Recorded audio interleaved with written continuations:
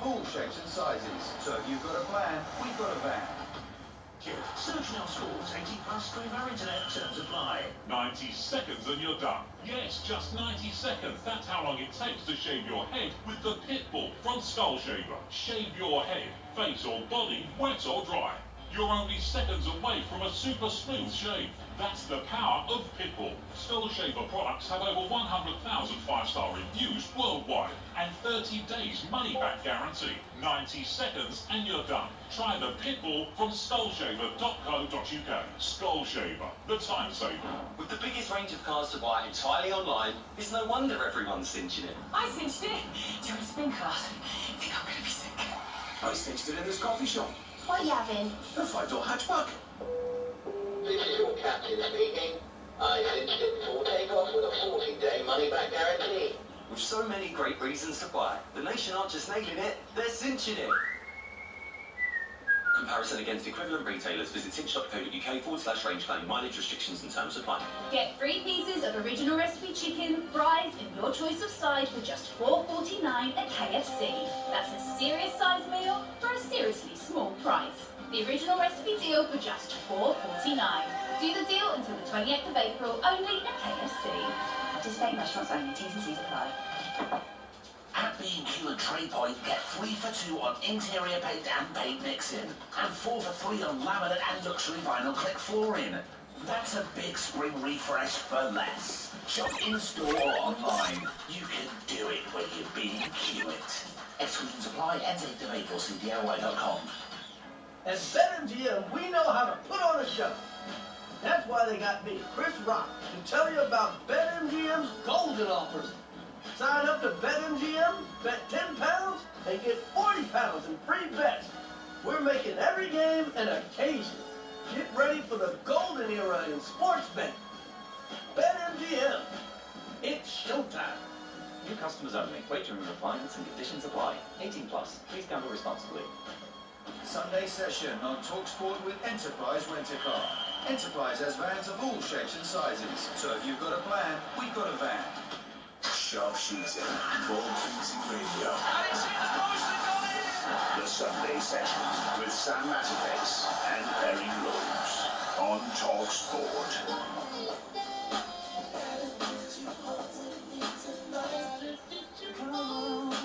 Sounds of the weekend on the Sunday Session on talkSPORT.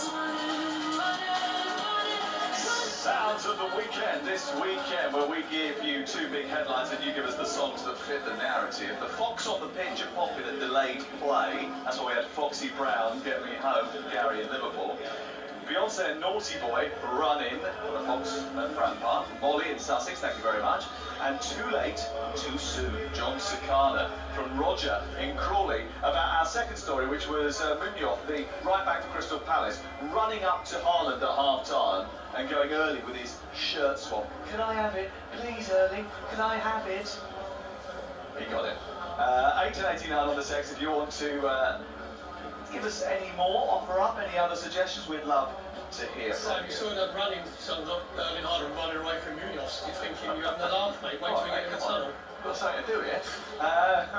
We appreciate it. That sounds the weekend. Let's head to Wembley. Darren McAntony, the Peterborough chairman, was on talkSPORT this week, and whilst he was in the building, he said this is the FA Cup final for clubs like us. It is the Bristol Street Boaties Trophy final, live on talkSPORT 2. Adrian Durham is hosting. He's a posh boy.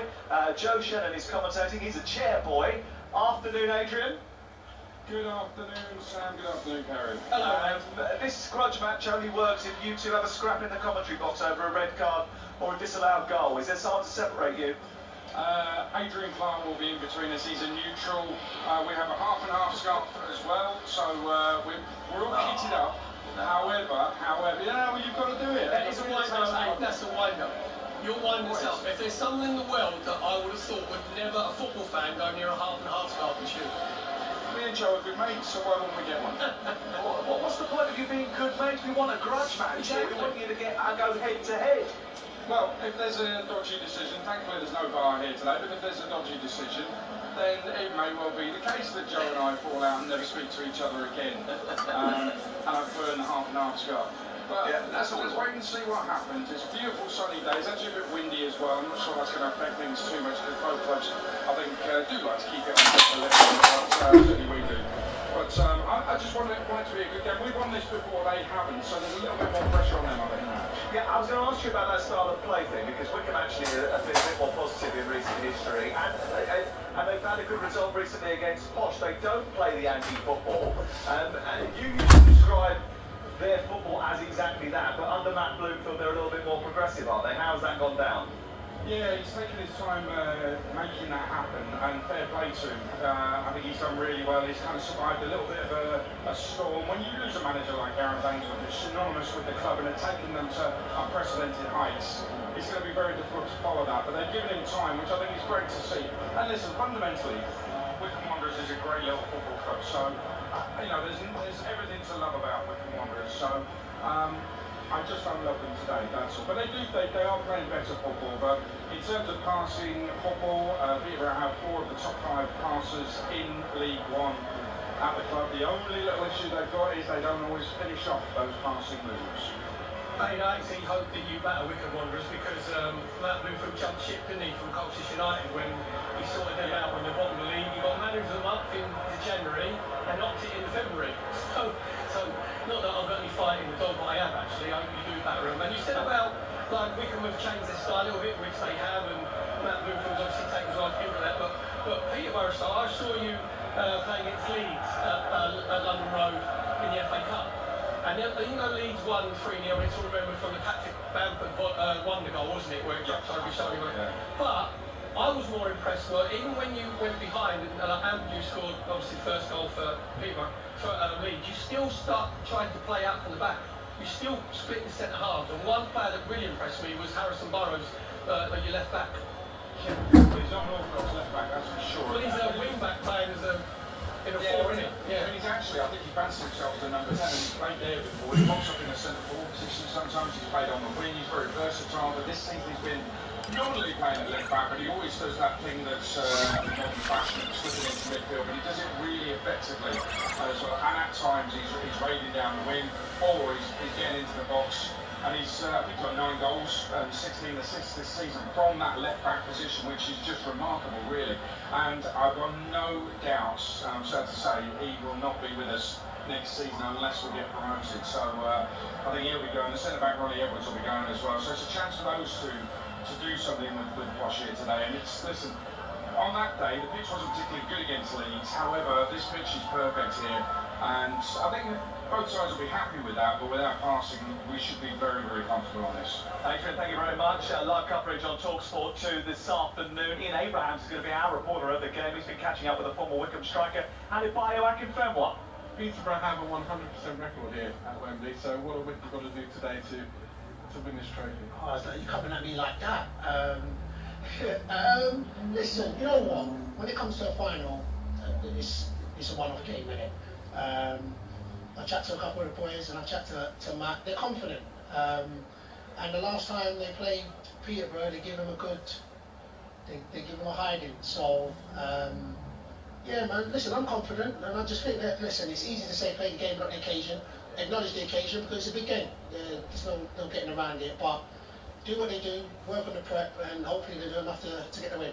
I forgot how many clubs I've seen you play here for. Certainly Northampton, Wickham, and Wimbledon. Yeah. There. Yeah, Swansea was at the Millennium, so that wasn't out here. But yeah, that's where it is. Yeah. You're so young, you had hair then. I did actually. Oh yeah, I did. I was about to swear. Yeah, don't swear. Yeah, right, listen. So you know what it's like to win at Wembley. Yeah, and I also know what it's like to lose at Wembley. Northampton. Yeah, no, and Wickham. Last game of my career was at Wickham when we lost to Sunderland. But then again, you know, the both just getting here, just playing here, you'll know because you've been here time and time again. But I guess every time you come here, there's always that feeling of wow, you know. But yeah, you have to go and do what you've done to whatever it was, get you to the final or to get you to the playoffs. You just got to continue to do. You're here because you've done something right throughout the season, and that's what they got to do. They got to believe, and then because it's that big a game, you then just have to dig deep and go a little bit more, and hopefully they can create a moment, they can create a legacy. you know, for the individuals that are in the Wycombe team, the young boys, and for Matt. Matt's won here as a player, and it'll be a beautiful thing if he can win as a manager. Well, Peterborough United have won 6 of their last 7 in the trophy. Wycombe have won all 7 of their games in the trophy this season. They've got a bit of experience in their ranks as well. 3 of the players who will play today have won the trophy before. You heard the sound there of the Manchester United players emerging from the tunnel away to our left-hand side of the corner of the Stretford end of the Sir Bobby Charlton stand here at Old Trafford. Grey skies and the rain torrential this afternoon in the north-west. Not the greatest of playing conditions. It's really windy pitch side as well. That will have an effect here on the Sunday session on talkSPORT with Enterprise Rent-A-Car. Enterprise has vans of all shapes and sizes, so if you've got a plan, they've got a van. Next, we'll be looking ahead to the game here. Sunday session on talkSPORT with Now. Stream the Premier League contract free with a Now Day or Month membership. 18 plus through our internet terms apply. Bet UK have got some mad offers. Like what? Free bets? Yeah, man. £30 in free bets when you bet £10. You're joking? Really? Yeah. And even with a free bet, I still wouldn't back your team. Oh, whatever, mate. Where do you think? Visit betuk.com or download the app to get your £30 in free bets. Bet UK. It's where the UK bets. New customers only, £10 minimum bet. Minimum odds and T&Cs apply. 18 plus, please gamble responsibly. Get 3 pieces of original recipe chicken, fries, and your choice of side for just $4.49 at KFC. That's a serious size meal for a seriously small price. The original recipe deal for just $4.49. Do the deal until the 28th of April, only at KFC. Participating restaurants only. T's and C's apply. At B&Q and Trade Point, get 3 for 2 on interior paint and paint mixing, and 4 for 3 on laminate and luxury vinyl click flooring. That's a big spring refresh for less. Shop in-store or online. You can do it when you're B&Q-it. Exclusions apply. Ends 8th of April. See DIY.com. We're BetMGM Sports and Casino. We know things aren't always golden. That's why we offer you the tools to keep your place safe. Set timeouts to always ensure you take a break when you feel like you need it. Set reality checks so you know exactly how long you've been playing. And set deposit limits to help control what you spend. Stay golden with BetMGM. Play responsibly. 18 plus. Sunday session on talkSPORT with Now. Stream all the Sky Sports action like Manchester United versus Liverpool live today, contract free with a Now Sports membership. Search Now Sports. 18 plus. Stream our internet. Terms apply. On 1089 and 1053 medium wave, on DAB, online, and on your smart speaker. Over 50 stunning games of live football across April on talkSPORT. Yeah. Oh, he's had it! What a run! And what a goal! There. He hits it first time. What a volley! What a goal! On Sundays. Oh, We are everywhere. On DAB digital radio and 1089 and 1053 AM. The Sunday Session with Sam Matterface and Perry Groves on talkSPORT. Hello, welcome to the Sunday session with me, Sam Matterface, live from Old Trafford. Perry Groves is in our studio in London, keeping an eye on all of the major sporting events across the universe this Sunday afternoon. We're at a rainy Old Trafford as we see the lowest scorers in the top half of the Premier League table take on the top scorers in Europe's top 5 leagues. Here's Alex Crook. What could possibly go wrong? It's a big afternoon for 19-year-old United defender Willy Camboire, who makes only his 2nd Premier League start in place of the injured Raphael Varane. Marcus Rashford also returns to the 11 with Anthony dropping to the bench. Liverpool bring in Robertson, Qualton, Endo for Gomez, Canate and Gravenberg. If the Stone Roses against the Beatles, the Hacienda against the Cavern Club. It's Manchester United against Liverpool. Off to the Bristol Street Motors Trophy final at Wembley. Wycombe have got players in their squad that have won the trophy before, but the club itself has never done so. Can they today? Ian Abrahams. If they do, they'll have to beat Peterborough. No team has ever managed that at Wembley. They have a 100% record here. 10 years ago, Darren Ferguson then decided to win this against Chesterfield. Can he do it again this afternoon? We kick off, and it's on talkSPORT 2 at 4:30. It's Advantage Rangers in the Scottish Premiership title race. 3-3 at Ibrox in the lunchtime kickoff. Rabbi Matondo with an equaliser in the 93rd minute after Celtic had thought they'd won it. 2 minutes from time with Adam Enar's strike. Jack Butler making a mistake for that in front of the on-watching Gareth Southgate, the England manager. In the European Rugby Champions Cup playoffs, the last 16 they're into now. Northampton Saints have beaten Munster by 24 points to 14, and Toulouse are just underway against Racing 92. We'll keep you updated here on the Sunday session from the marvellous talkSPORT. And we've got Sheffield United against Chelsea a little bit later with Alan Biggs. We'll speak to him very shortly. Tottenham against Nottingham Forest does go ahead despite a tragic incident outside the Tottenham Stadium where a murder investigation has started after a body was discovered earlier on today. It means a lot of the roads in and around that stadium are closed at this moment in time, so take extra time and be careful as you arrive at Tottenham this afternoon. We've got live commentary of that game at 6 o'clock with Scott Minto and Nigel Adley. Right, let's get the latest odds from Betfair. Odds update on talkSPORT with Betfair. Get a completely free Acro bet builder on football this weekend. Opt in and previous deposit required. Max free bet varies from £1 to £10 per customer. Minimum odds of 1.5 on minimum one leg. T's and C's apply. 18 plus. BeGambleAware.org. And we welcome Alex Boyce to the show. Good afternoon, Alex. What are the pre-match odds for Manchester United against Liverpool, which gets underway in 27 minutes? Yeah, afternoon, gents. One of the games you kicked off on Sunday with Liverpool heading to Old Trafford for the second time in a few weeks. We all know that game ended 4-3, by the way. If you fancy the same scoreline again, it's 75-1 on the Betfair Sports. Looking to the match odds for Sam, Liverpool, they've actually shortened since the start of the week. They opened around 4-6. They're now 2-1 to take all 3 points. Something they have failed to do, though, in this exact fixture last season. It's been another eye-opening week for Man United, and the market does not fancy them to beat Liverpool for the third time in a row. The Red Devils currently priced at 7-2. However, since Ten Hag came to the club, they've won 4 of their 5 home games against sides starting the day in the top 4. Perhaps he can get his side on a big occasion. The draw is 13-5. The two main players, Sam, Salah, he's got 5 and 3 at Old Trafford. No player's got more Premier League away goals at Old Trafford than him. And Rashford, he's got 7 goals against Liverpool. Only 3 players in the club's history have scored more goals against Liverpool than the 7 that he has. So he just shows he can step up in those big games. You can combine both of those to net again on the sportsbook, just as they did in the FA Cup at 5-1. Do you know what? Eric Ten Hag always seems to pull out a massive result when he needs it the most, and he needs it today. Each week we'll be placing a bet on the Betfair Sportsbook, with all the winnings going to the Bobby Moore Fund, raising funds for life-saving bowel cancer research. Today we're placing an anchor on today's 3 Premier League games, and we're going to start with Sheffield United against Chelsea. Perry has picked this one. I've gone for, Sam, you'll be pleased to hear, your boys, Chelsea, to beat Sheffield United. That means that's put the mockers on it completely. Because Poch, can I call him Poch even though I don't know him? Should I call him Pochettino or Mauricio? He's never ever lost a game in Yorkshire. He's actually won every game. He's got a 100% winning record. Played 5-1-5 with an aggregate of 16-2.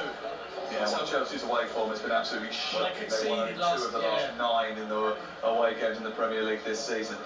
So you've got for Chelsea to win? I've got Chelsea, yep. Okay, Tottenham Hotspur against Nottingham Forest. Alex Crook, what are you going for? Home win, but not straightforward, but I think Spurs will get the job done. Okay. Scored 62 goals this season. The most of this stage is 1965-66. They take on a Nottingham Forest team. Only Sheffield United have picked up fewer points on the road this season than Nottingham Forest. We should be safe with those two. Should be. I'm going for a Liverpool victory away at Manchester United, although the price looks a little bit skinny for me. They have scored in every Premier League game away from home this season, and Manchester United's lack of firepower certainly would concern me, and I think there's a bit of revenge in the air as far as Liverpool are concerned. So, Alex, what are you giving us as far as odds are concerned for that? Yeah, well, I've already touched on Liverpool, and Perrin's actually just stolen my Pochettino start. You know, as a fellow Yorkshireman, I was ready to reel that one off, but Perrin's still there anyway. So we've got Chelsea at 3-1 on, the same price we got for Spurs, and I've already mentioned Liverpool's price. So we added them to our charity treble, which gives us odds of 8-5. Now I know it's quite short, but our £50 charity stake will return us just over £130 for the Bobby Moore Foundation, which by the way would take our overall total to £2,000, which I think is very good going. So good luck. I think that price is so short, we should change it. We should change it. Should I go for a draw? Will that make things better? Oh, because you've got Crookie sat next to you. No, I don't. Is that what it is? Is that go what for a home it win. is? Go on, go for a home win. All right. Well, listen, I suppose we have to stick with our selections now, but it is very short. I don't think that Liverpool, the one is as safe as I thought it was yesterday. Now I've been here at Old Trafford and sampled the atmosphere. Anyway, thank you very much, Alex. We appreciate it. That's all thanks to Bet18+, BeGambleAware.org. Odds update on talkSPORT with Betfair. Get a completely free ACCA or bet builder on football this weekend. Opt-in and previous deposit required. Max free bet varies from £1 to £10 per customer. Minimum odds of 1.5 on minimum one leg. T's and C's apply. 18+, BeGambleAware.org. Okay, let's look ahead to some of this afternoon's Premier League action with Now Sports. Stay ahead of the game on talkSPORT with Now. Stream all the Sky Sports action like Manchester United versus Liverpool live today, contract free with a Now Sports membership. Search Now Sports, 18+, Finger Internet, terms apply. Manchester United's FA Cup quarter-final victory over Liverpool was only their 5th win in 20 matches against Jurgen Klopp's Liverpool side. I've got a question for you both to answer individually. Let's start with you, Perry. Erik ten Hag said in his press conference, "Our style is clear and obvious. I don't care what anyone else says." Can you see it? Is he talking about VAR? He's talking about clear and obvious? No, because it's about as clear and obvious as VAR's been used sometimes. He says we want to dominate the game, in and out of possession, and play out from the back. Play out from the back, I'll give him that one, but I'm not sure they're particularly convincing when they do try and play out from the back, because I'm not sure if enough of their players actually make the right angles and show for the ball. Pressing, they can't press because they've got too many players that don't want to work off the ball. So we've got Fernandes and Rashford playing today. They don't want to press. And Crookie said about, when Manchester United are a threat going forward, I'll give him that because Manchester United do have players with individual ability. And I mentioned those two players, and Garnacho's been probably Manchester United's best player this season. So they can hurt you, but they rely on individuals rather than like a team or a work ethic. And the reason that they're decent going forward is because all the players that I mentioned don't mind running forwards and trying to get into the box and take on like fullbacks or take on centre halves, but they don't do the other thing. So no, I don't agree with them at all. Crookie might differ. Okay, Alex, I'll ask you this question then. Is the style clear and obvious as he suggests? They're just not very good at it, or is he talking nonsense? No, it's a mismatch. There isn't a clear identity. There wasn't even actually last season when they were winning games. If you look at the course of the last campaign, when of course they got back into the top 4, they made it through to 2 cup finals, won one of them against Newcastle. I think they were still relying on individual brilliance, mainly from Marcus Rashford actually, who had the season of his life and has been well short of that this season. The games they've won this year have been exciting, no question about that. That Liverpool FA Cup game, a prime example, but it's so chaotic. It's far from comfortable to watch. I mentioned it on the podcast that we recorded looking ahead to the weekend. I was watching the Chelsea game with my 2 young lads who are just starting out on their football journey, and I was basically pointing out all the mistakes that Manchester United players make and telling them not to do that, diving in, being caught out of possession, not pressing from the front, not tracking their runners. So I think they're a million miles away from that, and ultimately that's where the manager's future will be decided. It's not necessarily about what the scoreline is this afternoon or even for the rest of the season. It's about that style of play, that identity. And if the new owner, or new minority owner to Jim Ratcliffe and his team, can see that there is a clear plan. At the moment, I don't think there is one. He's been unlucky with injuries. We've got this stat about the back 4 today. 26 different back 4s over the course of the season for Manchester United. That's difficult for any manager. Yeah, Perry, and he has had injuries to deal with. He says he's got a lot of good young players coming through, and I think that was sort of given a little bit of an airing earlier because of the way the under-18s performed yesterday. They've got a striker, Wheatley, who's well thought of, someone who may well come through in the next couple of years. He said they're building for the future, but they've lost 12 games in the Premier League, which is a joint club record in a campaign. They've not lost more in a top-flight season since 89-90. They've lost 5 home games in the Premier League, the joint most home league defeats at this stage since 1962-63. They've conceded 20 goals here. Most of this stage is 1962-63. 3, and they're the lowest scorers in the top half of the table. Is his future already decided, do you think? I think if they win the FA Cup, then he'll give himself a bit of breathing space, but I think it probably is. And, you know, we love a stat, don't we? We do your stat update, Sam. We ain't got enough time, obviously, today. The most damning stat that you can have, right? They've faced 225 shots in 2024, more than any other team in Europe's top 5 leagues, right? Any other team. So whether that's middle team or a team at the bottom. So you imagine all the goals that Sheffield United have conceded, all the goals Burnley have conceded, and all those other teams at the bottom leagues around Europe, they still face more shots. That is totally unacceptable. And that just highlights the fact that the culture at Manchester United is wrong. And I think we spoke about it before, Cookie and we and yourself, Sam. He's indulged Bruno Fernandes and Marcus Rashford. He's indulged them this season where worst rates that they should have been left out, and that sends a message to everybody else that your prerequisite is that you work and that you put a shift in. The Manchester United players don't do it. Actually, no, I'll caveat that. The Manchester United players do it sometimes when it's a massive game, and you'll probably get that out of them today. I mentioned because of the history between the two clubs, they all know what it means, Manchester United against Liverpool. It's at Old Trafford as well. So they know full well that they can't not be seen, especially with all the cameras there being, sent out all around the world, that they can't not try today. So there's every chance they could nick a draw today. But there's every chance they could walk away with a victory as they did in the FA Cup game, and when they did that, it was because of the performances of some of their good younger players. Garnacho was terrific on the day. Mainoo's been involved in the last 18 games. He started 14 of those in all competition. Rasmus Højlund, who delivered goal after goal after goal in the run-up to his injury, hasn't scored since he's been back, but he's certainly someone who they believe is going to be good for them in the future. Is Erik ten Hag right to make the point that actually this is a team that is developing rather than the finished article?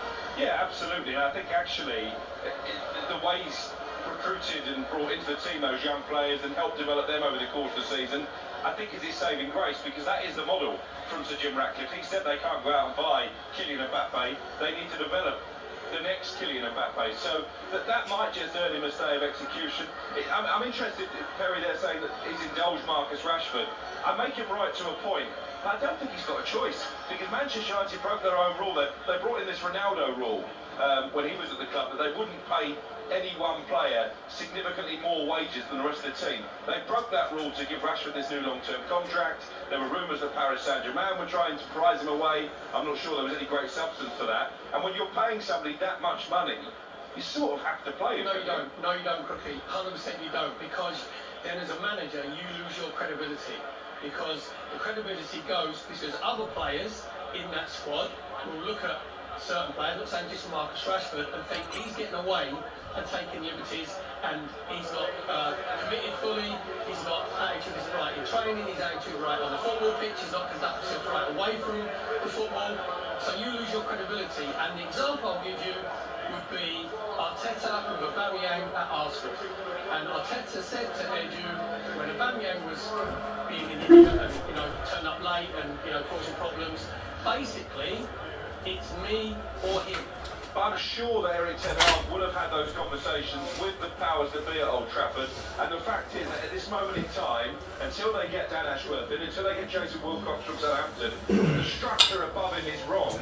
So therefore, the hierarchies aren't strong enough to enable the manager to make that kind of stand against their star players. And that's one of the key differences between Arsenal and Manchester United, the fact that the structure above Mikel Arteta actually improved before he ended up having to make those calls.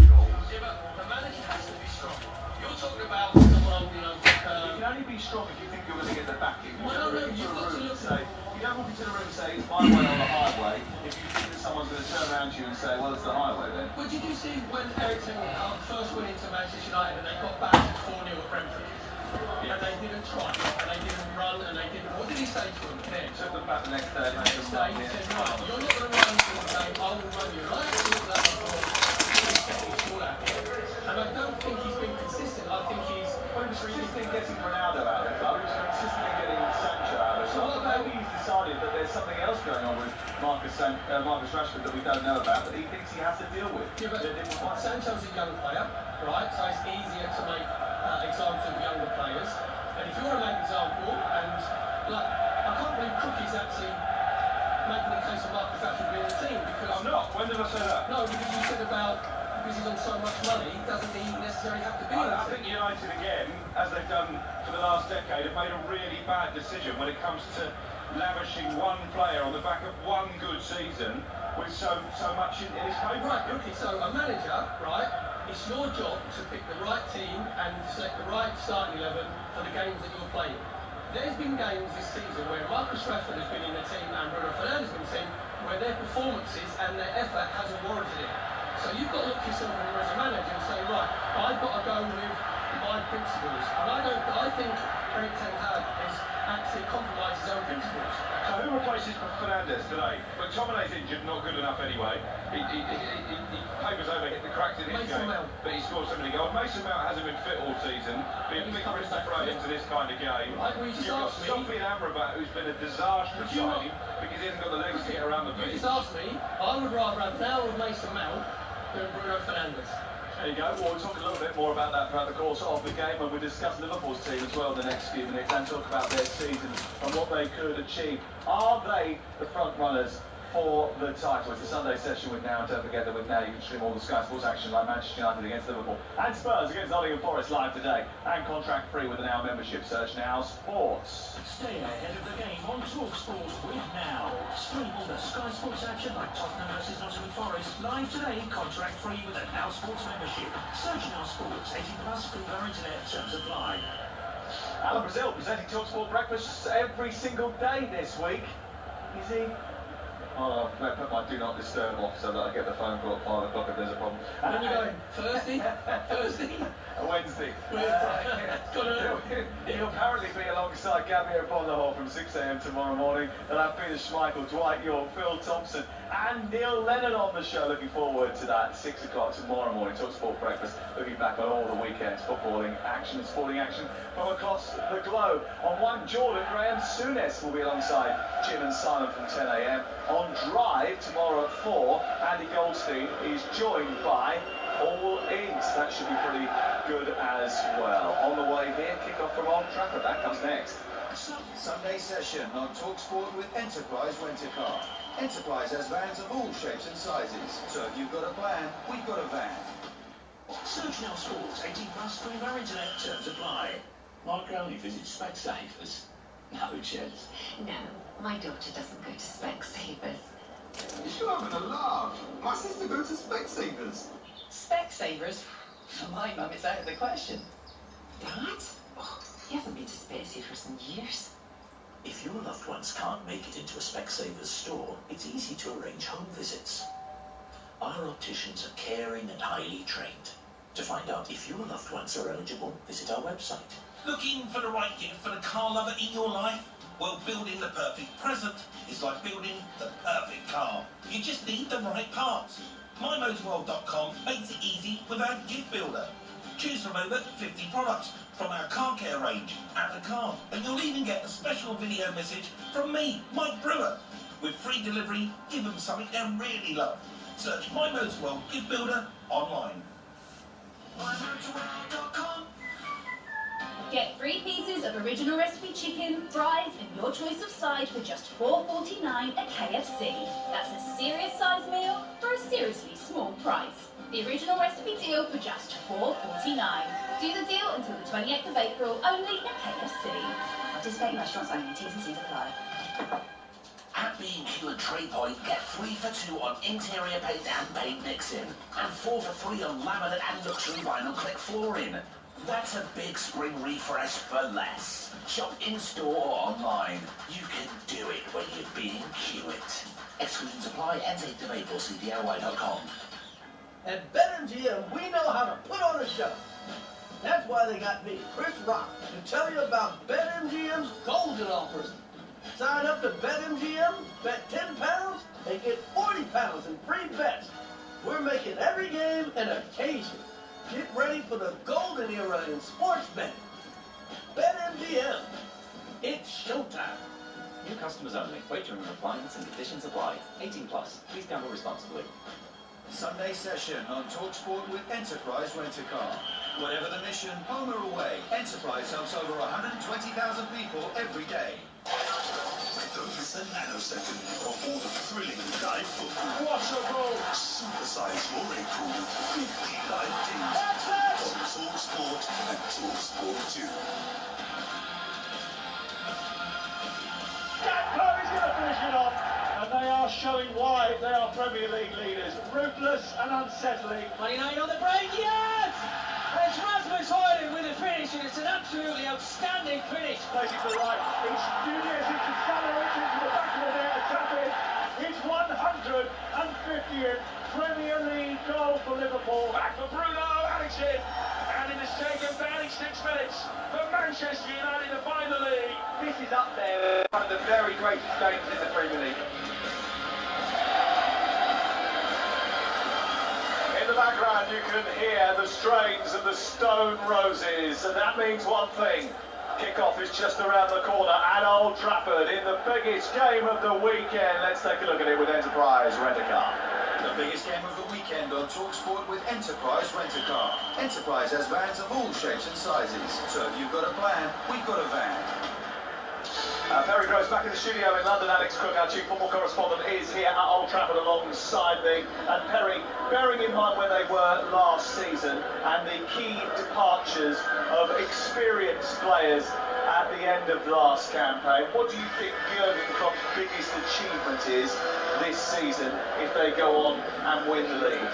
I think it's introducing the new players into the side, Szoboszlai, McAllister and Endo. Obviously all three of them will be playing today. Everybody knew that, didn't they, that the midfield needed extra legs. And I think we talk about philosophies, and Erik Ten Hag said, there's a clear philosophy and there's a clear plan. What makes it easy for players coming is if you know exactly what the manager wants you to do and the format. So everybody knows they will play 4-3-3. Everybody knows that they want to be, this high intensity, high pressing side. So I think when you have that structure, you can come in. It makes it easier for you just to settle in, with the players around you. And we talk about leaders. I think Virgil van Dijk, Sam mentioned before, he's coming back to somewhere near his best. He's one of the unusual players of the one-day game where he's got leadership qualities running right the way through him. So even if he doesn't play very well, you could see that he cajoling all these other players around him, especially with his back four today. We've obviously got Konsa to the right of him, Conor Bradley, another young player.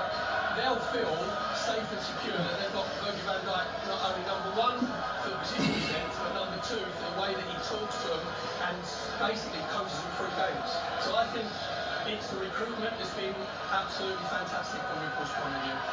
Okay, what is the current situation with the managerial position at Liverpool? Who's the favourite? Is anything being done about it at this moment in time, or are they still waiting for that new structure to settle in? No, they're still beavering away behind the scenes. We know that Michael Edwards is returning to the football club and Richard Hughes coming in sporting director and leading that search. We know it won't be Xabi Alonso. He's come out publicly and said that. I do think Ruben Amorim is a genuine contender. I'm not convinced he's quite as advanced as maybe some of the Portuguese media are reporting. I think we can be confident now it won't be Roberto De Zerbi. He's certainly not at the top of their list. Julian Nagelsmann, of course, we know that he's still contracted to Germany until at least the end of the European Championships. I wouldn't rule out somebody like Inzaghi, Inter Milan. Richard Hughes is coming in, has a really good knowledge of Italian football. Obviously, he led them to a Champions League final last season. So, an outsider at this stage, but one to keep an eye on. 40-1 Simone Inzaghi. Well, I'm not encouraging you to have a bet, but I think he's on the list, the long list. Do you know what? Ruben Amorim is the 5-4 on favourite at this moment in time. Go on, Perry. I'm not saying that you would turn down Liverpool because Liverpool obviously one of the biggest clubs in the world, the way it's run, and the squad of young players there. But I don't know, going in there like an end of a dynasty, the similar situation to Alex Ferguson, obviously at Manchester United. Mo Salah could be on his way. You're going to miss him, guaranteeing you 25, 30 goals a season for the last sort of 8 seasons. Then I mentioned Virgil van Dijk. It's unclear whether he's going to stay or not. So that's going to be a massive transitional period for Liverpool.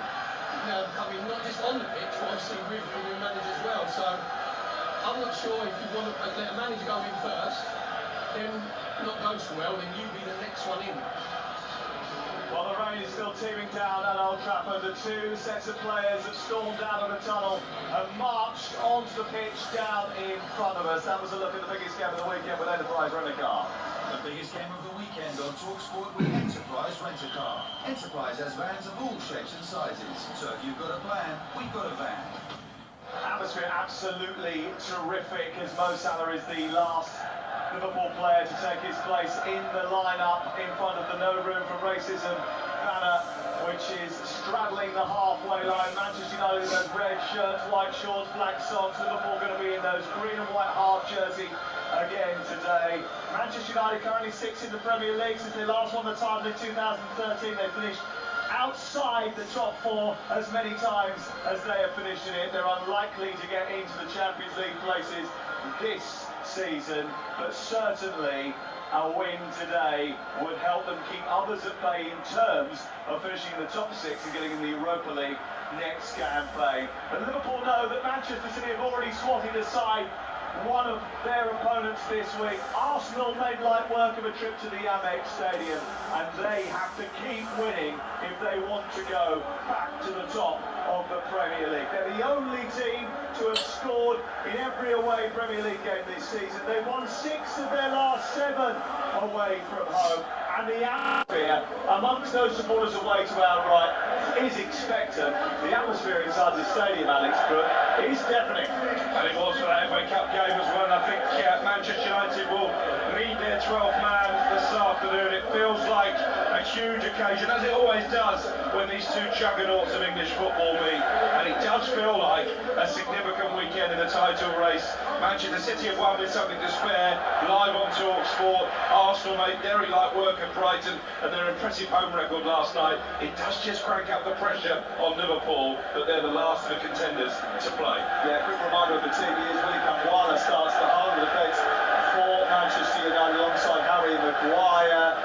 For Liverpool, the big news, I suppose, is the return of Endo in front of the back 4, but Alphonso being preferred to Ibrahima Konate. And Sir Jim Ratcliffe is here, as he was at Stamford Bridge. He'll be hoping for a more comfortable afternoon in the posh seats than on Thursday night. Quite a few luminaries in the director's box, which is just to our left-hand side. A high-five with the skipper, as they used to call it, Brian McFadden, Westline, who is here today. Scott McTominay and Johnny Evans sitting 6 or 7 seats away to our left-hand side.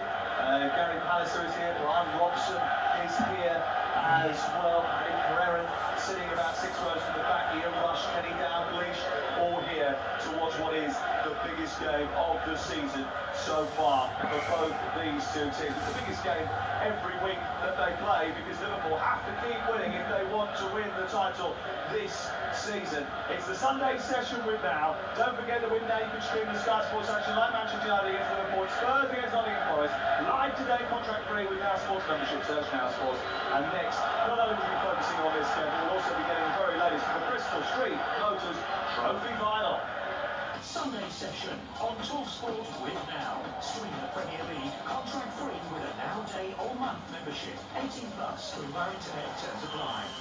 But if you want to flutter, punters know it's the only place to go. Football, duties, cricket, golf and Grand Prix, live online casino. Just tap to find it on the app.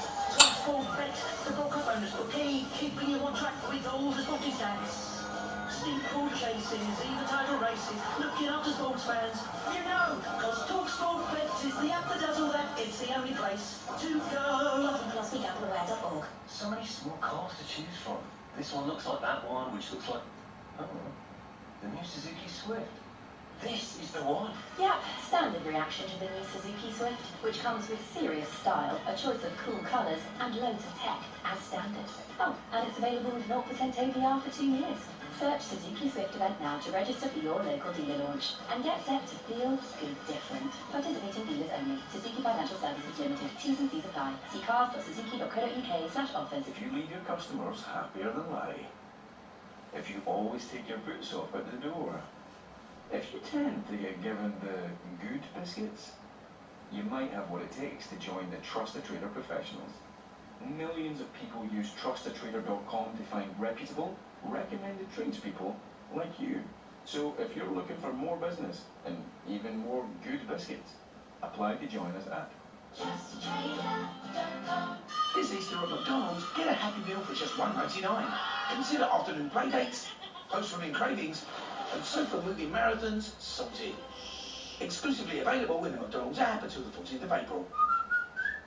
18 plus, app only. One-time use daily. Ends 14th of April. Participating restaurants only, subject to availability. T's and C's apply. We always back an arse in the Grand National. Just can't beat it. That's the one everyone wants to win. I love the National, but absolutely zero strategy behind who I choose. I'm an each way man. I'll pick someone further downfield. To be honest, my favourite, eh? I always pick the favourite. I back the outsider. Whatever colour top they're wearing, that's me. However you pick your Grand National horse, Betfred. There are. Love the National, Betfred. 18 plus, begambleaware.org. Sunday session on talkSPORT with Now. Stream all the Sky Sports action like Manchester United versus Liverpool live today, contract free with a Now Sports membership. Search Now Sports, 18 plus, stream our internet, terms apply. talkSPORT Podcast League. The debrief with Alan Brazil and Gabby Abonga-Hall. Hello, Ian. Are you alright, Gab? Featuring uncensored conversation. Bill Niagara was swinging like outrageous anecdotes. Of course. Can I have a drink now? And Breakfast Beers with Alan Brazil. Oh, that one. The podcast that takes you behind the scenes of the UK's most rock and roll breakfast show. She is a something. Watch on YouTube and listen for free on the talkSPORT app or wherever you get your podcasts. Give us a break.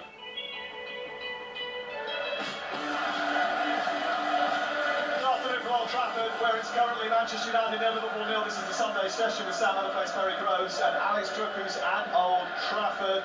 It's been a blinding start to this game. The ball's been in the net at one end and Onana has already made a save at the other. talkSPORT's Alex Crook.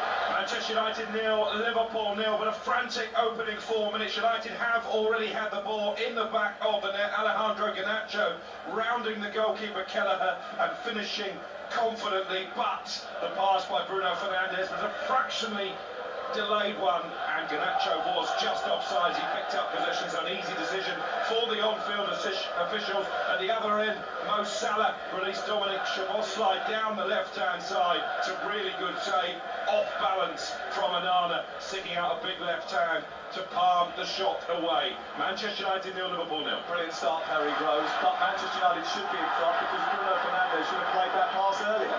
Well, I'm actually looking maybe at Garnacho because he's that quick, Sam. Sometimes you can delay your run. I mean, I'm not Bruno Fernandes' biggest fan, but I wouldn't blame him for that. It's more in the run where Garnacho's run straight and he just needs to arc his run a little bit. Andy Robinson did quite well, to be fair, didn't he? Because he was looking across the line. He knew we weren't going to catch him, so he tried to play outside. And I agree with Cookie. That's a well-class save from Onana. Because when Szoboszlai goes through, if he keeps it a bit lower, then he slips it past him. But it's fantastic reflexes to put his big left hand out and get a big left arm to it. Keep looking at the game and saying, obviously you're there. This ain't ending 0-0. This is exactly the same as the FA Cup time. Exactly the same. Yeah, it's full throttle stuff, and Darwin Núñez has just gone racing towards the edge of the penalty area, away to our left-hand side, got up to face Harry Maguire, and then just slipped over. Kamala was on the half-back up, by the way. He made a big tackle in the Liverpool half. Yeah, he had. He'd gone up to charge upfield, and he got a big cheer from the Manchester United fans. But it is a bit helter-skelter, a bit hectic so far, but it is still 0-0. The Bristol Street Motors Trophy Final kicks off at 4:30 this afternoon. It's live on talkSPORT 2. Your commentator is Joe Shannon. He's a big Wycombe Wanderers fan, but he will be unbiased when he's calling the game alongside Adrian Clark, and he's got the team, Joe. Yes, commentary strictly neutral once we get underway, Sam, as you say. Peterborough with a proud record at the National Stadium, unbeaten in 3 previous visits to Wembley. They are the favourites this afternoon. Just one change for the side that won at Leyton Orient in League One on Easter Monday. Joel Randall, who scored against Wycombe this season, replaces David Adjaboy in attack. It's Steer in goal, Katongo, Knight, Edwards and Burrows, Cipriano and Collins holding, Randall, Poku, Efren Mason-Clark, behind Ricky J. Jones up front. For Wycombe, the first ever EFL Trophy final, a chance to right the wrongs of a patchy Wembley record over the last 9 years. They've made 6 changes to the team that picked up a goalless draw away at Blackpool on Easter Monday. Rabbit Sodi is their goalkeeper, Grimmer, Longvike, Farino and Leahy are the defenders. Scowen, Potts and Butcher in midfield. McCleary, Sadlier and Kone, who was blocked from non-league in January, are the Wycombe front three. Here at Wembley, it's Peterborough United against Wycombe in the EFL Trophy final. Yeah, really looking forward to that. Conor Bradley goes into the referee's notebook here at Old Trafford, and Manchester United on the attack with a corner kick. I think we're sent to attacker lead perpetrated on Marcus Rashford on the halfway line. Posh looking to become 2-time winners of the trophy. The chair boys hoping to get their hands on that Bristol Street Motors trophy for the first time. Adrian Clark is summarising. Ian Abrahams is alongside him as well. Good afternoon, gentlemen. Good afternoon. Lovely to have you. Listen, I think it's worth paying attention to the Bristol Street Motors Trophy, and there's a reason for that, because in Gareth Southgate's latest squad for the games against Brazil and Belgium, 15 of those players that were in the England squad have previously featured in this competition.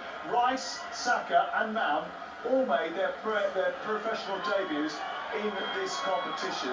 So who is it we're looking at as future stars today, Adrian? Well, that's a good question. Well, Efron Mason Clark has signed for Coventry. He's actually back on loan here at Peterborough, and he's a real talent. 14 league goals this season. He's someone that's certainly on the way up. Kwame Poku as well, I think is a terrific talent, having a great season for Posh. He could play sort of on the right wing or in behind as number 10. There's a lot of talent on show. You've got a young player on loan from Manchester City here for Darren Ferguson's side as well, Jadel Katongo. So yeah, you never know. And you look at the other side, Wycombe Wanderers. You've got Freddie Potts, who's the son of West Ham legend Steve Potts. He's on loan for West Ham. I was speaking to Carlton Cole on air the other day, and he was waxing lyrical about him. So yeah, you never know. You never know when you come to these games. You could be watching, future megastars. But for the players themselves, this is their FA Cup final. This is their chance to get their hands on silverware at Wembley. I've been to a few of these finals. They are always brilliant occasions. I love it. Clarky, as someone who comes obviously from Colts United, I can remember actually, I think it was either the Leyland Daff or the Sherpa Van when Wolves played Burnley. I think it was 87, and there was 74,000 there, and Wolves and Burnley were both like 4th division sides. So this is huge for the lower leagues. And from Wycombe's point of view, do you think the way that Peterborough play would suit Wycombe? Because looking at their results in the trophy, they've won all 7. They've only conceded 4 goals, and they've beaten Fulham under-21s, West Ham under-21s, and Brighton under-21s. We all know that those academies like to play out from the back. So you think that could suit Wycombe? Absolutely. Well, if you look at the performances between these two sides so far this season, Wycombe beat Peterborough 5-2 back in February. They drew 2 apiece at London Road as well earlier on in the season. It's a definite clash of styles, Perry. You've got Wycombe who sort of average around late 30% possession, and Peterborough have more of the ball than any other side in League One. They knock it around in a pretty sophisticated way, I've got to say. So yeah, it's set up to be counter-attack from Wycombe here, a little bit of pace up front, and Peterborough will have most of the ball, and they'll look to break them down. But yeah, if you look at the recent history between these two sides, 5 unbeaten Wycombe against the Posh, it's obviously a clash of styles that has suited them until this point. But I've got to say, at Wembley, on this beautiful surface, and with the talent that Darren Ferguson has at his disposal, I kind of fancy Peterborough here today. I just think that the guys I mentioned earlier, Poku and Mason Clark, with the pace of Ricky J. Jones, I think they're going to really revel in the occasion. But let's see. Okay, let's speak to Ian Abrahams, who's alongside you today. You've been out and about talking to fans, talking to representatives of both clubs. I heard you speaking to Andy Akinfenwa a little bit earlier on. He was on our programme. So tell me what the atmosphere is like inside the stadium now, and how full is it going to be for this? Just under 50,000 will be here, which is not as big as... remarkable, really, isn't it? I mean, that is for 2 clubs of their size, that is huge. Yeah, 23,000 from Peterborough, 18,000 from Wycombe. And, to be fair, I think that it doesn't match up to last year, but then last year you had clubs with bigger fan bases in Bolton and Plymouth. But it is massive for the fans, as Adrian just said. It's their cup final. I was speaking to Kieran Sadia in the run-up to the game, and last year he was a winner, picked up a winner's medal with Bolton. The year before he was a winner, picked up a winner's medal with Rotherham, but he hasn't been on the pitch once. He wasn't behind the squad once because he wasn't at the clubs at the time. He'd helped them reach the final and then gone out on loan in January from Rotherham to Bolton, then from Bolton last year to Leyton Orient. He's looking forward to today because he actually now gets a chance to play at Wembley. Third final in a row, but actually he gets to get on the pitch and start a game and be involved in the cup final. And I also spoke to the Peterborough captain, Harrison Burrows, who's been at the club since he was 6 years old. And he was just saying that this is a dream come true. You know, every kid who plays in their garden, there'll be, you know, mums and dads listening to this afternoon with their kids in the garden, possibly. Not in Manchester where it's raining, but here in London it's lovely and sunny. And the kids will be pretending to be footballers, leading their teams out or playing at Wembley. And today Harrison Burrows gets that dream for his club.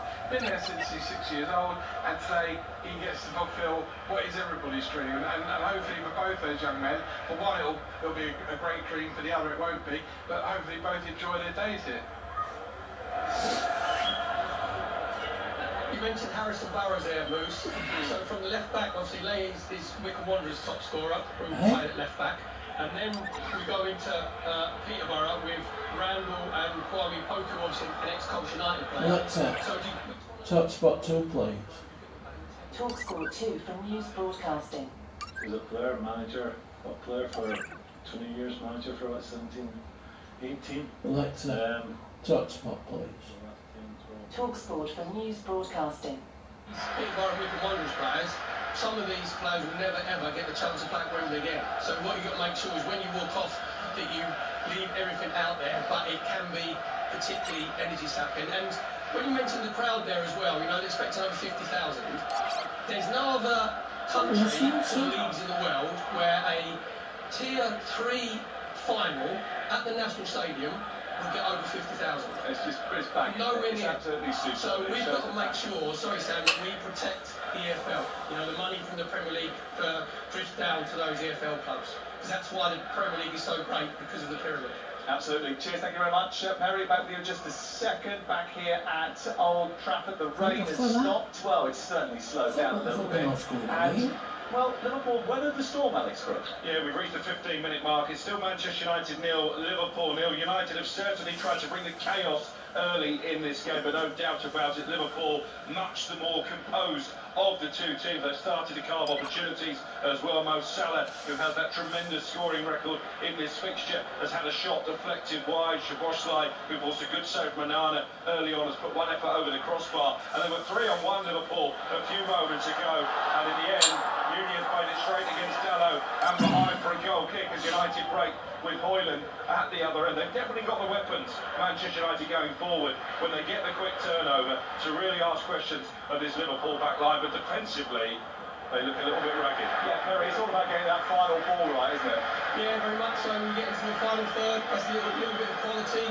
Again, we said about the occasion there, you can get it off these TV screens, Sam. It's absolutely electric. The pace of the game is relentless. So what you've got to do when you get into the final third in those wide areas is just try and calm yourself down. There's enough quality on the pitch, obviously, for that to happen. But I have to say, I don't know if Crook agrees with me, I think this is one of the most impressive first 15-20 minutes I've seen in Manchester United. Yeah, I think Manchester United have done this a couple of times though, this campaign, where they've come in, they've made themselves look very good. They started this brightly in the first game between the two, got in front, then surrendered 2 goals before half-time. So they have that sort of propensity to raise those levels of performance to match the big teams, but can they sustain it for 90 minutes? That's the question, really, isn't it? Well, that's a big question, because you're right, it's a very similar start actually to the FA Cup game when they got themselves in front and then Liverpool slowly but surely began to take over. But I guess if you're a Manchester United fan, the frustration would be, why can't they produce this kind of performance level week in, week out? You look at some of the teams who've been to Old Trafford and beaten them this season. They're nowhere near at the same level as Liverpool. So again, I guess that comes down to a question of character and temperament that's maybe lacking unless they're up against the big sides. Attitude cooking. That's what I said before. they could go into the next game and stink the place out. But I said to you before, these Man United players know with the magnitude of this game that they can't not try, they can't not track back, they can't put everything that they've got into this game. So there's a character flaw there when they pick and choose their games. Big tackle, a block tackle by Casemiro just in front of his own penalty area as Szoboszlai was lining up an effort. Herrera's turned the tap back on again as Liverpool surge forward away to our left-hand side and miss a big chance to take the lead. Szoboszlai from 7 yards out should have really converted. He didn't, and it remains 0-0. Next we'll be looking back at yesterday's Premier League action.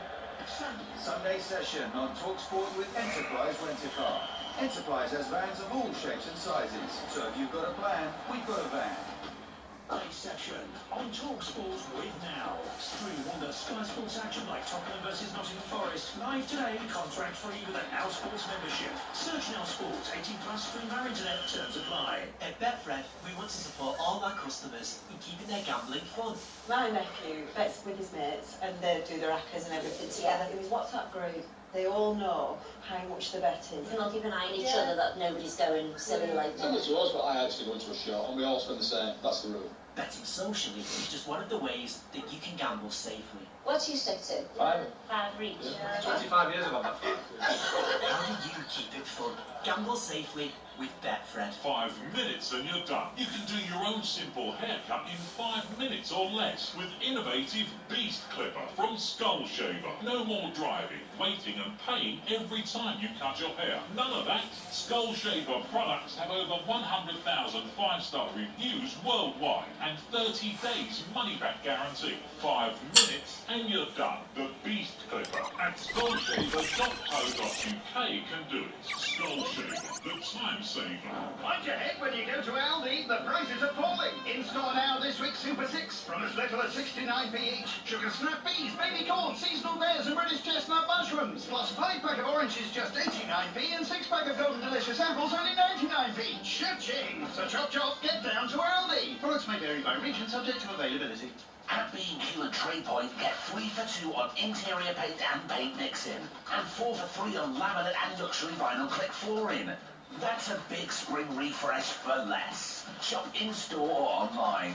You can do it when you're B&Q it. Exclusions apply. Ends 8th of April. See DIY.com. At BetMGM, we know how to put on a show. That's why they got me, Chris Rock, to tell you about BetMGM's golden offers. Sign up to BetMGM, bet £10, and get £40 in free bets. We're making every game an occasion. Get ready for the golden era in sports betting. BetMGM, it's showtime. New customers only. Wagering requirements and conditions apply. 18 plus. Please gamble responsibly. Sunday session on talkSPORT with Enterprise Rent-A-Car. Ranked from the best lineup in the UK, Enterprise has 450 branches with all the vehicles your business needs. The Sunday session with Sam Matterface and Perry Rose on talkSPORT.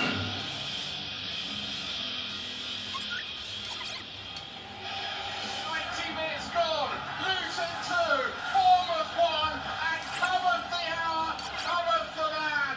It's the standing Luton captain, Carlton Morris, might just have fired an absolutely enormous goal. Luton 2, Bournemouth 1.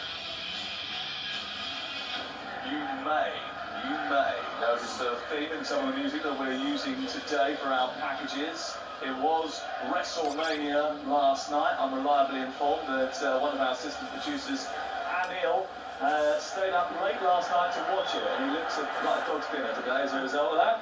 But he's still managed to construct some very good packages from yesterday's football, including Luton and their victory over Bournemouth by 2 goals to 1. A late goal for Carlton Morris, which engendered a Jose Mourinho-esque style run down the touchline from Rob Edwards. And it was about time they got a little bit of late joy, because they've been on the end of quite a few late bits of drama going against them, Perry Groves. Yeah, very much so. There's one thing, Luton have got a little soft spot in my heart. The reason being is because, we said it before, Sam, Rob Edwards gets everything out of this group of Luton players. And I did the Arsenal game midweek when Arsenal went 2-0 and they were cruising.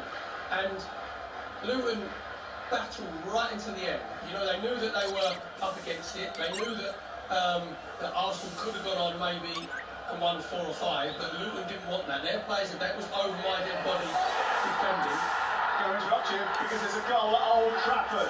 Here's talkSPORT's Alex Crook. Manchester United 0, Liverpool 1. Andy Robertson swings in the corner from the right-hand side. It's flicked along the 6-yard line by Darwin Núñez. And there is Luis Diaz to hook the ball beyond the helpless Anana. Big goal in the title race potentially. It is Manchester United 0, Liverpool 1. Well, Darwin Núñez gets a lot of attention, but he didn't have enough attention around him there. He flicked the ball on brilliantly to Luis Diaz, and it was an improvised finish actually, because he was almost on a side volley as he acrobatically volleyed the ball into the back of the net. And Nana could do nothing about it, but how did he evade every red shirt?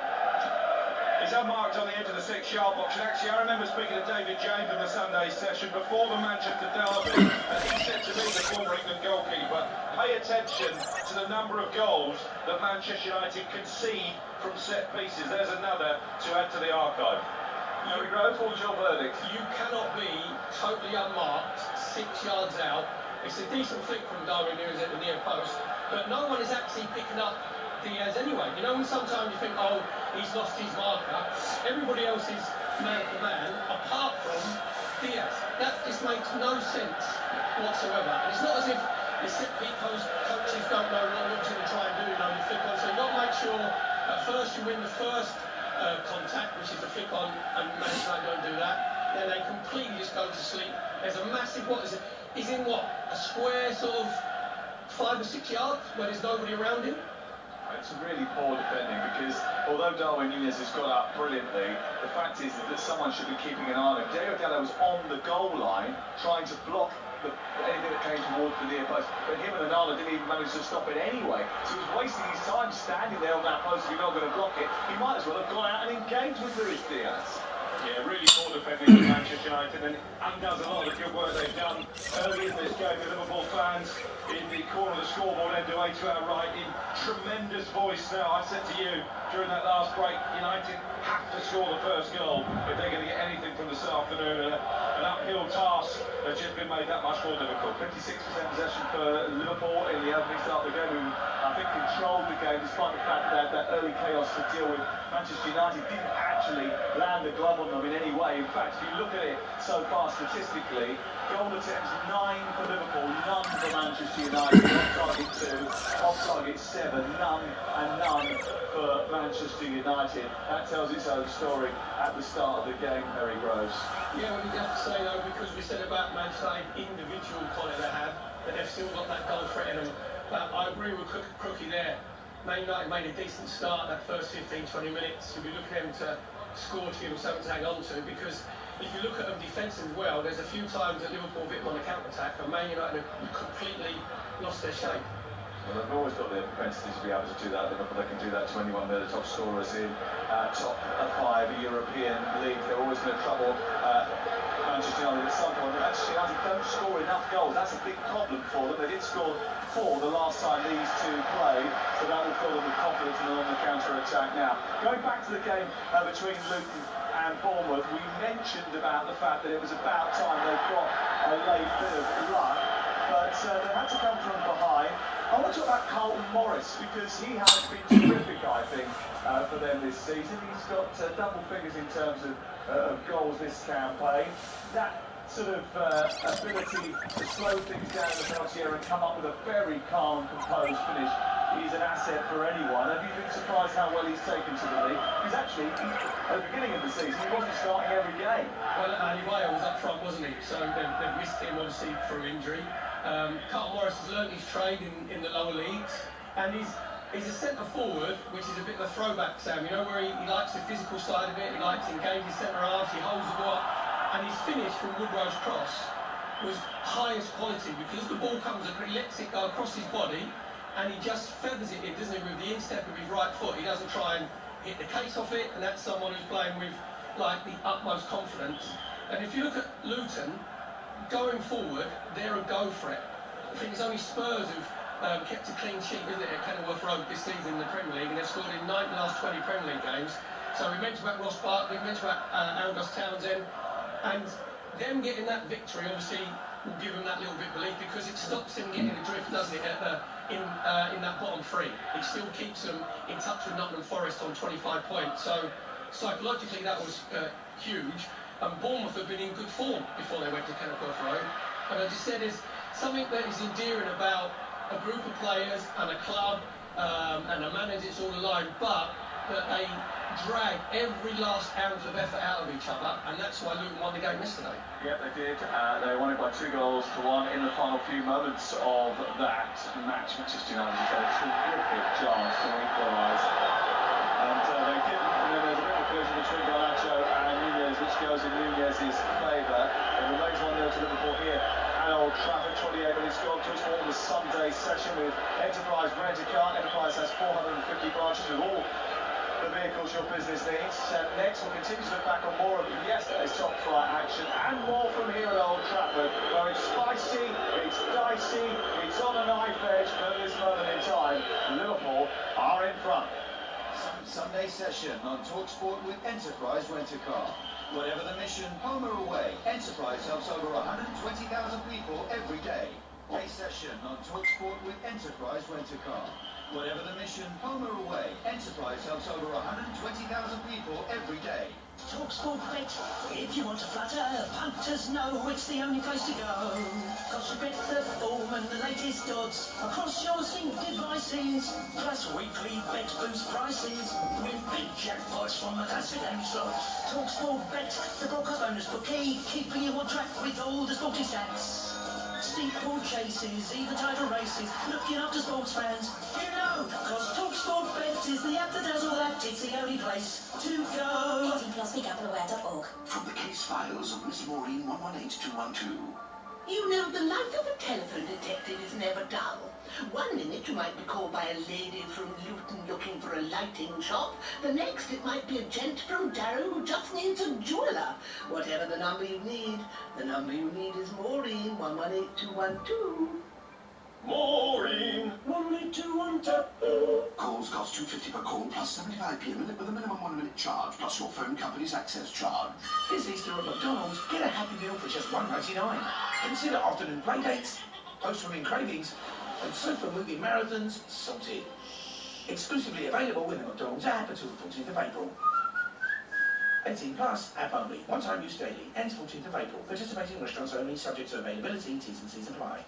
At B&Q and Tree Point, get 3 for 2 on interior paint and paint mixing, and 4 for 3 on laminate and luxury vinyl click flooring.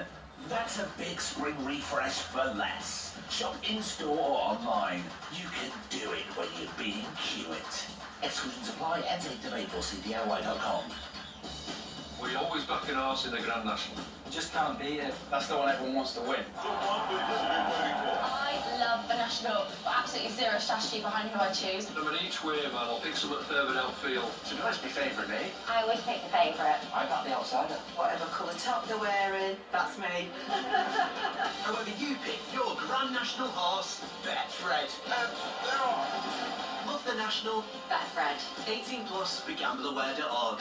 Sunday session on talkSPORT with Now. Stream all the Sky Sports action like Tottenham versus Nottingham Forest. Live today, contract free with a Now Sports membership. Search Now Sports, 18 plus, stream our internet, terms apply.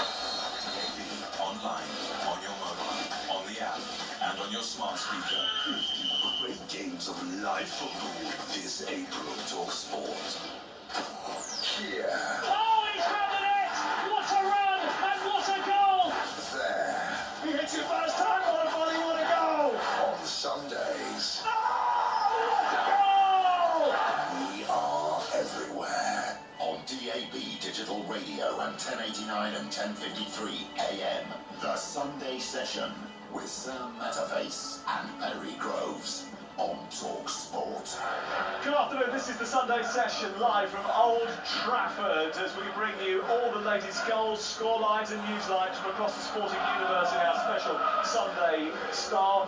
Rangers came back twice in the Old Firm game in order to secure a draw. It gives them the advantage in the title race in the SPL in Scotland. It was a thrilling game up at Ibrox, and it's a thrilling game here at Old Trafford as well. We've played 32 minutes, we've already had a goal, we could have had a few more. Here's Alex Crook. Manchester United 0, Liverpool 1. Liverpool going back to the top of the Premier League table as it stands, courtesy of Luis Diaz, unmarked, firing home from a corner from the edge of the 6-yard box. United have had half chances to get back on level terms. Casemiro from a corner really should have done better than heading right across the face of goal. At the other end, Campuala got caught underneath the ball. That allowed Darwin Núñez a free run into the area. But to be fair, the 19-year-old got back and made a really good challenge. Manchester United 0, Liverpool 1, but Liverpool streaming forward again. Fascinating game at Old Trafford, and it looks like it'll be a great final of the Bristol Street Motors Trophy at Wembley this afternoon. In front of 50,000, watching for talkSPORT, Ian Abrahams. Peterborough have a 100% record at Wembley, and it's their strongest lineup. Darren Ferguson going to pick. As for Wickham, Josh Scown is fit to start, and he starts as captain. The midfield also includes Freddie Potts, while up front, what a story if Richard Koenig has scored today. Thank you very much. That's Ian Abrahams. It's live on talkSPORT 2, kicking off at 4:30. If you want to listen to it, you can download our app. You can flick between the two stations. You'll get full commentary of Peterborough United against Wickham Wanderers from Wembley Stadium. We've got updates throughout the course of the afternoon from our 5:30 kickoff, which comes from Bramall Lane. Beleaguered Sheffield United have started to show a bit of fight, Alan Biggs. Yes, against Chelsea this afternoon on a ground that's seen an incredible 67 goals this season. That's in 17 games at an average around 4 per game, mostly from the visitors. Stand by for more today, but don't entirely rule out bottom team Sheffield United improving a touch, while Chelsea, after their epic 4-3 versus Manchester United, are unbeaten in 6. 5:30 kickoff at Bramall Lane, Sheffield United versus Chelsea. Despite tragedy outside the stadium in the early hours of the morning, the Tottenham Hotspur Nottingham Forest game does go ahead. It's live on talkSPORT. We've got full commentary here at 6 o'clock. And talking of goals, not many have seen more than Tottenham Hotspur fans. 62 goals this season. It's the most they've scored at this stage since 1965-66. Will there be more for Nigel Adley this afternoon? Spurs have the opportunity to take control of the race for fourth. Forest not helped by yesterday's results as Nuno returns to this part of North London. We have live and exclusive commentary to national radio here at 6 o'clock. We'll be building up to that from 5:30 here on the Sunday session from talkSPORT. There's loads of other things to talk about as well, including that dramatic point for Rangers earlier on today. Rabbi Matondo's got absolutely terrific 3-3 the final score there. Northampton 6-24, Munster 14 was a full-time score from the European Rugby Champions Cup the last 16. Toulouse at 10-0 up just after half-time against Racing 92 as well. We'll look back on all the Premier League action for you throughout the course of the afternoon, right here on the Sunday session. It's all you need every single Sunday afternoon, live on talkSPORT.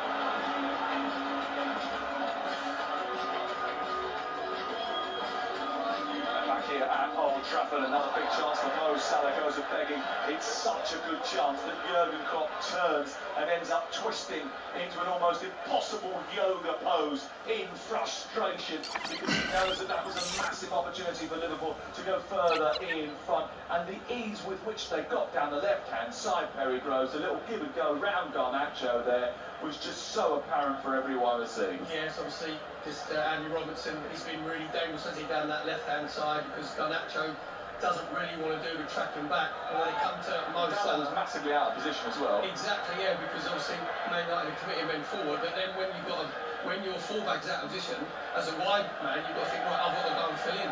So Garnacho doesn't think like that naturally, then he's trying to chuck back. When it comes to Mo Salah, as it sits up, you expect him to get over the top of the ball in with his left foot and smash it into the turf and spin it off past Onana. He just gets completely underneath it and slices it over the bar. Okay, let's take a look at the latest odds. All thanks to Betfair. Odds update on talkSPORT with Betfair. Get a completely free Acro bet builder on football this weekend. Opt-in and previous deposit required. Max free bet varies from £1 to £10 per customer. Minimum odds of 1.5 or minimum one leg. T's and C's apply. 18 plus. BeGambleAware.org. It is currently Manchester United 0, Liverpool 1. United 9-1 to come back and win the game. The draw is 9-2. Liverpool 4-1 on to go and win the game. That's all thanks to Betfair. 18 plus. BeGambleAware.org. Odds update on talkSPORT with Betfair. Get a completely free Acro bet builder on football this weekend. Opt-in and previous deposit required. Max free bet varies from £1 to £10 per customer. Minimum odds of 1.5 or minimum one leg. T's and C's apply. 18 plus. BeGambleAware.org.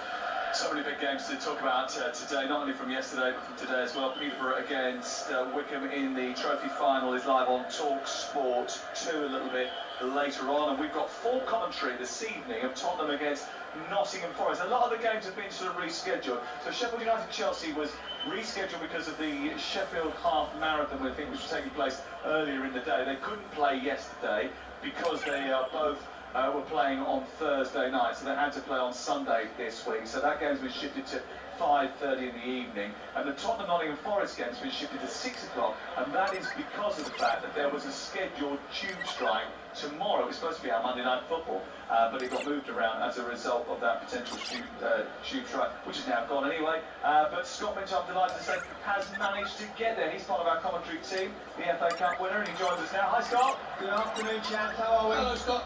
Yes, we're very much looking forward to what is going to be a very good game there, because it usually is when it involves Tottenham Hotspur. Before we get into that, we will get into it in detail as the afternoon progresses. Let's talk a little bit about some of yesterday's action.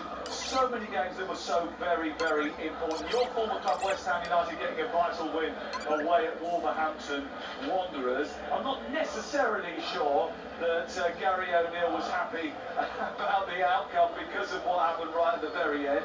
But West Ham United they're solidifying their position in those European places, aren't they? You've been very diplomatic there, I think, Sam, to say that he wasn't quite happy. We've already analysed it once, and we've got it the worst decision, or I've got it the worst decision of the weekend, and Perry still thinks it was the right one. But anyway, okay, you can't always. That's interesting. Look, apologies, because my phone isn't working now. I've had to use my daughter's, and it hasn't. Let's just say it hasn't got the talkSPORT app on, which I've been trying to download and listen to as we're going. So you know me, Sam. I always listen to talkSPORT, especially knowing I'm going to be on your show. I would have done. So I'm annoyed now. I've missed what you two said. Yeah, we said it was scandalous. Well, I said it was scandalous, and Harry said it was the right decision because he couldn't get it away. Anyway, we won't go over it again. Well, what we will say is that West Ham United are pretty happy with the way. Well, I'm not so sure all the fans are pretty happy, but they should be pretty satisfied with a 7th place situation as they are at this moment in time. Yeah, they're happy until the next defeat. I've gone over this many times, and I do understand where the West Ham fans are coming from, because of the style of play, and people say, well, what is the West Ham way? Well, it is actually. You know, I played along the likes of Paddy Canio and Joey Cole, Mickey Carrick, Ferdinand, Frank Lampard. You know, I know the West Ham fans are quite happy to lose 4-3, win 3-2, trying to just go all-out attack. Now, football, 1, has moved on a little bit, but 2, I also think in the future we will look back at this moment in time as a very much a golden age, golden period for West Ham.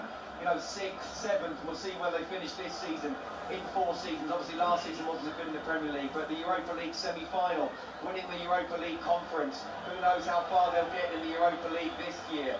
You know, in terms of results, David Moyes is producing. I don't personally think he will be there next year. I think whatever happens, he'll walk away. But in terms of where they are right now, there's some big boys below them, Sam, isn't there? So, you know, I don't think they can argue too much. United at this moment in time. Absolutely, absolutely. And, you know, look, United are losing at the moment. We'll have to see how that finishes, of course. But, you know, I do expect Liverpool to win the game there. And, you know, you can go really far down. But in terms of West Ham, look, it's 7th. If they finish in, again, another Europa League position or just a European position, I still think that's a really, really positive thing for David Moyes, if he is to lead the club on. Scott, I agree with you. I think he'll walk away because David Moyes can't change the way that he's been coaching for the last 35 years. He knows that he doesn't like letting the hounds free, does he? He doesn't like sort of letting them go on a long lead. He likes to keep it nice and tight at the back. But the only thing I'm looking at, sometimes he doesn't do himself any favour. I looked at the team sheet yesterday when it came out, and he puts James Ward-Prowse in the 10, puts Paqueta back out sort of on the left with the 3. So I know that he needed to leave Antonio up maybe because he's not match fit. But surely then you put Danny Ings up front, and then you still have Paqueta in the 10 and Joe Bowen out on the left. Do you know what, the only thing I'd say to that, Terry, is I've seen quite a lot of West Ham this season, and it just hasn't happened for Danny Ings in a West Ham shirt. And when he's played, you would think he'd be the perfect person to replace Mikel Antonio. But if Mikel Antonio's not quite right, quite often Jared Bowen does go up front. And sometimes even during a game, Paqueta can do that role as well. So I think it's more that Danny Ings, he doesn't quite trust him in a West Ham shirt, really, and he's gone down that route. But what it does mean, of course, where you're right, you've got some square pegs in round holes, should I say. So it's disappointing in a way, but I think if they go out and get a real top-class centre-forward, West Ham, next season, with that, back 3 or the 3 just behind them in terms of Bowen, Kudus and Paqueta, I tell you what, they can hurt any Premier League side next season. And you're concentrating on Spurs today, and they can take control of that top 4 race because of the result yesterday, and a couple of slips actually by Aston Villa in recent times. 3-3 yesterday with Brentford. They still had the propensity to come back and get something out of that game, even though they threw it away halfway through the game. They were 2-0 up, then it was 3-2 to Brentford. They got a goal late on. What have you made of Aston Villa as the season has gone on? Because they've started to drop points against teams you wouldn't expect them to. Do you know what, Sam? The only thing I'd say is I think they've overachieved to be where they are in the first place.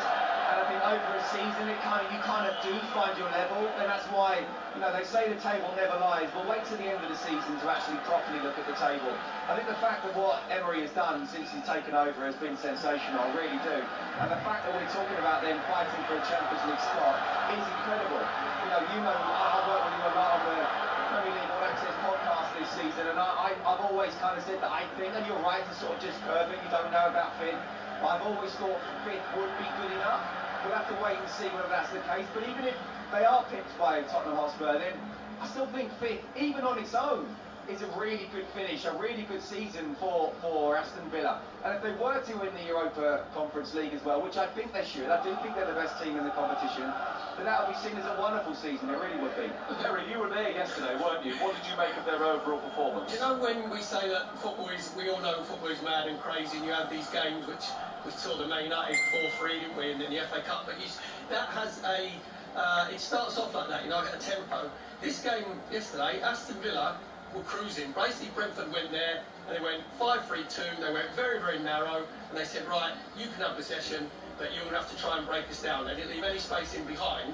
Then when Ollie Watkins scored in the 39th minute, going in 1-0 at half-time, and then Morgan Rogers scores a brilliant goal to make it 2-0, you're just thinking, well, this is game done and dusted. This is going to be 3-4.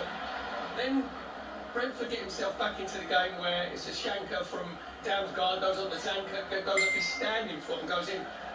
Villa completely lost their shape. At the back, they completely lost their shape. And then Warmo scores a great goal with his right foot volley.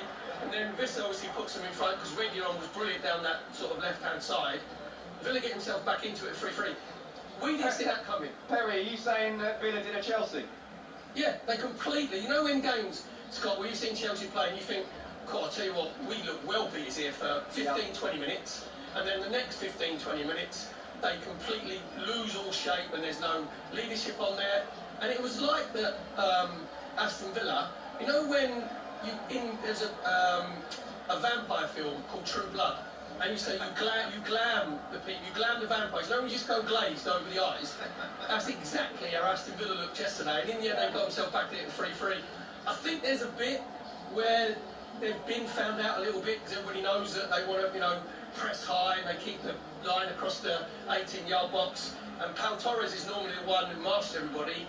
He didn't have his best game yesterday. But I agree with you on the Europa Conference because Unai Emery is the Jedi, isn't he? He's won 4 Europa Leagues. Yeah. So he loves the European competition. Yeah, I wouldn't be surprised if they won that. But he improves players as well. Look at John McGinn, how brilliant he's been for Aston Villa this season. But I just think, especially at home, they've been found out because they went on that run, didn't they? 15 wins on the trot in the Premier League. Now they've only won 3 of 8. I think they've just been found out a little bit, and I'm just wondering if Unai Emery can have a plan B or a plan C. To be fair though, Sam, sorry, just to say that, you know, if they're the best of the rest, if we're talking about the top 3 being absolutely superb and brilliant, and what a great ending to the season, because we have got 3 class teams all worthy of winning the Premier League, and if they can finish the best of the rest, then that's a very good season. Yeah, they've got to embrace their moment in the sun as well, because it's going to be a lot more competitive next season for them to finish in a similar sort of position, and they'll have the added distraction of European football. What do you think Chelsea are going to be there? Chelsea and Manchester United will be stronger. They will be. Yeah. Can't be any weaker, can they? Chelsea could still finish 6th. Yeah, you never know. Don't get too excited. And by the way, when you said that Pau Torres didn't have his best game yesterday, that's a little bit of an understatement, because if you go back and watch it, the defending from Aston Villa yesterday was nothing short of scandalous. Anyway, Scott, back with you a little bit later on. Perry Groves is with me as well. Scott Miller, Perry Groves, and talkSPORT Alex Crook, who's at Old Trafford, where it's half-time between Manchester United and Liverpool, and Manchester United lucky not to go in further behind, Alex Crook. Yes, I think Eric Ten Hag will be quite grateful for the half-time whistle. Liverpool really dominant towards the end of that first half. It's Manchester United 0, Liverpool 1. Luis Diaz with the only goal on 23 minutes. It came from an Andy Robertson corner that was nodded across the 6-yard line by Darwin Núñez. The defending from United was lamentable, and there was Diaz unmarked 6 yards out to hook the ball beyond the stranded Andre Onana. Mo Salah has forced a couple of decent saves from Onana and also put a very presentable chance high into the Stretford end. Away to our left, there have been a couple of last-ditch blocks by Manchester United defenders as Liverpool have gone hunting for the second goal. The home side have posed a threat on the counter-attack. Alejandro Garnacho had the ball in the back of the net very early on, but he'd gone just a fraction too early as he strayed into an offside position, latching onto Bruno Fernandes through ball before rounding Kelleher and turning the ball home, only to spot the assistant flagging for offside. Kelleher in the Liverpool goal has been relatively untroubled since then, but at 1-0, attacking the Stretford end, Manchester United will believe they have a chance of coming back in the second half. As it stands, Liverpool matching what Manchester City and Arsenal did yesterday. They'll be going back to the top of the table. It is Manchester United 0, Liverpool 1. Stick with us here at Old Trafford on the Sunday session. We'll keep you up to date with everything that's happening, not only here, but around the country as well, as we give you all the goals as they go in. Sunday session on talkSPORT with Enterprise Rent-A-Car. Enterprise has vans of all shapes and sizes, so if you've got a plan, we've got a van. Day session on talkSPORT with Now. Stream all the Sky Sports action like Tottenham versus Nottingham Forest. Live today, contract free with a Now Sports membership. Search Now Sports, 18 plus, free bar internet, terms apply. Do I need an umbrella today? There's a 50% chance of rain. Anything else? Can you find me a local accountant who can do my tax return, my VAT, my company accounts, set up payroll? You need an AAT licensed accountant. Whatever accounting services or business advice you're searching for, there's over 6,000 AAT licensed accountants across the UK waiting to help you. Search your area. Visit aat.org.uk/accountant. Where would we be without curiosity? It's the drive that takes us to new places. Good evening, guys. Kevin Noon. So satisfy your curiosity about electric cars with the Hyundai Explore Electric event, which is on until the 30th of June, where you'll find our award-winning range of electric cars, including the Ioniq 5. Explore more at hyundai.co.uk. It's the dawn of a new Hyundai. From the case files of Miss Maureen 118212. You know, the life of a telephone detective is never dull. 1 minute you might be called by a lady from Luton looking for a lighting shop. The next it might be a gent from Darrow who just needs a jeweller. Whatever the number you need is Maureen 118212. Maureen 118212. Calls cost £2.50 per call plus 75p a minute with a minimum 1 minute charge plus your phone company's access charge. At B&Q and Tree Point, get 3 for 2 on interior paint and paint mixing, and 4 for 3 on laminate and luxury vinyl click flooring. That's a big spring refresh for less. Shop in-store or online. You can do it when you're B&Q it. Exclusions apply. Ends 8th of April. See DIY.com. At BetMGM, we know how to put on a show. That's why they got me, Chris Rock, to tell you about BetMGM's golden offers. Sign up to BetMGM, bet £10, and get £40 in free bets. We're making every game an occasion. Get ready for the golden era in sports betting. BetMGM. It's showtime. New customers only. Wagering requirements and conditions apply. 18 plus. Please gamble responsibly. An epic new Disney Plus original, Renegade Now. Who is this Nellie Jackson? The Highway Woman. She fights as though just possessed. She's formidable. Get after her! Meet the Highway Woman, who's a bit of a legend. A word of warning. You don't want to mess with me. Renegade Now, a new original series, now streaming exclusively on Disney Plus. 18 plus subscription required. T's and C's apply. Sunday session on talkSPORT with Enterprise Rent-A-Car. Enterprise has vans of all shapes and sizes, so if you've got a plan, we've got a van. Wednesday night, the Champions League live on talkSPORT 2. High intensity, expressive football. Oh, that's magnificent! Paris Saint-Germain, Barcelona. Builds up and bands up from 7. Kick-off, 8 o'clock. Rock. Wednesday night on talkSPORT 2. It's a sensational goal! 9 goals coming. talkSPORT 2.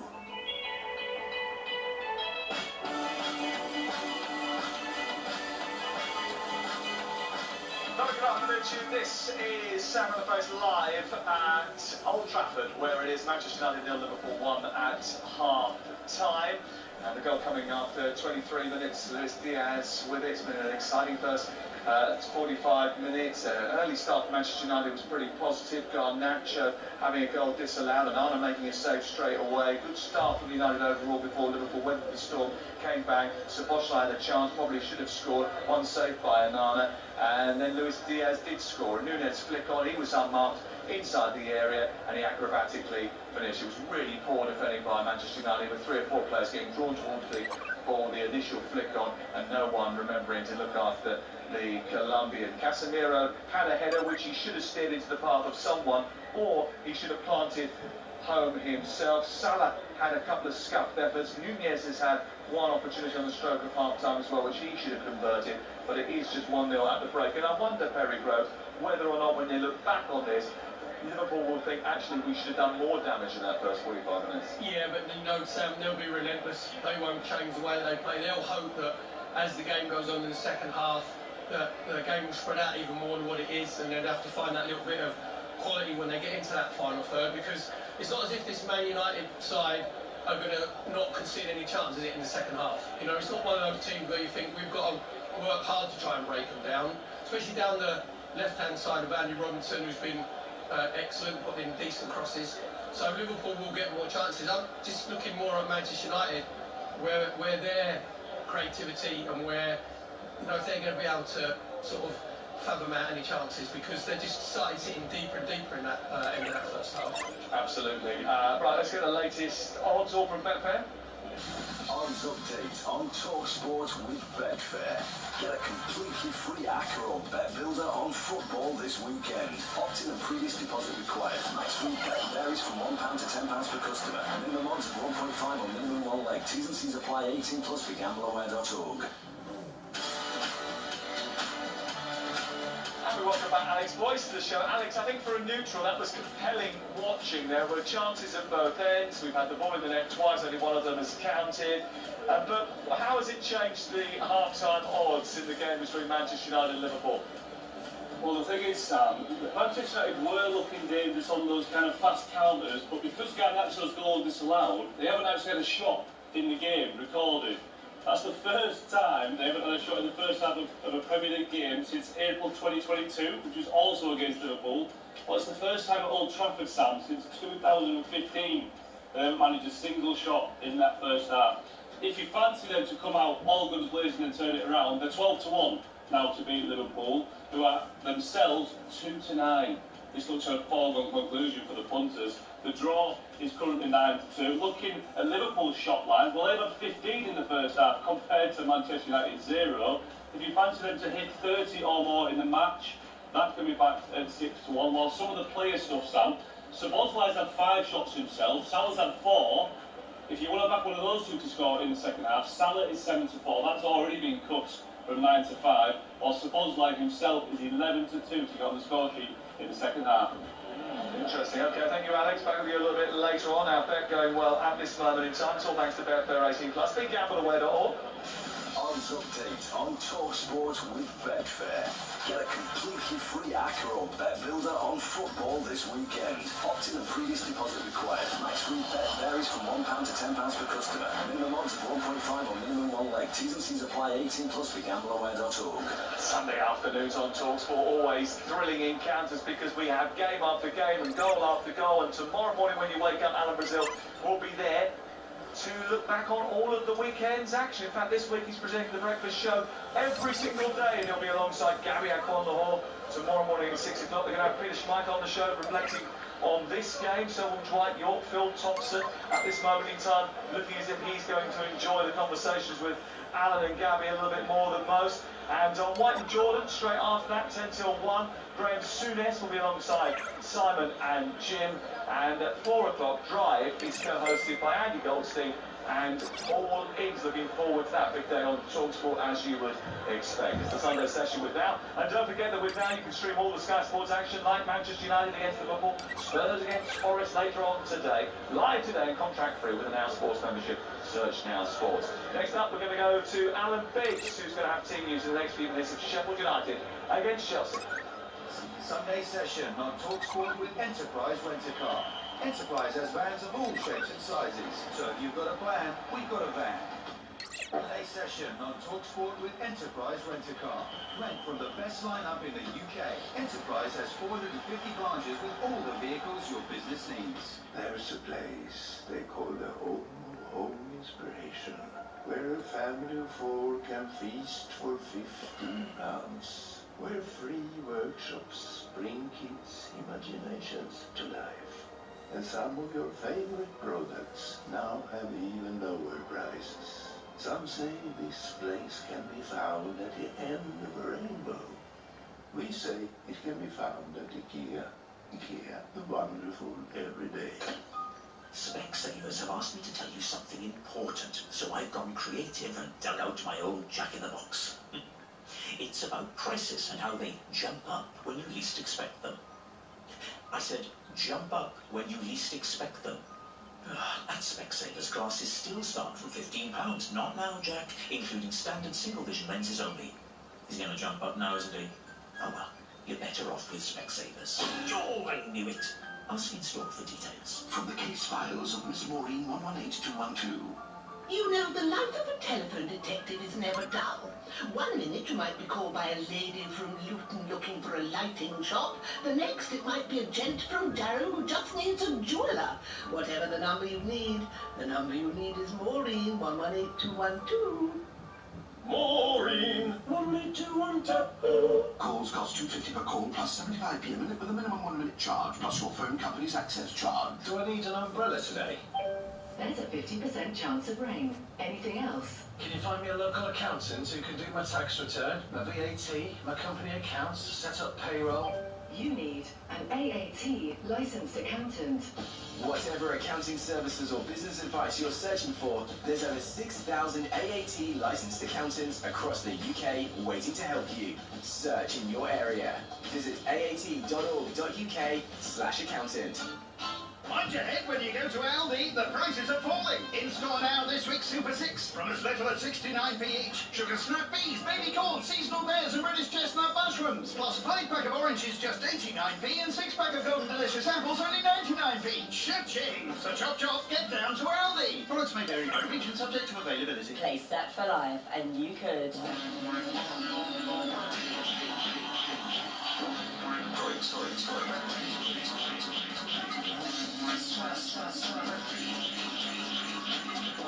Chill.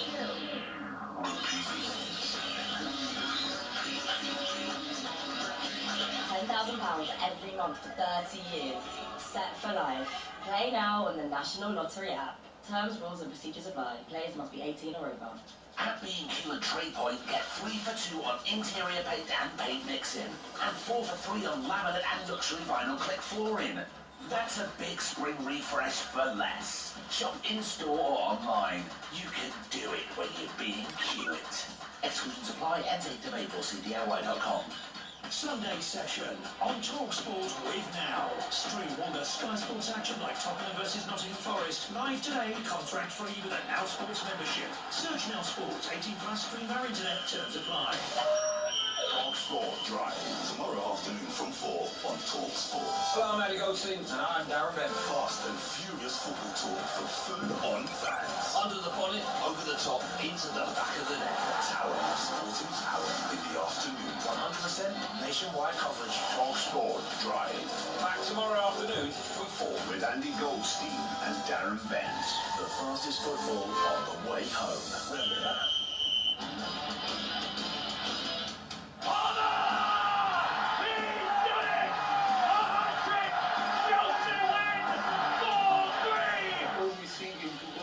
Into create chances. I think we are in the top 4 creating big chances, creating chances. We're not in it to just turn up and roll over. Harmer at the far post! He comes up from Brandon into the net with the legs of Gallagher, and Sheffield United have equalised.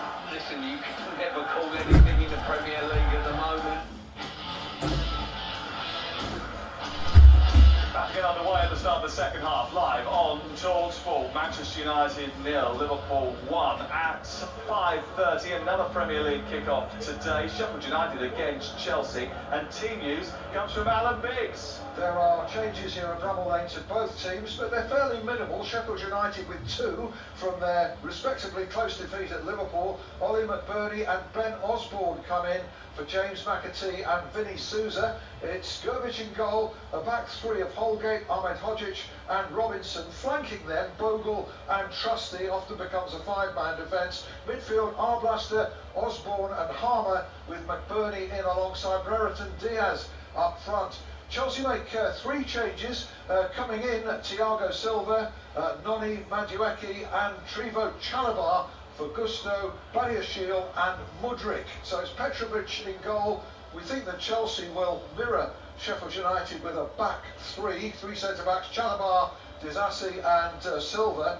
Across midfield, Madueke, Caicedo, Fernandes and Cucurella, with Gallagher in there as well, buzzing around. And Palmer, very much in form, a tremendous hat-trick midweek in the 4-3 against Manchester United, in support of Jackson up front. Those are the lineups for the 5:30 kick-off. Sheffield United versus Chelsea.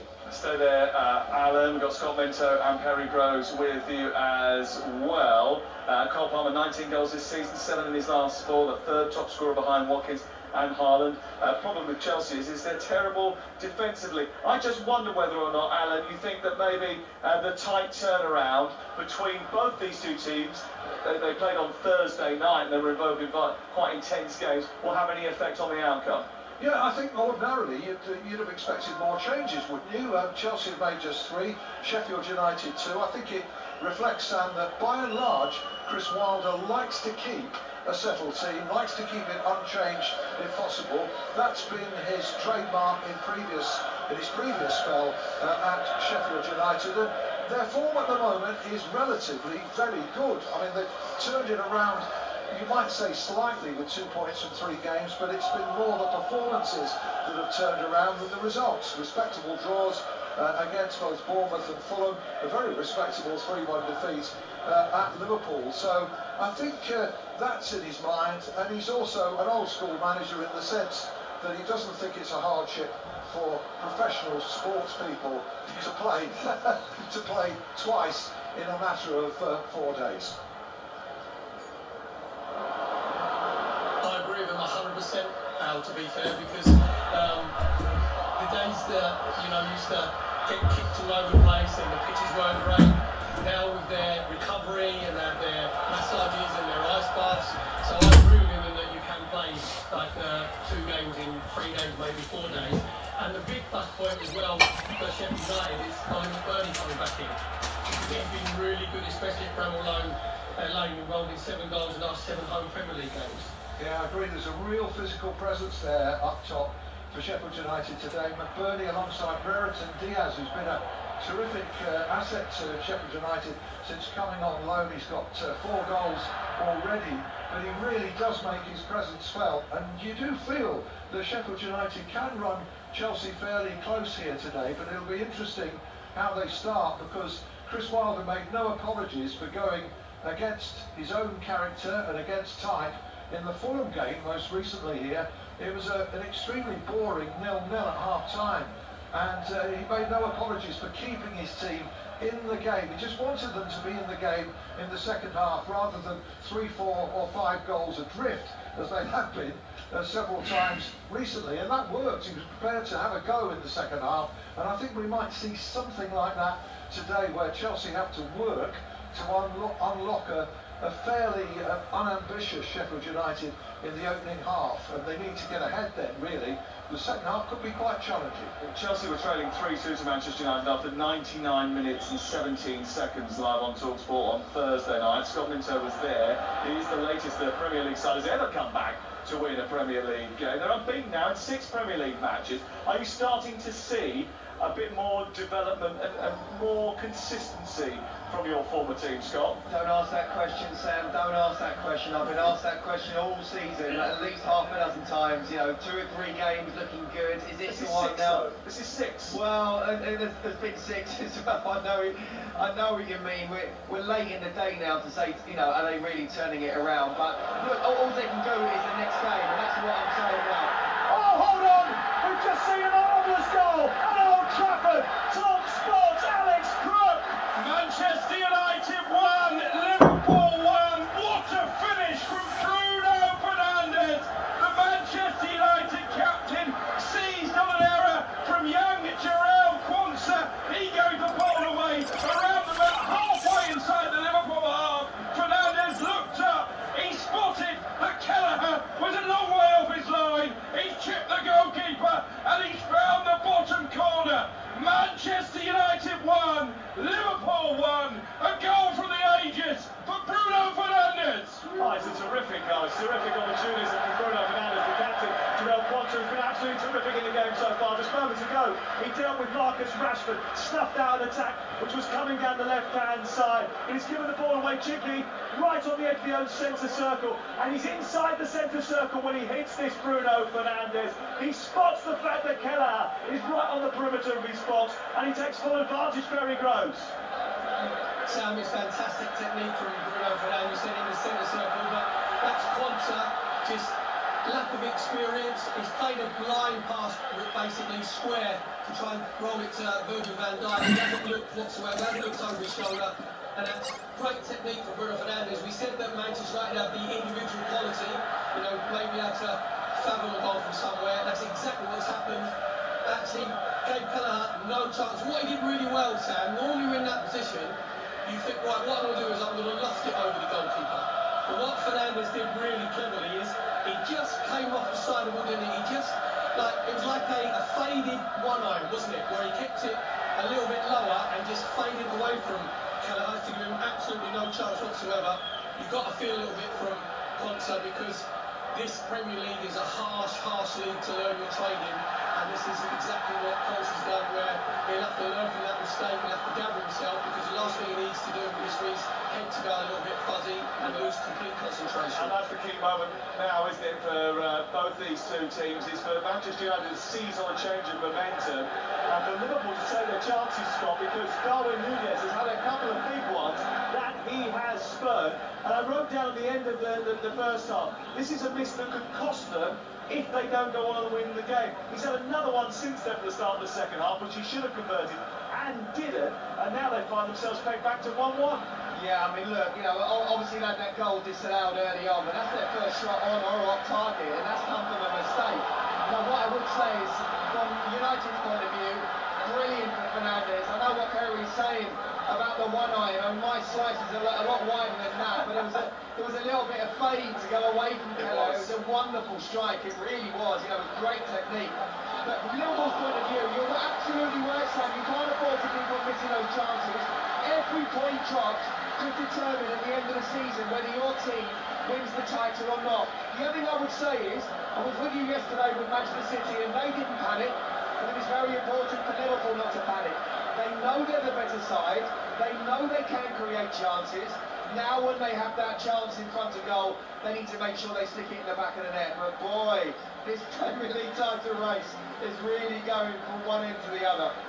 Yeah, well, listen, Liverpool scored so many goals in the second half. So Manchester United scored over a third of their goals in the last 14 minutes of encounters this season. That's how dangerous they are later on in games. But it's Manchester United who are dangerous at this moment in time, Alex Crowe. Oh, the whole mood inside this place has changed beyond recognition. Manchester United fans almost in silence at the end of the first half. They aren't anymore Marcus Rashford picking up the ball just in from the clear left touch side. It's a right-footed cross, I think, towards the far post. Casemiro so close to getting a touch right in front of Kelleher, who clears the ball away. Garnacho has had a shot deflected onto the roof of the net as well. And Manchester United coming forward again here. Jurgen Klopp shakes his head. He knows Liverpool could have been out of sight, but here they come on the counter-attack. And this is where United have looked a bit ragged. It was 4 against 2 momentarily, and an opportunity is going to come. And Darwin Núñez puts it wide. Absolute sitter. It's an Wow. absolute sitter. 6 yards out. Great play from Salah and Diaz, who just crossed it on a plate for Darwin Núñez. And there he is, Scott Minto's favourite number 9, 4 yards out, and he's fired wide. Harry Groves, what's he doing? Well, if Roy Keane thinks that Erling Haaland is a League 2 player, what's he going to say about Darwin Núñez after this game? Because it's a great counter-attack. Liverpool make the right decisions at the right time from Salah into Diaz. Diaz has crossed it, and what Núñez has done there, Sam, is he's made it harder for himself because he's gone with his left foot. Where if he gets his feet sorted out properly, he goes with his right foot, he opens his body out, and he can just curl it past the line into the far post. That's a massive miss from Darwin Núñez. And I've always said that Bruno Fernandes was a good player. Always rated him. That chance reminds me, Scott, of the moment in the FA Cup tie between these two where they had a 4-on-1 situation. Liverpool didn't take it, and that was an opportunity to go on and kill the game. They've had so many chances here this afternoon to do that, haven't taken them. As a result of that, Jurgen Klopp is almost ceding the advantage to others in the title race. They've got to come back and win this game now. But they have to. You know, City came back and won at Selhurst Park. Arsenal were just cruised, didn't they, at Brighton yesterday? And now it's over to Liverpool. But they are the better side. I think what I would say is, again, I'm about 90 seconds behind you, just sort of watching it on my iPad. But I've just seen the Casemiro. He very nearly got on the end of that to make it 2-1. It's become end-to-end in the way that it was in the FA Cup. That shouldn't suit Liverpool. You know, Man United want it to be a bit chaotic. Liverpool need to take control of the situation, get hold of the ball in midfield, and of course, if you have stick the ball in the back of the net, then suddenly now they're going to be in the back of the pack. I do think it's going to be fascinating to see how many teams drop points from here on in. We knew that Old Trafford is not always an easy place to go, but United are in such a bad place right now. Liverpool should win this game. They've got, 35 minutes plus injury time. I still expect them to do just that. Scott, on the Premier League All Access podcast, actually invented a new word to describe how Manchester United won the game against Liverpool in the FA Cup. What was it again? Well, it was a new verb, wasn't it? It was out chaotic. Yes, it was. It was to out chaos someone. And this is absolute chaos, by the way. If you're a Manchester United fan, you are petrified every time Liverpool come forward. I'm too professional for that, obviously. Yeah, clearly. I was wondering how Cookie was feeling about all this. He didn't even come back for the start of the second half. I don't know what for at least. I was making you a coffee. Cookie. Go on, Gary. Cookie, take that bubble out and that start off. Oh, they're coming forward again here, Liverpool. This is not going to end 1-1, by the way. Absolutely no chance. He's looking for his fingers, Sam, isn't he? He is actually looking for his fingers. Exactly what he's doing. But it's great to watch from a neutral perspective. It's absolutely terrific. And I think tonight, when we see Nottingham Forest go to Tottenham Hotspur, it'll be terrific as well. Next, we'll be looking ahead to Scott's game. It is commentating on with Nigel Ambling, exclusively live on talkSPORT. Sunday session on talkSPORT with Enterprise Rent-A-Car. Whatever the mission, home or away, Enterprise helps over 120,000 people every day. Play session on talkSPORT with Now. Stream all the Sky Sports action like Tottenham versus Nottingham Forest live today, contract free with a Now Sports membership. Search Now Sports, 18 plus, free our internet, terms apply. From the case files of Miss Maureen 118212. You know, the life of a telephone detective is never dull. 1 minute you might be called by a lady from Luton looking for a lighting shop. The next it might be a gent from Darrow who just needs a jeweller. Whatever the number you need is Maureen 118212. Maureen, only 2 on tap. Calls cost £2.50 per call plus 75p a minute with a minimum 1 minute charge plus your phone company's access charge. So many small cars to choose from.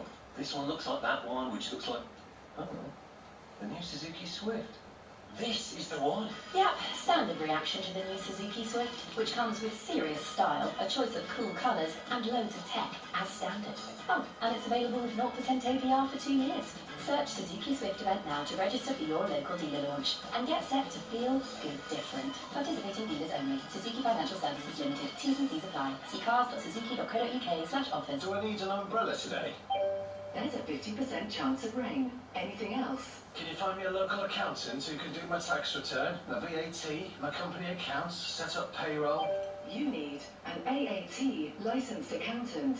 Whatever accounting services or business advice you're searching for, there's over 6,000 AAT licensed accountants across the UK waiting to help you. Search in your area. Visit aat.org.uk/accountant. If the client is not happy with the quality of the work and wants compensation because they allege it's amateurish, unprofessional and childlike, Hiscox can help protect you. The story of your business, underwritten by Hiscox Business Insurance. Subject to already holding a relevant Hiscox policy and subject policy eligibility, terms and conditions. This Easter at McDonald's, get a Happy Meal for just $1.99. Consider afternoon play dates, post-swimming cravings, and sofa movie marathons sorted. Exclusively available in the McDonald's app until the 14th of April. 18 plus, app only. One-time use daily. Ends 14th of April. Participating restaurants only, subject to availability, T's and C's apply. At Betfred, we want to support all our customers in keeping their gambling fun. My nephew bets with his mates and they do their accas and everything together in his WhatsApp group. They all know how much they're betting. You can all keep an eye on each other that nobody's going silly like that. Similar to us, but I actually go into a shop and we all spend the same. That's the rule. Betting socially is just one of the ways that you can gamble safely. What do you stick to? 5. 5 for each. Yeah. 25 years I've had that.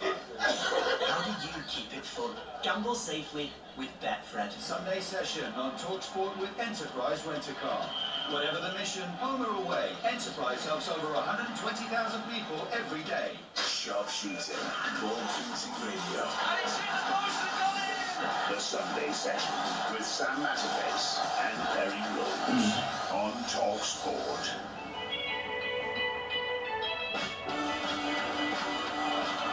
Sunday session live from Old Trafford, where it's still 1-1 between Manchester United and Liverpool. It's 61 minutes on the clock. Darwin Nunez on the attack, but coming to nothing once again. Let's go off to Wembley. The Bristol Street Motors Trophy Finals live on talkSPORT 2. How's it started, Ian Abrahams? 17 gone. Peterborough 0, Wickham 0. Wickham started more comfortably, but Peterborough had the only effort in anger on the goals. That was Kwame Poku. Came in from the right-hand side onto his left foot, about 20 yards out, curl one high wide and not very handsome, but Wickham are on the attack at the moment. The ball is out towards Coley on the far side, comes inside, his shot might fall to Savia, leads the ball off, and in the end the shot is well over the top of the crossbar. I think it might have been the captain Josh Scowen in the end that fired it over. Wickham though started quite comfortably here, live on talkSPORT 2, 17 gone, Peterborough 0, Wickham 0. Later on today, 6 o'clock kick-off. It's Tottenham Hotspur against Nottingham Forest. It's live and exclusive to national radio right here on talkSPORT. Commentary comes from Nigel Radley and Scott Minto, who are joining us from the Tottenham Hotspur Stadium now. We'll get team news in around about 10 minutes' time. But it's pulse racing entertainment every time that Tottenham Hotspur play. That's always the order of the day. But how important is the Champions League for them, Scott? Because to me, it looks like Spurs have been allowed to play relatively pressure-free this season because there has been very little competition for the top 5 places. So if 5 places is enough, then they'll be pretty satisfied, won't they? And they've been able to do it. They've been able to play this chaotic style of football, this high line, this sort of high risk and reward strategy, because Manchester United and Chelsea haven't been good enough to challenge them. Are you nicking my word here? No, absolutely. Look, I think anything, or almost anything, would have been progression from last season. Okay, you know, if you look at where they were this time last season, I think they were 5th. But I mean, so much has changed in terms of points extra, certainly goals extra, but even more so just the feel-good factor of the Spurs fans coming to see their team not just sit back for the first half, normally go a goal behind, and then try and just go a little bit hectic in the second half. It's hectic from the start, it's great to watch, it's fantastic entertainment, and people are talking about, and you know, you're hearing about who might replace Jurgen Klopp, Ange is being chucked in there, who might replace Ten Hag, Ange is being chucked in there. So it goes to show that it's a style of football that fans like watching, both Spurs and neutrals as well, and I certainly do. Look, they haven't had Europe this season, and where I do think he's been a little bit prickly with some of the questions he was asked about, you know, the money and get into the Champions League. Of course they want to get into the Champions League, but he is right in the sense that look what happened to Newcastle once they got into the Champions League, and they struggled because they weren't able to spend lots of money. So they have to be careful stage by stage, but in terms of this season, look, it's a million miles from where they were last season, and Spurs fans are loving it right now. Scott, I've been there for talkSPORT, I think about 20 times this season. I think they're trying to turn me, but this man ain't for turning, trust me. So I know I'm going to get entertained. I know we talk about Unai Emery, you know, the way they're going to play. Spurs play exactly the same way. They've been 3-0 down 1-0 down 3 times at half-time when I've been there, and the other time at the Crystal Palace, they went 1-0 down after 75 minutes.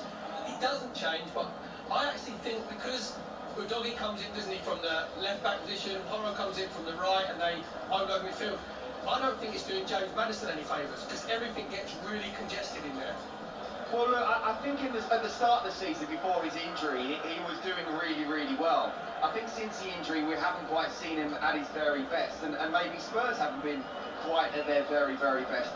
I also think Mickey Van der Ven, you're talking about Maddison in the number 10 position, but when Van der Ven is fit, they can play that high line, they can play exactly how they want, and they can try and get the ball to Maddison sooner rather than later, and he obviously hasn't been fit all season either. So, look, I think when Spurs have their full 11, they're capable of beating anyone. Do I think it's crazy football at times? Well, yes, because I was here for the Chelsea game, and they were lucky they didn't come up against an Arsenal, a City or a Liverpool, because they would have conceded 7 or 8 in that particular match. But he's trying to set a philosophy, a culture. I think he's certainly doing that. But I like Udogie, I like Porro as well. He's been watching playing for Sporting. I love Maddison. But you're right, I think since his injury, he's not quite been the same player. And I want to see him getting back, because obviously there's a certain plane he wants to get on to Germany come the end of the season. Scott, as well, he's the 10, right? And what they don't do, when teams, again, have worked them out and they'll defend very narrow like Luton did, sometimes James Maddison should say to Udogie and Porro, just for the next 5-10 minutes, just stay up, give us a little bit of width, which we're lacking at the minute. See if I can just create something in that hole. They never change. They go exactly the same. No, I was at the London Stadium on Tuesday, and you know, sometimes it looked like they were trying to do 10 passes within the penalty box is a goal. But actually it was Ange afterwards who was saying that I want them to be more composed and not just shoot for the sake of it. So, you know what it's like, Perry, you know, back in our day, you know, the manager said certain things, but you change things as you saw it on the pitch.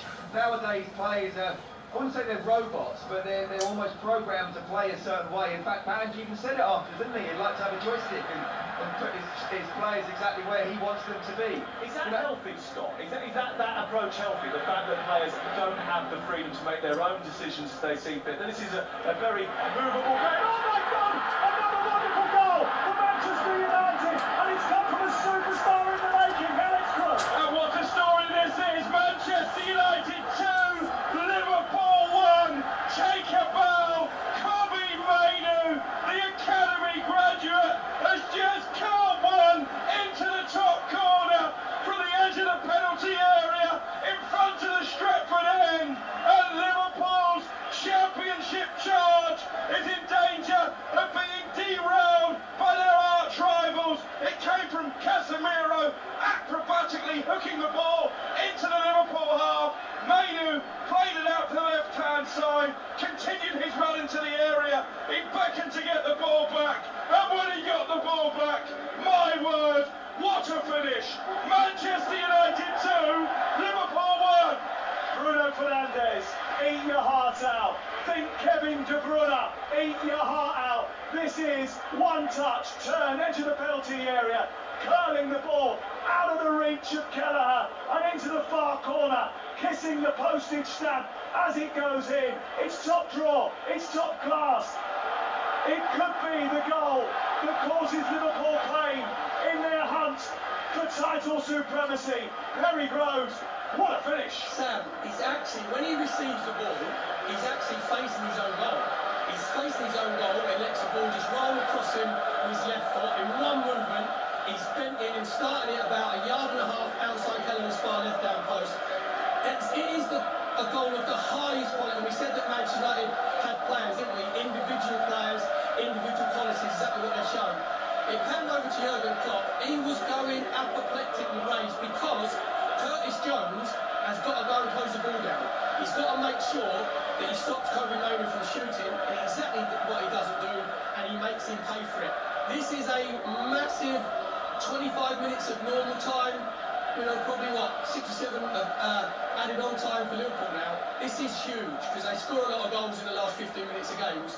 This is massive. What have they got in their locker? Well, they score a lot of goals in the last 15 minutes of games. In fact, they score over a third of their goals in the last 15 minutes of games. They're going to have to this afternoon if they want to keep their title bid on track. Scott Minto's seen the goal as well. Jurgen Klopp has reacted by taking off Endo and taking off Nunez and bringing on Elliott and Gakpo. But first of all, just admire that goal. I mean, that is someone who has got a massive future. Absolutely. Do you remember Federico Macheda? And the goal that he scored. At the same end, by the way. At the same end, the same turn, the same sort of width, and it reminded me very much of that one. And well, I'll tell you what, I get the feeling Kobe Mainoo is going to have a greater future than but wow, what a goal, what a moment. And but this is a massive moment, not just obviously for Liverpool, but for Manchester City and in particular Arsenal. As it stands at the moment, they are 1 point ahead of the other two. And their goal difference is that much better that they're scoring goals of fun, so I don't see the other two catching up, so that's another point in itself. Can I just remind you, Sam, it was only 6 weeks ago, Jeff Stilling told me on talkSPORT Breakfast, Kobe Mainoo, he's got no chance of going to the Euros. He's not on this week, is he, Jeff? Unfortunately. I'll tell you what, Tricky, you even within the podcast anyway, and I think you link him into to X as well, just so we watch that.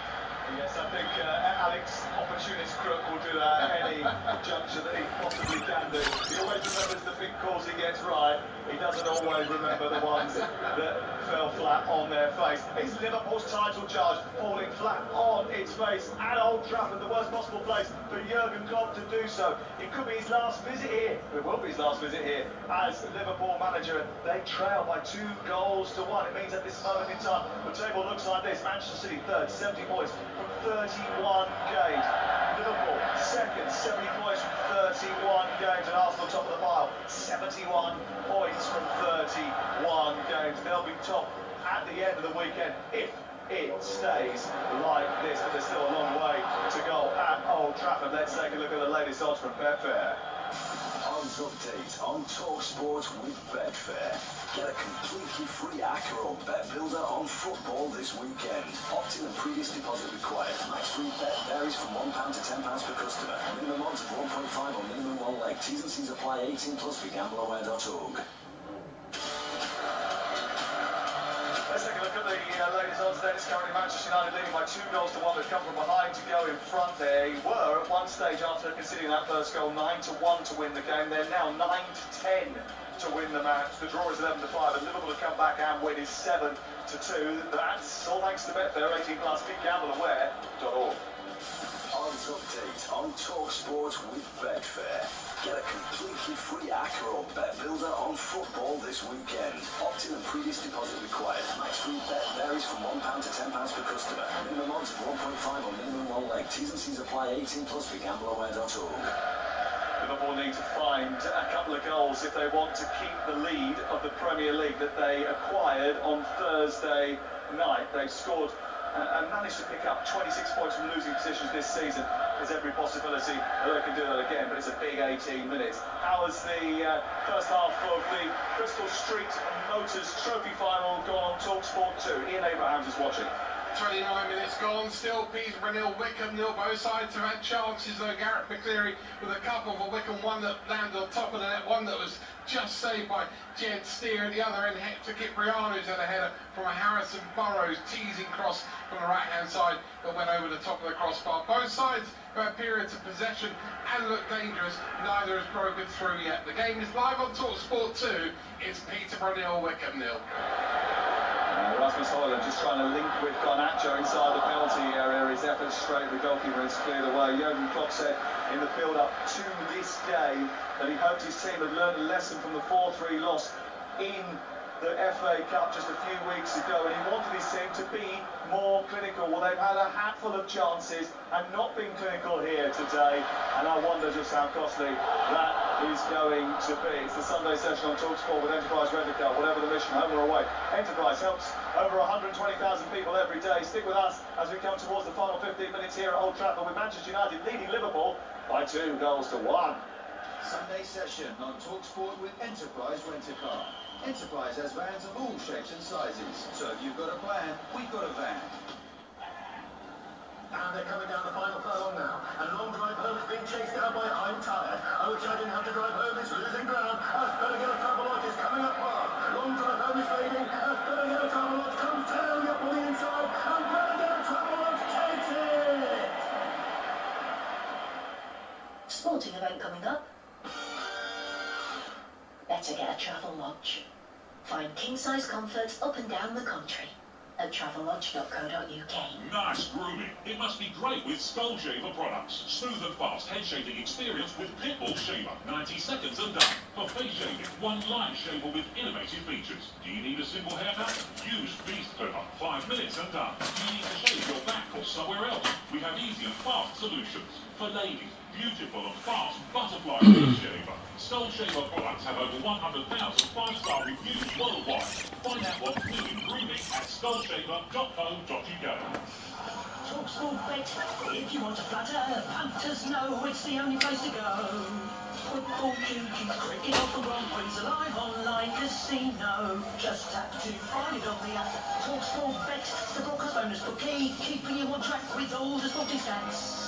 Steeple chases, either title races, looking after sports fans. You know, cause talkSPORT Bet is the app that does all that. It's the only place to go.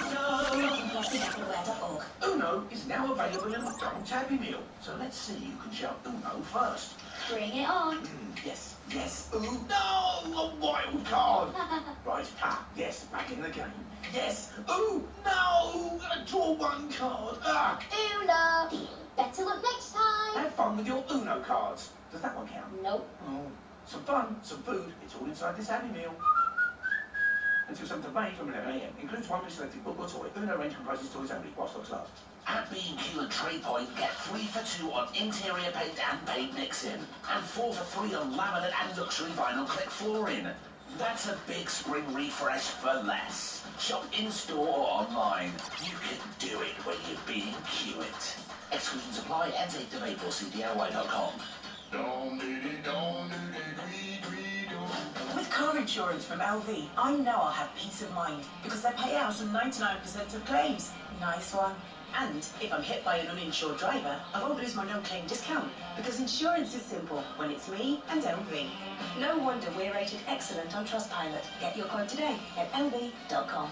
99% of direct motor claims paid February 2023 to January 2024. Uninsured driver promise is non-fault accident only. Other vehicle and driver details required. Sunday session on talkSPORT with Now. Stream on the Sky Sports action like Tottenham versus Nottingham Forest. Live today, contract free with a Now Sports membership. Search Now Sports, 18 plus, free via internet, terms apply.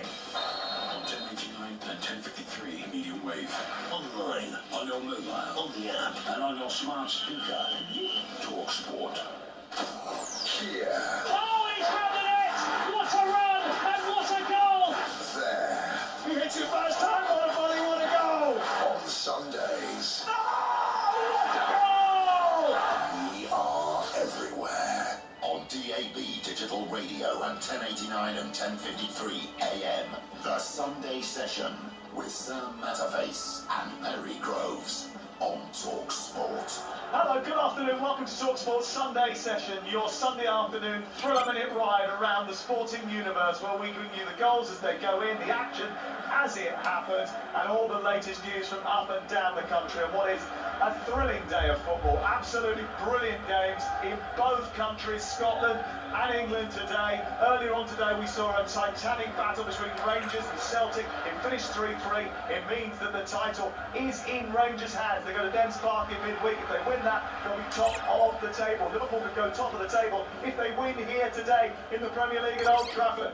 But they're not winning, Alex Crook. Manchester United 2, Liverpool 1. Another extraordinary afternoon in this title race, this Premier League season that just keeps on delivering. Liverpool 12 minutes away from a potentially very damaging defeat. They were leading 1-0 and cruising, in all honesty, at half-time. Luis Diaz with a goal midway through the first half from a corner, but Manchester United have scored two unbelievable strikes. Bruno Fernandes from only a few yards inside the Liverpool half, having spotted Kelleher off his line after a bad mistake from Jarrell Quansah, and then Kobe Mainoo with a strike of a lifetime, curling into the top corner in front of the strip player. Liverpool probably should be back on level terms. Anana with the initial save. It came to Salah inside the 6-yard box, and he's rifled it high and wide. Not his afternoon, not Liverpool's either so far. It's Manchester United 2, Liverpool 1. My jaw is on the floor. I can't quite believe that Mo Salah has not converted that chance. The initial effort comes in from Luis Diaz down to the left-hand side. He's on the corner of the 6-yard box. He's got a free strike on goal, Mo Salah, and he's ballooned it high and wide. I just cannot believe how many chances Liverpool have missed, and if they do end up losing this game, they will look back on it and think about all of those opportunities that have gone a begging over the course of the 90 minutes. A big 90 minutes for Sheffield United, who are scrapping for their lives at the bottom of the table. They played Chelsea, who are unbeaten in 6 today at Bramall Lane, and talkSPORT's Alan Biggs will be there. Yeah, two changes for Sheffield United. McBurney and Osborne are in, plus they have Cameron Archer back from injury on the bench. Chelsea, 3 changes. Silva, Madueke and Chalobah are coming in today. Man of the moment, Cole Palmer continues in attack. 5:30 kick-off, Sheffield United versus Chelsea. Arsenal going to be top of the table if it stays like this at Old Trafford. Tottenham against Nottingham Forest. Sun coming in just a second. We'll bring you the team news from that. Victories today in the European Cup rugby for Northampton Saints and Stand to lose, and of course we'll keep you in touch with everything that happens this evening with all the Premier League action before the phone-in takes over at 8 o'clock. We've got full commentary of a huge game on the Sunday Session on the wonderful talkSPORT. And it's the game for both Tottenham Hotspur and Nottingham Forest. Looking for just their second top 4 finish in 5 seasons, Tottenham Hotspur, who finished 8th last campaign. Who's in, who's out, as far as the teams are concerned? Here's your commentator, Nigel Adley.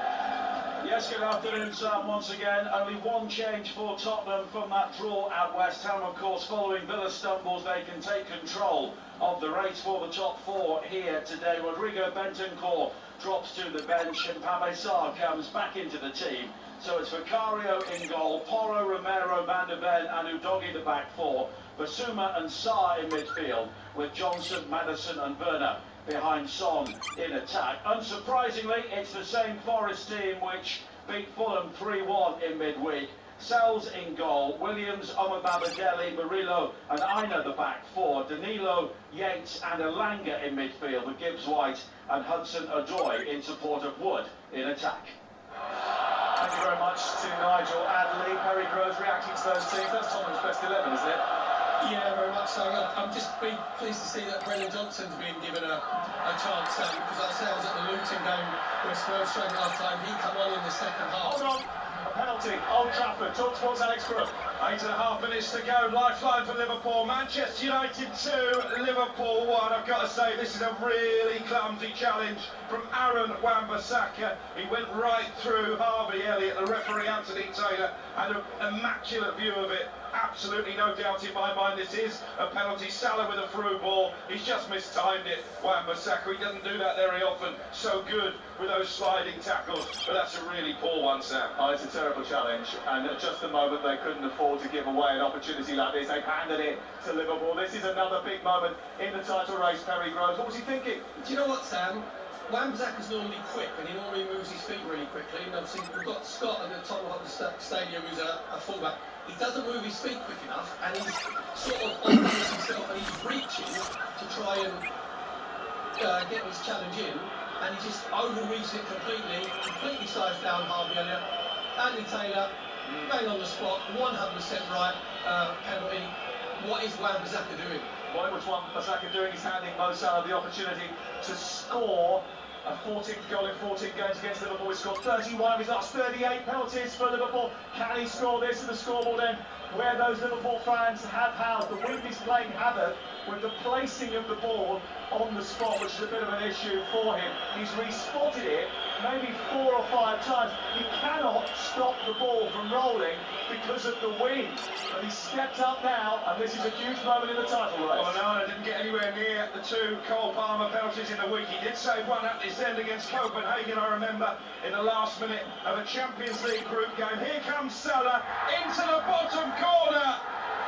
Another huge goal for Liverpool in their pursuit of the Premier League title. Salah, who's missed a couple of golden opportunities, but he didn't miss that one. And there's still more than enough time for Jurgen Klopp's men to take all 3 points here, because a point really wouldn't be enough in terms of keeping up pace with the likes of Man City and Arsenal. 7 minutes to go. It's Manchester United 2, Liverpool 2.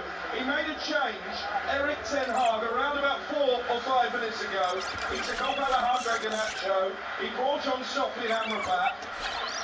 I was a little bit worried about that from a Manchester United perspective, because I think he's taken away a possible attacking outlet. He's brought on Mason Mount for Kobe Mainu. Now has Erik ten Hag. Scott Minto is watching the game up at the Tottenham Hotspur Stadium. He's going to be in commentary on Tottenham against Nottingham Forest after 6 o'clock tonight. As a fullback, as a left fullback, what is Aaron Wan-Bissaka doing? Well, it's a tired challenge. You just don't make those challenges inside the box, and whatever angle you look at it, he's nowhere near the ball. He shouldn't be even thinking about diving for it. Even if it's in the centre circle, you're thinking, you're just going to give away a professional foul here. You're going to do it obviously on purpose. You have to take a penalty, fine. But when you're 2-1 up, and you're up against Liverpool, who are chasing the game, you do not give them any moments like that. And Wan-Bissaka, I think, is a brilliant defender. I think he's one of the best man-to-man defenders and one-on-one defenders in the Premier League.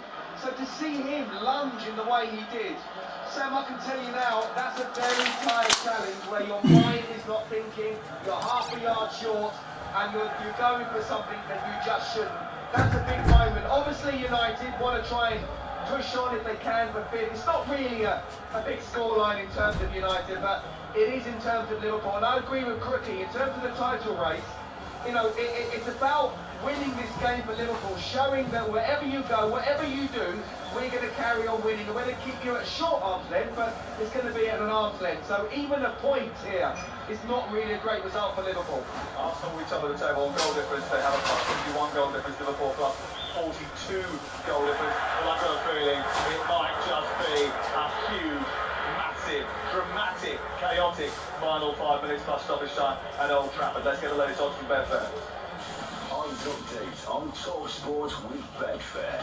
Get a completely free Acro bet builder on football this weekend. Opt-in and previous deposit required. Max free bet varies from £1 to £10 per customer. Minimum odds of 1.5 or minimum one leg. T's and C's apply. 18 plus with gambleaware.org. Alex, boys, what happens between Chelsea and Sheffield United 5:30? Yeah, well, they've mentioned no better fixture to follow from their game against Manchester United the other night. They're going to the bottom of the table. Chelsea are as short as 4 to 11 to take all 3 points. They haven't won back-to-back games in the league, though, since December. Sheffield United win the since 6, but have scored 6 times in 3. And Chelsea haven't got a clean sheet in 11 Premier League away games. If that gives you enough to back the Glades, you can do so at 9-2 on the sportsbook. The draw is 3-1. Cole Palmer's got a whole host of specials, by the way, on the sportsbook for this one. He is the man in form, Chelsea's best player. The one that I didn't mind was him to score in either half. Sorry, in each half, just as he did the other night, and that's priced at 11-1. 6 p.m. Spurs against Forest, live on talkSPORT. Big favourites, I suppose, Spurs? Yeah, the market not expecting any surprises, Sam, in this one. Spurs 1-3 to take all 3 points, something they've done in 7 of their last 8 home games in the league. Forest, they will have easier games, but with Everton and Luton winning, anything will do here for them, won't it? You can back them at 5-1 on the sportsbook to win this evening. How sweet would that be for Nuno, who managed 10 games in charge of Spurs a couple of years ago? The draw is 16-5. By the way, Forest were 2-1 to be relegated on the sportsbook before today's games. If they lose here, they'll be level on points with Luton in the same game played, so we're in for so much drama over the next few weeks. And that's all thanks to Betfair 18+ BeGambleAway.org. Odds update on talkSPORT with Betfair. Get a completely free Acro bet builder on football this weekend. Opt-in and previous deposit required. Max free bet varies from £1 to £10 per customer. Minimum odds of 1.5 or minimum one leg. T's and C's apply. 18+ BeGambleAway.org. Sunday session on talkSPORT with Now. Don't forget that with Now you can stream all the Sky Sports action like Manchester United against Liverpool and Spurs against Forest live today and contract free with a Now membership. Search Now Sports full time from Old Trafford. Come next. Sunday session on talkSPORT with Now. Stream all the Sky Sports action like Tottenham versus Nottingham Forest live today, contract free with a Now Sports membership. Search Now Sports, 18+ free via internet. Terms apply. Uno is now available in McDonald's Happy Meal. So let's see who can shout Uno first. Bring it on. Yes, yes. Ooh, no! A wild card! Right, yes, back in the game. Yes. Ooh, no! A draw 1 card. Uno. Better luck next time. Have fun with your Uno cards. Does that one count? No. Oh. Some fun, some food. It's all inside this Happy Meal. Until 7th of May from 11 AM. Includes one selected book or toy. Uno range comprises toys only. While stocks last. Hope there won't be any VAR delays today. That rumour about this strike.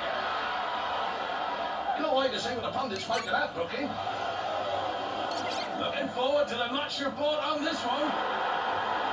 When it comes to football, never miss a story. Get the best news, opinion, interviews and gossip at thesun.co.uk. For the football lowdown every day, it's thesun.co.uk. Don't break your stride. Get to Screwfix for the latest offers on the brands you love. Like the next generation, more powerful, more compact Milwaukee 18-volt twin pack. It's new and exclusive to Screwfix at just $249.99. And get those lawns in order with a Titan grass trimmer, now only $49.99. A saving of £10. Shop now on the app at screwfix.com or in store. Delivery fees may apply. Prices valid until early 6th of May, subject to availability. See screwfix.com for full T's and C's. Mwah. When it's lunch o'clock, I just eat a tortilla naked burrito bowl. Oh, I didn't know you could get those. There's a lot you don't know, dear. Well, I know that shirt's not coming back into fashion anytime soon. Touché. Get tortilla, Subway, Pret, and more delivered.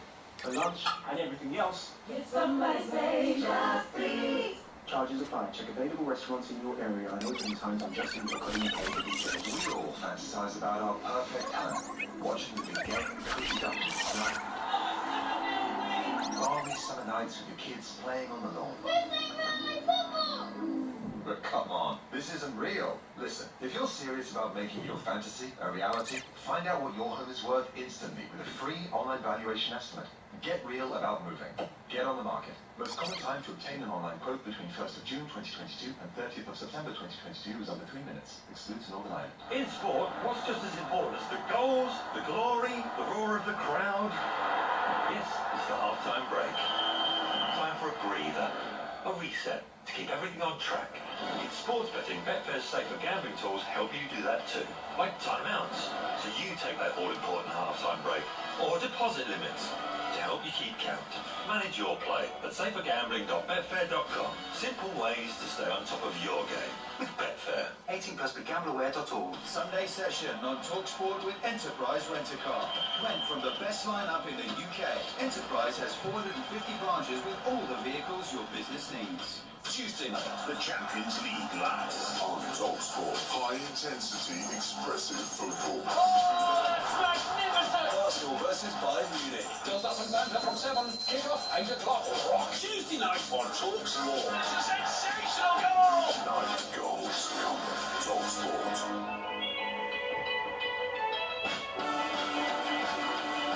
It's talkSPORT. It's Sunday afternoon. It's a Sunday session. Manchester United 2, Liverpool 2 is the latest scoreline from the Premier League. Rangers drew 3-3 with Celtic, but they've got the advantage in the title race.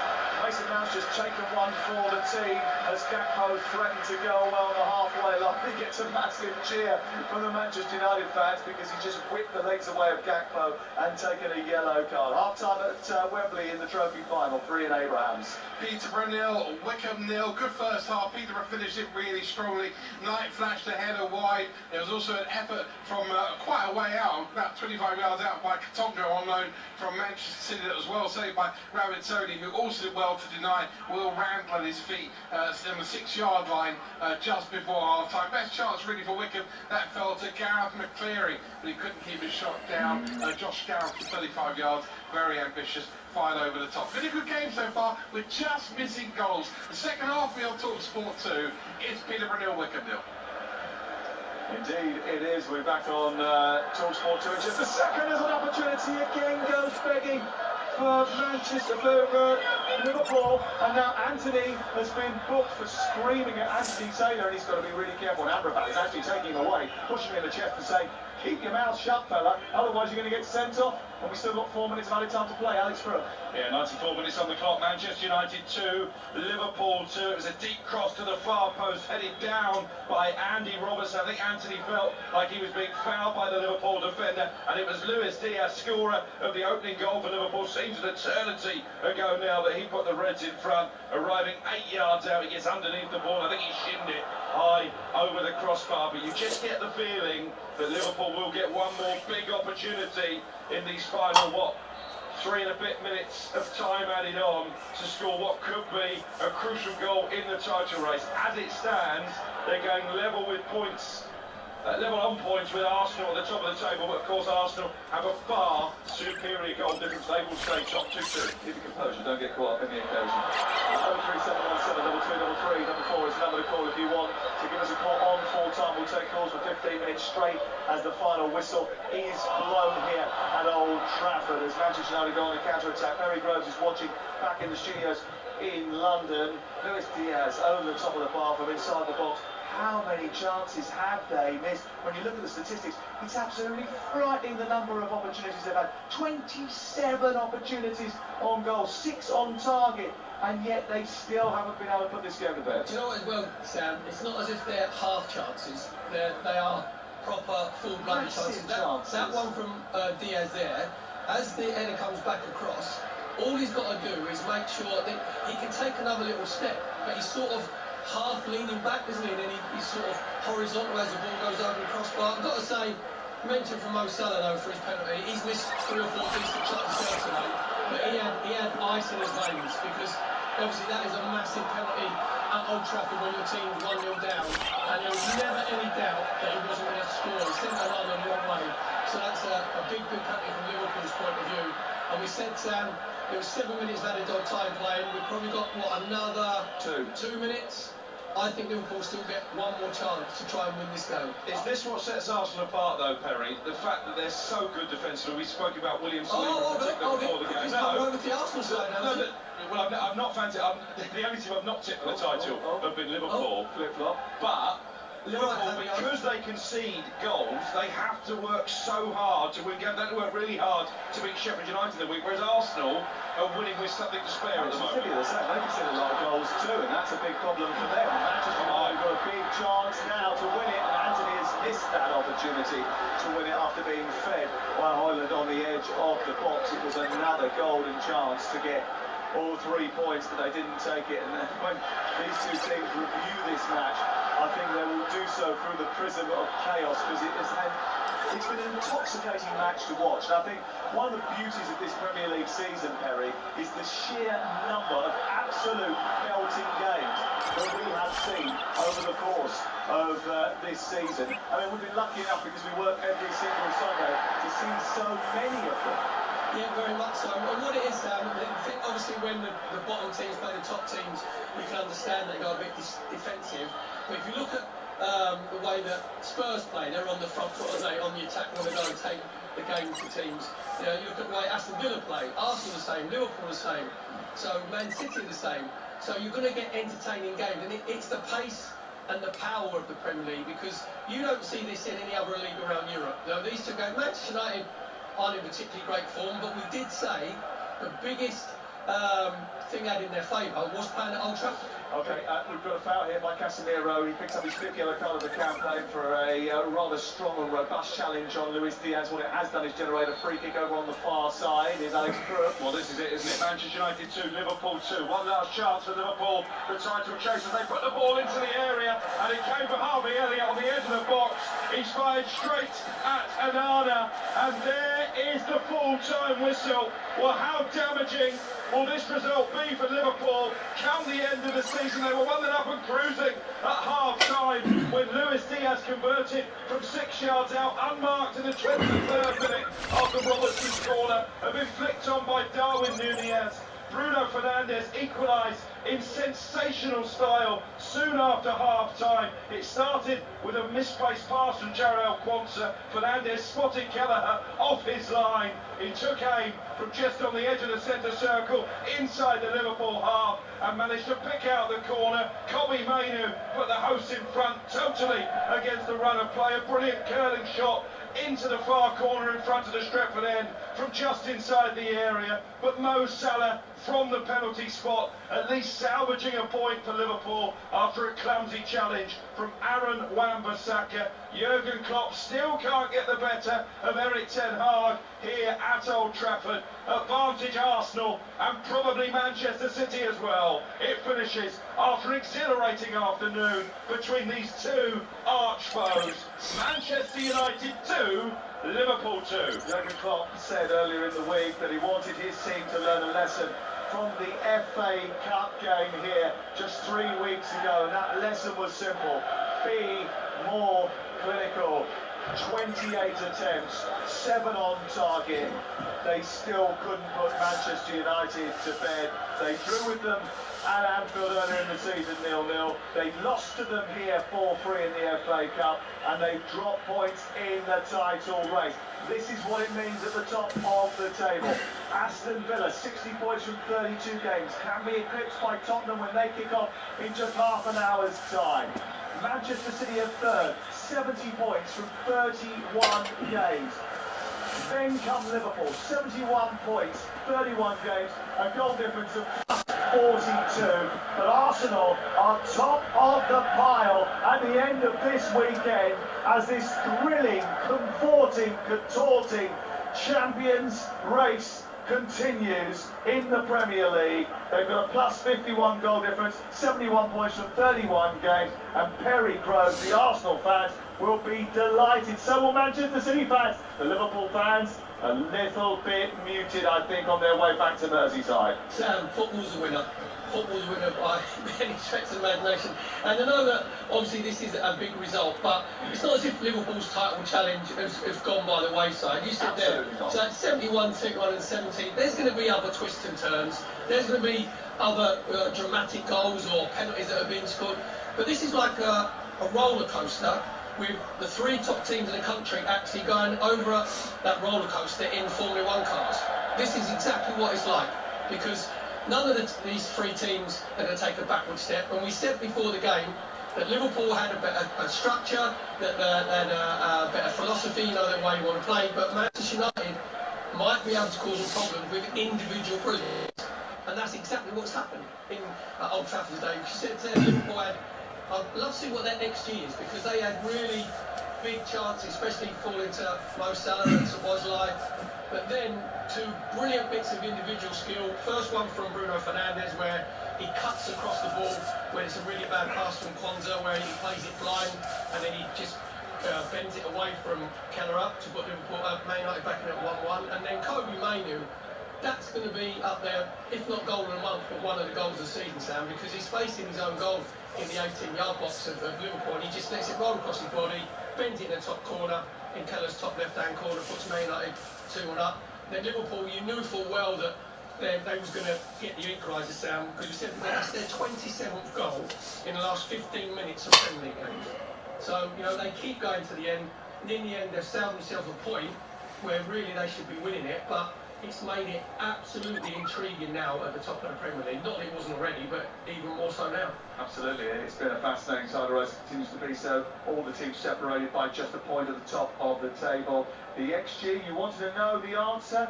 It would be XG 3.59 for Liverpool, 0.71 for Manchester United. I think that tells you that Liverpool have thrown away the possibility of 3 points in this game here today. We'll reflect on that with you. Why don't you call us? Liverpool fans coming out of the ground, Liverpool fans watching, listening, talking about this game. 03717223344. You can WhatsApp us on that same number. You can text us 81089. Manchester United fans, what has that told you about your team? Has it shown that you can compete with the best, and why don't you do it more often? 03717223344. That is the number to call. You can text us 81089. Arsenal, Manchester City fans sitting there with your feet up, knowing that your jobs have been done this weekend, but Liverpool didn't manage to do theirs. It's the Sunday session on talkSPORT with Enterprise Rent-A-Car. Enterprise has vans of all shapes and sizes, so if you've got a plan, they've got a van. Next we're taking your calls. A brilliant game at Old Trafford. It finished Manchester United 2, Liverpool 2. Sunday session on talkSPORT with Enterprise Rent-A-Car.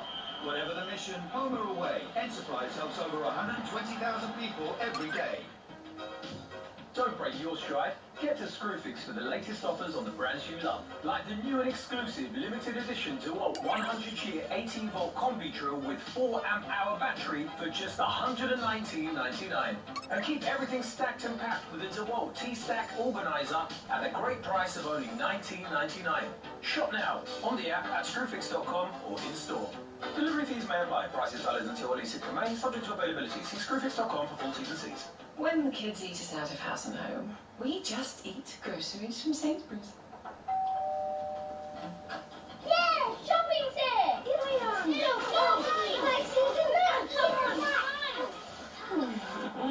When do they leave home? Get Sainsbury's Asda and Co-op delivered for free. For groceries and everything else, Did somebody say just please? participating stores, a minimum spend applies. Other charges apply, subject to availability. See justeat.co.uk for details. There will be 14 minutes of extra time. With Betfair's 90-minute payout, you don't have to wait for the final whistle to celebrate. Because your winning bet will be paid out in full at 90 minutes. Betfair. Applies to match odds 90 market or markets with the 90 icon. Sportsbook exclusive. Terms and conditions apply. 18 plus. BeGambleAware.org. Who are you going for in the racing today? The favourite. And tomorrow? The favourite. And the next day? The favourite. The Sun's horse racing pull-out. The favourite is now in the paper 7 days a week. Yes, that's right. Every single day. Bringing you even more top tips, more form guides, more race cards, and all the colours and silks. Get your favourite pull-out every day in the Sun, the home of racing. Uno is now available in McDonald's Happy Meal. So let's see who can shout Uno first. Bring it on. Yes, yes. Ooh, no! A wild card! Right, yes, back in the game. Yes. Ooh, no!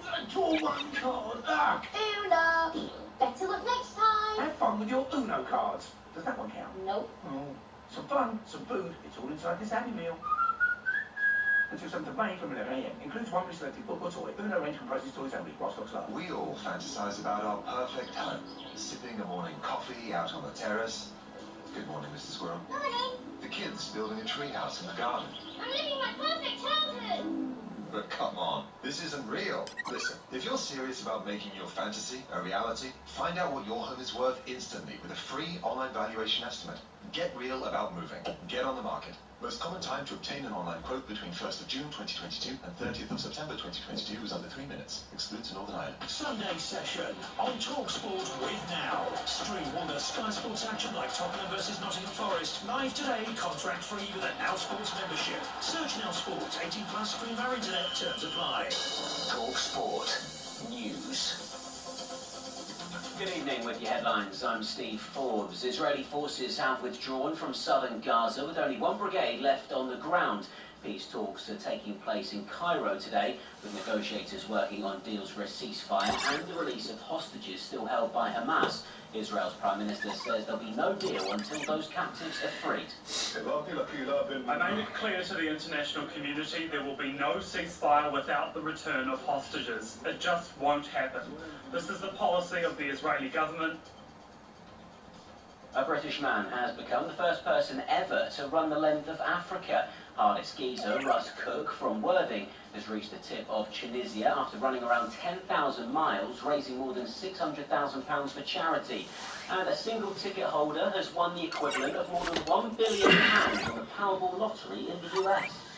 Talk Sport with Bostik. If you're looking for professional grade sealant that offers technologically advanced performance, choose Bostik Pro Sealants. Manchester United gave away another late penalty as Liverpool pulled off a 2-2 draw at Old Trafford and keeps the Reds only behind Arsenal on goal difference in the title race. Philippe Clement says he's so proud of Rangers' second-half display after coming from 2-0 down to draw 3-3 with Celtic in the Old Firm derby at Ibrox.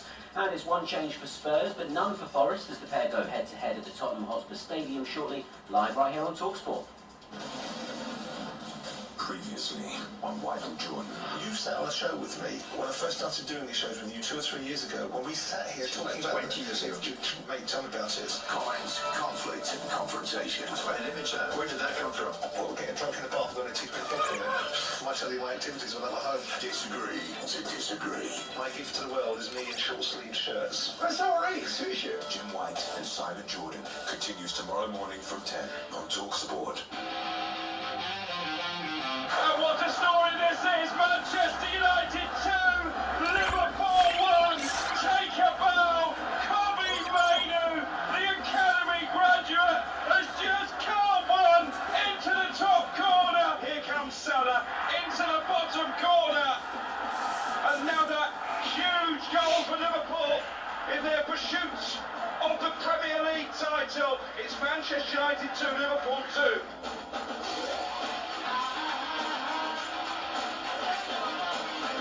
03717223344. We'll be taking your calls for 15 minutes or so as we build up to Spurs against Forest, which is exclusively live on talkSPORT. Kicks off at 6 o'clock. Alan Brazil presenting talkSPORT's breakfast show every day this week. He'll be joined by Gabby Bonahor tomorrow at 6 a.m. They've got Schmeichel, Dwight York, Thompson and Neil Lennon on the show to reflect on this game. Graham Souness will do that on White and Jordan between 10 and 1 with Jim and Simon. And at 4 o'clock, Paul Ince, who played for both Liverpool and Manchester United, will be co-hosting Drive with Andy Goldstein. Michael's a Manchester United fan. He joins us live on the Sunday session now. Hello, Michael. Hi, Alan. What do you want to say? Well, it's 2 games in 2 halves. First half is actually shambolic. Because we can't play defence, we can't attack, there's no leadership on the ground. From top or bottom on that pitch, nothing's going to change until that manager goes. And so if you might say, oh, we're going to get my little squad together behind the scenes and that, there's only one man for the job for Manchester United to take over. So if Jim Matthew wants to take, like he said, Man City off his perch, go and get Carlo Ancelotti. Well, Carlo Ancelotti just signed a new contract at Real Madrid, so it's going to be unlikely, but I understand that you would want to have him in the dugout. Thank you, Michael. Kevin's an Arsenal fan who must be pretty pleased with that result. Kevin, what do you want to say to Perry Groves? No, I want to say something to Sir Perry Groves. Perry! Hello, Kevin and Perry going large. How you thinking, mate? I'm all right. I'm not getting as carried away as what some Arsenal fans probably will be, because there's still more twists and turns. No, but obviously we needed Liverpool to drop points where we have. Now, obviously, we've gone top of the league on goal difference, so it's in our hands. But there's going to be other twists and turns. This isn't just going to be straightforward on Liverpool blown like the Premier League title. Seven games to go, mate. We're top of the league. Our defence is unbelievable. We ain't got an out-and-out striker. Everybody's scoring from every position. Our fans is doing a double. Okay, well, there's a double as far as the FA Cup is concerned. Up in the Champions League. I ring about half the time, so I like talking to Jason and Jamie. Well, you get the opportunity tomorrow night to do that. Aston Villa at home next for Arsenal. That big fixture. Wolves away, never an easy place to go. Live on talkSPORT, you've got to take on Chelsea. Spurs away is a massive game as well. Bournemouth at home, Man United away. You've got to come here just as Liverpool have done. And then Everton at home. So there's every chance that Arsenal could drop points as well. Manchester United have drawn 2-2 with Liverpool. Liverpool got Palace to play, Fulham, Everton, West Ham, Spurs, Aston Villa and Wolverhampton Wanderers before the end of the season. Let's get back to the calls. 03717 2233 Tyrrell, the Liverpool fan, I'm sure you'll be telling us, and quite rightly so, a little bit like Perry Grove, there's still a very long way to go in this title race. Yeah, definitely. I think the most disappointed with the game is the opportunity for us to have the ball in our hands and just slipped up. It's like the FA Cup all over again. The players didn't look like the 100% wanted it, and that's a disappointing thing. Like it's Klopp's last season, give it your all. Like, how can we draw against Man United? We're supposed to be a big club, and for me, it's kind of like typical Liverpool. We sometimes slip up at big moments, and this was one of them. It's interesting that he says that, Perry. I don't necessarily agree with the fact that they didn't want it, but I mentioned to you right at the beginning about people being over-emotional in a game like this. You've got to take the emotion out of it and just be clinical and cold. And that was the issue, Perry, wasn't it? Because look at that XG, 3.59 for Liverpool, 0.71 for Manchester United. They should have won this game. They should have won the game, and if you go back even to the first, 2-3 minutes when Szoboszlai had a great chance and he 1v1 when Onana pulls off a brilliant save. The only thing I'd say to Tyrrell is, with Liverpool, I think this game was coming because they've been going behind in games, they've looked a little bit frail defensively, and they've managed to keep going to the well, and they've managed to keep getting the water out. You know, they've turned it round time and time again. And we said before, this is the 27th goal they scored in the last 15 minutes, but you can't keep doing that. So you've got to make sure that you've got to be a lot more solid defensively, and that's the one thing you could say about Liverpool haven't been. Yeah, you're true. I know he's young, but that was a big mistake he made in that match. Gerald Quansah.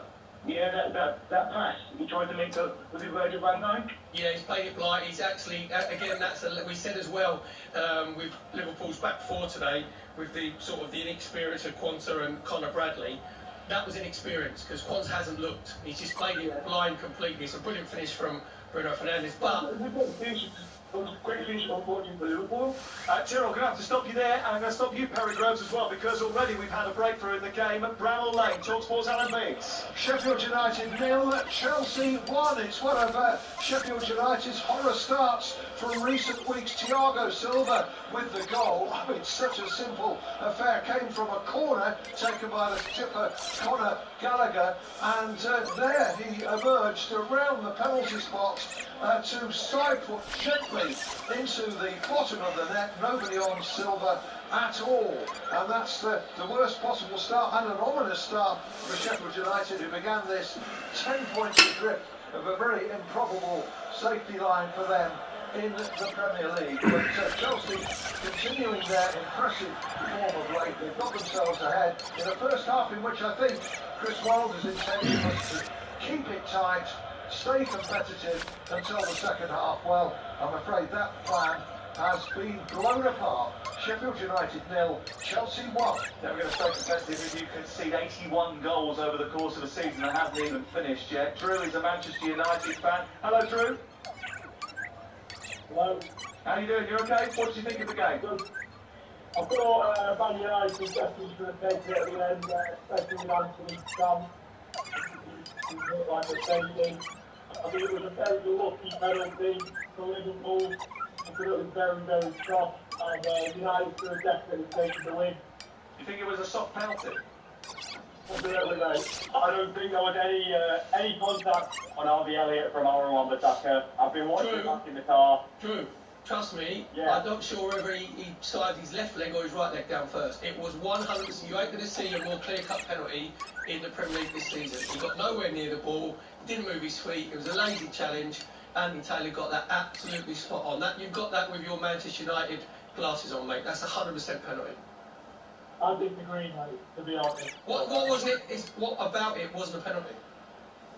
I think Elliot tripped up over the ball, and I think he tried to force some sort of contact between him and Wan-Bissaka.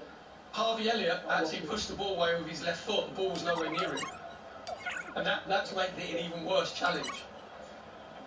You know what? What did you make of the overall performance by Manchester United? Because they gave up a lot of chances again. Do you think they gave up over 224 shots or whatever it is between the first few months of this season, more shots than any other team in the top 5 leagues in Europe, and they gave up another 28 today? That can't continue, can it?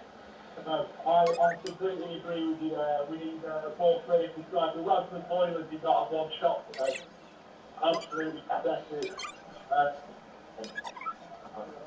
You know, our defence is not good enough, to be honest. Darrow put in a shift. Wan-Bissaka, he did well, except for the penalty. I think Willie did absolutely unbelievable today. So we're going to have to stop you there because your line's not great, but thank you very much for calling, and I really appreciate it. So you know what's amazing, right? 2 Man United callers have phoned up and they're obviously not happy and they're complaining. If you'd have said to them before the game, we'll give you 2-2, they'd have snapped your hands off. Do you know what I mean? So they're still moaning even though their team have drawn against one of the top teams in Europe. Let's ask a third. Sam's a Manchester United fan. He joins us now live on the show. Are you a little bit happier than the other callers that we've had here this afternoon? I mean, Alex Cook's just texted one of the many groups that I've seen today, and he says, job done. Is that how you feel? Yeah, I think it was a reasonable result. 2-2, like you said at the beginning of the game, if you told me 2-2, I'd have taken it. Definitely at half time. I wanted to talk about Kobe Manu. I mean, I was really impressed. Fabulous goal, fabulous performance by Kobe Manu. He's coming through as really one of the all-time greats, I think, in terms of midfielders. Sam, what do you think about Eric Ten Hag's substitution? Because Crookie said, like in commentary, or not in commentary, in reporting, that obviously he took Garnacho off, put Amrabat on. Sometimes that sends a negative message to your players that we're just going to have what we hold and not try and test Liverpool on the counter-attack. I think that was a terrible substitution. Yeah, I agree with you. I mean, particularly because we've been shedding goals in the last minute. You know, we conceded at Burnley, conceded at Chelsea. So to take Garnacho off, I thought was a big mistake. And Amrabat he did nothing really. Thank you very much, Sam. Appreciate it. More calls are available on 03717223344 from 8 o'clock tonight, when we bring you the final word, the phone-in with Majestic and former Crystal Palace, West Ham and Charlton manager Alan Pardew. Ian Abrahams is watching the Wembley EFL Trophy final. Peterborough United against Wycombe Wanderers. Any sign of a breakthrough? Not yet, but amazing is it's still Peterborough 0, Wycombe 0, 58 on the clock. A plethora of corners for Peterborough. Saw some really brilliant defending from Wycombe, in particular Farino, their central defender, a couple of times really put his body on the line. There was also one really good effort from Poku, a nice run towards the edge of the penalty area, and then a shot which was just too high, about a foot over the top of the crossbar. At the other end, Wycombe haven't offered a whole lot in this second half so far. Peterborough are beginning to turn the screw. The game is live on talkSPORT 2. It's Peterborough 0, Wycombe 0. Thank you very much. Next we'll be looking ahead to our exclusive commentary this evening. Spurs host Forest. Very lovely to be with you again, and thank you very much for your contribution to the programme today. It's good to see you. Sam, it's been emotional. Let's do the same thing again next Sunday. Okay, let's do it next Sunday. I'll see you then. Looking forward to that. Next up on talkSPORT, live commentary from Tottenham Hotspur against Nottingham Forest. Sunday session on talkSPORT with Now. Stream all the Sky Sports action like Tottenham versus Nottingham Forest. Live today, contract free with a Now Sports membership. Search Now Sports, 18 plus, free marriage internet, terms apply. In sport, what's just as important as the goals, the glory, the roar of the crowd? It's the half-time break. Time for a breather, a reset, to keep everything on track. In sports betting, Betfair's safer gambling tools help you do that too. Like timeouts, so you take that all-important half-time break. Or deposit limits, to help you keep count. Manage your play at safergambling.betfair.com. Simple ways to stay on top of your game with Betfair. 18 plus begambleaware.org. When it's lunch o'clock, I just eat the tortilla naked burrito bowl. Oh, I didn't know you could get those. There's a lot you don't know, dear. Well, I know that shirt's not coming back into fashion anytime soon. Touche. Get tortilla, Subway, Pret, and more delivered. For lunch and everything else. Did somebody say just eat? Charges apply. Check available restaurants in your area and opening times on justeat.co.uk for details. Hey, fancy scoring a grand for your local football club? Well, you're in luck, because the Sun has teamed up with Tesco's Stronger Starts programme to create the Footy for All Fund, offering £150,000 in grants to help grassroots youth football clubs. 150 clubs will each get £1,000 to be used in any way that helps children continue to enjoy the sport they love. So, if your club or club in your area needs a boost, apply for a grant today at thesun.co.uk/footy-fund. T's and C's apply. We all fantasize about our perfect home. Watching the big game cozied up in the snow. Balmy summer nights with the kids playing on the lawn. We're playing rugby football! But come on, this isn't real. Listen, if you're serious about making your fantasy a reality, find out what your home is worth instantly with a free online valuation estimate. Get real about moving. Get on the market. Most common time to obtain an online quote between 1st of June 2022 and 30th of September 2022 is under 3 minutes, excluding Golden Island. Uno is now available in McDonald's Happy Meal. So let's see who can shout Uno first. Bring it on. Yes, yes. Ooh, no! A wild card! Right, yes, back in the game. Yes. Ooh, no! Draw one card. Uno. Better luck next time. Have fun with your Uno cards. Does that one count? Nope. Some fun, some food. It's all inside this Happy Meal. Until 7th of May from 11 AM. Includes one pre-selected book or toy. Uno range comprises toys only, while stocks last. Don't break your stride. Get to Screwfix for the latest offers on the brands you love. Like the next generation, more powerful, more compact Milwaukee 18-volt twin pack. It's new and exclusive to Screwfix at just $249.99. And get those lawns in order with the Titan grass trimmer, now only $49.99. A saving of £10. Shop now on the app at screwfix.com or in store. Delivery fees may apply. Prices valid until at least 6th of May, subject to availability. See screwfix.com for full T's and C's. Game day exclusive on talkSPORT with Enterprise Rent-A-Car. Whatever the mission, home or away, Enterprise helps over 120,000 people every day. Strap yourself in. It's your first time, everybody, want to go! Ultimate Football Radio. Fantastic strike. Kick off live on talkSPORT. Top of the shot deflected, and in, and the captain may just have won it for Spurs. Chance, it's going to be free. It's a quite magnificent goal by the best player on the pitch. Morgan Gibbs White. The manager's joining now. It's 55 to go. He has his third goal in front of the Tottenham Hotspur fans of his stadium. It's Wood. Goes for a shot inside the penalty area. It's 2-0, and then go 2-0 and score again. It's Premier League football, just the way we like it on talkSPORT. More WrestleMania soundtracks. Stone Cold Steve Austin's walk-on music there. There's a big wrestling fan on the show today, and he's certainly indulging himself. We've indulged in what was a brilliant game here at Old Trafford. It finished 2-2. We hope to have such another great game at the Tottenham Hotspur Stadium. Certainly, with Tottenham, they score a lot of goals, and Nottingham Forest, well, they've conceded quite a lot so far this season. Let's get a recap of the headline team news from talkSPORT commentator Nigel Adley. And one change for Spurs from the draw with West Ham. Rodrigo Bentancur drops to the bench. Pape Sarr comes back into midfield. It's the same Forest side which beat Fulham 3-1 in midweek, and they needed that result, bearing in mind what happened yesterday.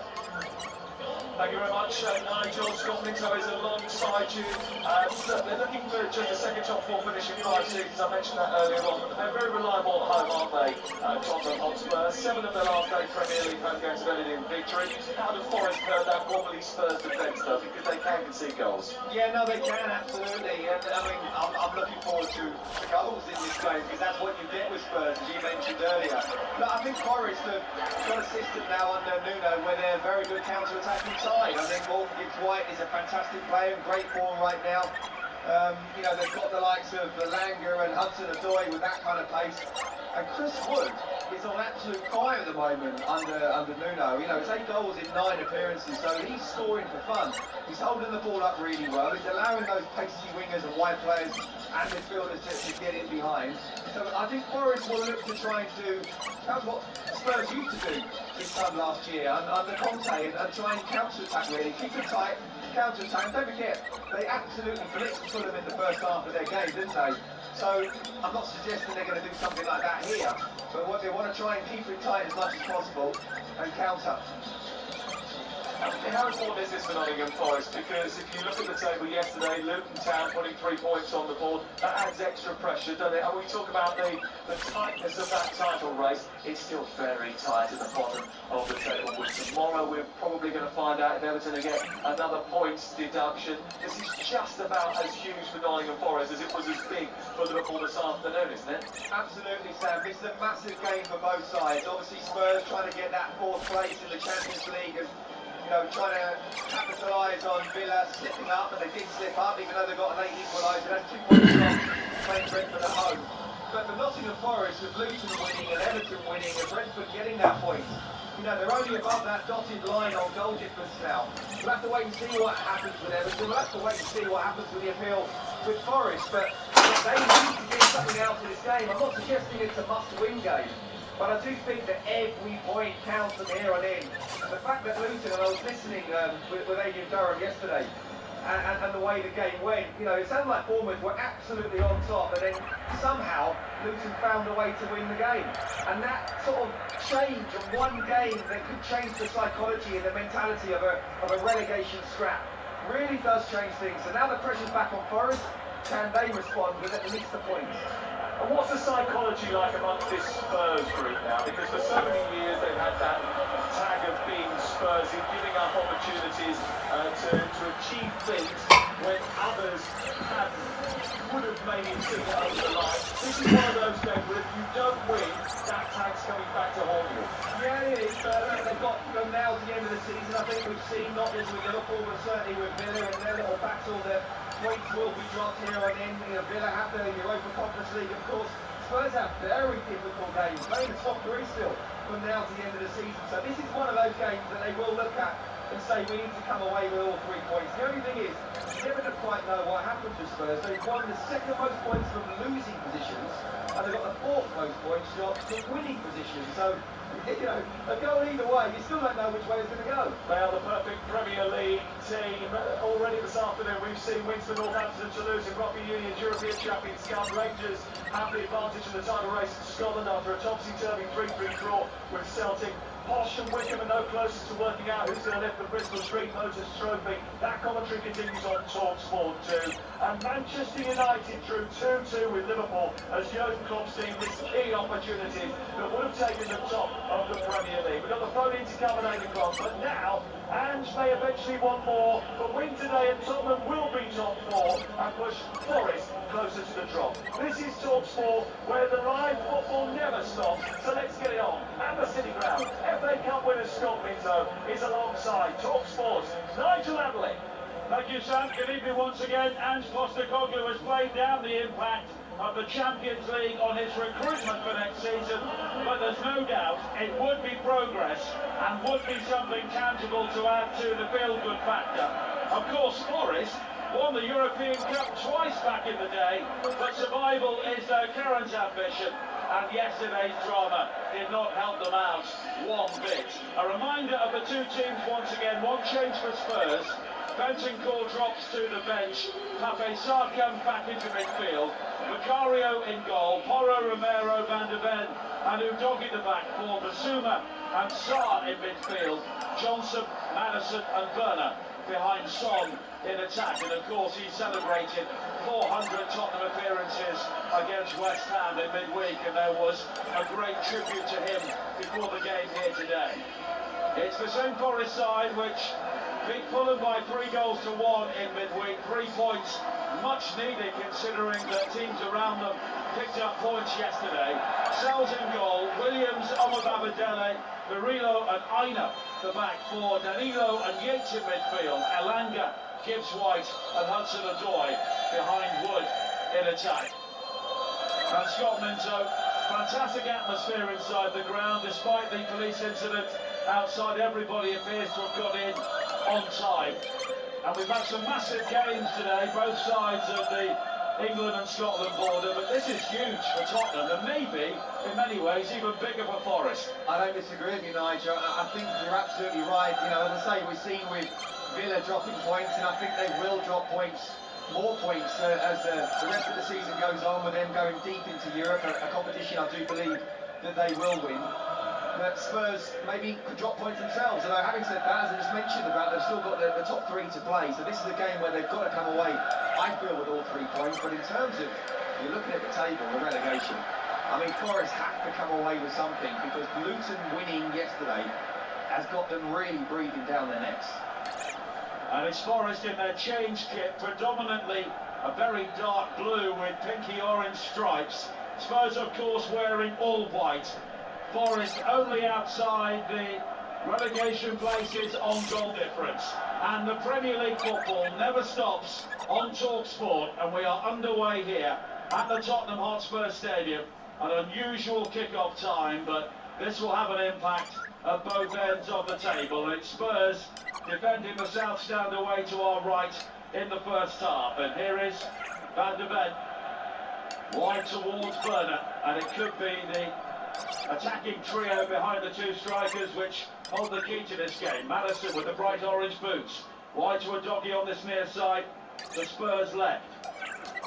And now Basuma just gets shocked off the ball by Yates, but Basuma regains his poise and goes back towards Van de Ven. And now Romero and Forest are very, very deep here at the start of this game, in almost full retreat as Tottenham look to build on this near side. Nuno, the former Spurs manager, on the edge of his technical area. Of course, he's barely remembered here. He was barely here. 10 Premier League games. He seemingly arrived with little fanfare and left with even less. Now Basuma once again, midway inside the Forest half. Forest have barely had a kick so far. Sarr back in field towards Romero, and now it's Van de Ven again. And it's attack against defence in the opening 80 seconds or so. Here is Werner, looking to increase the pace for Spurs. The low cross in from this near side from Sarr is blocked by Yates, and it will be the game's first corner, and it will be for Spurs on this near side. I'm not overly surprised at all with the initial 90 seconds. Tottenham wanting the ball, they always have more possession. I think there's only 2 games this season where they haven't. One where they went down to 9 men against Chelsea, and the other against City, which you know that happens. Forest very good on the counter-attack. Corner kick on this near side, great shot to Maddison. Now on the edge of the penalty area, Basuma hits one. And it was always right underneath that, and it's over the top, and it will be a goal kick to Nottingham Forest. I think Forest, just need to try and get hold of the ball a little bit. It's all very well just dropping deep and sometimes going 5 at the back. But you need to be able to just keep the ball a little bit, relieve the pressure. And they're taking the goal kick, they're taking it short, and Tottenham wanting to press high. Half an hour played at Bramall Lane. It's still Sheffield United 0. Chelsea 1. Thiago Silva with the early goal there. And of course, earlier on at Old Trafford, another tumultuous game. And it finished 2-2 between Manchester United and Liverpool as Spurs try and build with Sarr on the far side again, but it's quickly cut out and played down the line by Barillo, and the pace on the far side of Callum Hudson-Odoi, who is a player who came through the academy at Chelsea. He'll always be fired up to play Spurs. 3 minutes played here on talkSPORT in the Premier League at the Tottenham Hotspur Stadium. Fantastic conditions for football on this early Sunday evening. Puffy clouds and blue skies overhead after what's been another very pleasantly warm day in this part of London. As another former Chelsea youngster, will take the throw-in on the far side for Forest, but it's worked all the way back to Matt Sells, the Belgian international, wearing all yellow, defending the Forest goal away to our left-hand side. This clearance is gathered by Van de Ven, but it's quickly cut out by Elanga. Well, the challenge comes in on Werner from Yates, and it will be a free kick for Spurs, which they take quickly. Werner infield towards Maddison. And now Sarr again. The Forest with good defensive organisation in the early stages, but here is Son on the edge of the penalty area, closed down by Yates. And now an opportunity for Forest to break it. It's the ball over the top, looking for the pace of Elanga. Vicario outside his penalty area will clear the ball away, and Tottenham have the opportunity to break, but that was a possibility for Forest due to the pace they have. Now at the other end, a cross is delivered in from Pedro Porro, and it's ballooned high and behind for a corner to Spurs. But before we have it briefly to Bramall Lane, where there's been a goal, Alan Biggs. Sheffield United 1, Chelsea 1, the equaliser from Jaden Bogle, superbly played in wide by Gassama, near post shot was fierce, but it squeezed into the embarrassment of Petrovic in Chelsea's goal. Sheffield United 1, Chelsea 1. Shake of the head from Scott Minto alongside me. 1-1 at Bramall Lane, 0-0 here with nearly 5 minutes played, and it will be Spurs' second corner. And again it's played short towards Maddison on the right corner of the penalty area. He shuffles infield, then onto the outside. Right football, it was a good delivery. Headed away by Murillo. The volley at the far post from Werner was blocked, but it's quickly won back on this near side by Tottenham once again.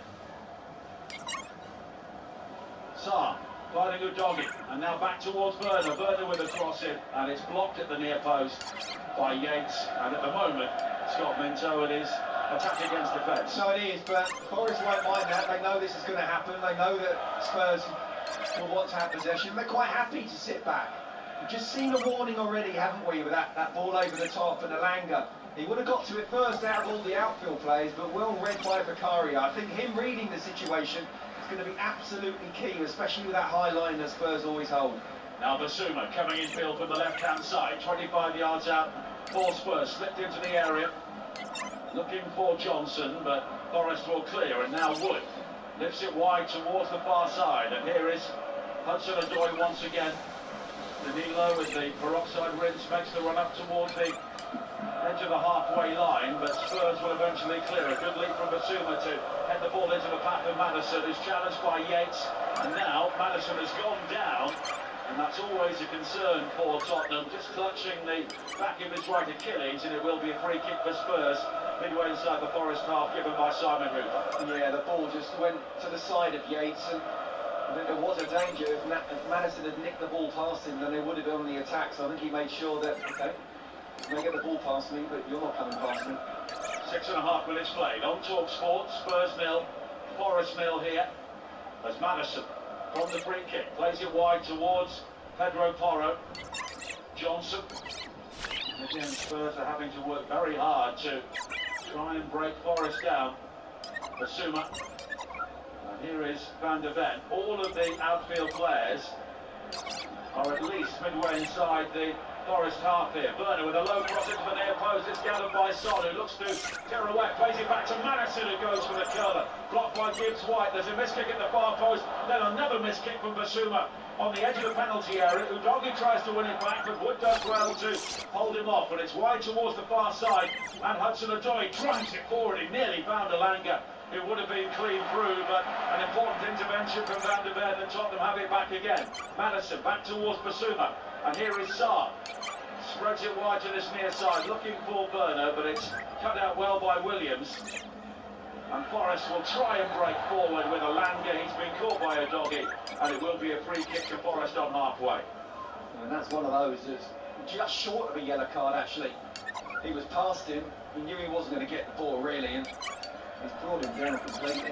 And that's something which certainly Alanga on this side, but also Hudson-Odoi on the other, will try and get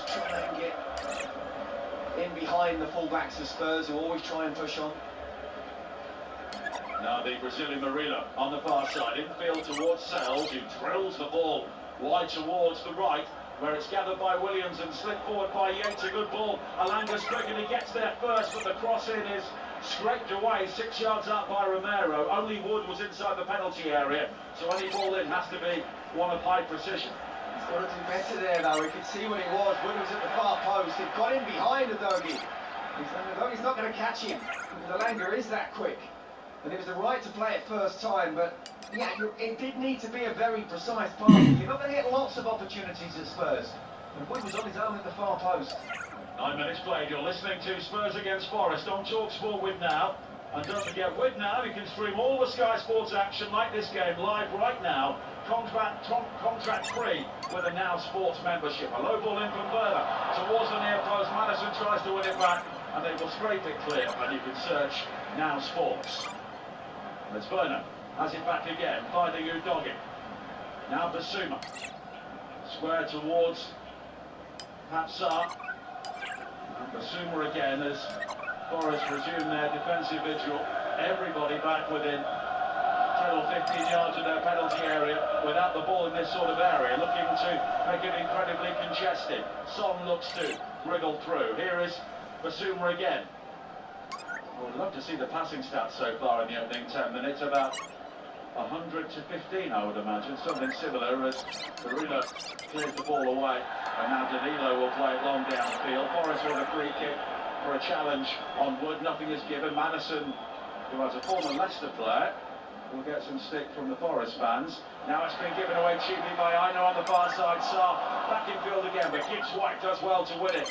Then right the challenge of Madison, tries to link up with Danilo, but it's quickly won back. Johnson now for Spurs down the right, infield towards Madison, not too sure he wanted the ball there, and it was a rather gingerly ball forward. As now Forest go for goal, that was 70 yards out, and they look to catch out Vicario, who was way out of his goal, and it was an incredible ball launched forward there by Murillo, and he wasn't too far away from one of the longest range goals you will ever see. I can't remember a longer goal, a longer strike than that, Nigel. I really can't. If that had gone in. Pat Jennings, I think. Well, absolutely. You talk the goalkeepers going further back. My goodness me, what a strike it was from Murillo. Been brilliant defending, but nearly scored. Now Johnson with a cross in towards the near post for Spurs from the right, looking for Son at the near post, and it's cut out well by Babadeli, and it will be another Spurs corner. 10 minutes played, and unsurprisingly at Tottenham these days it's been lively. Do you know what, Vicario's angles, he'd probably say had it covered. He was worried. He was worried. That was an incredible strike. Now you're thinking, no, you're not going to actually, because of the precision, the way you have to sort of strike through the ball, you don't have the accuracy. I tell you what, that was as close as it gets.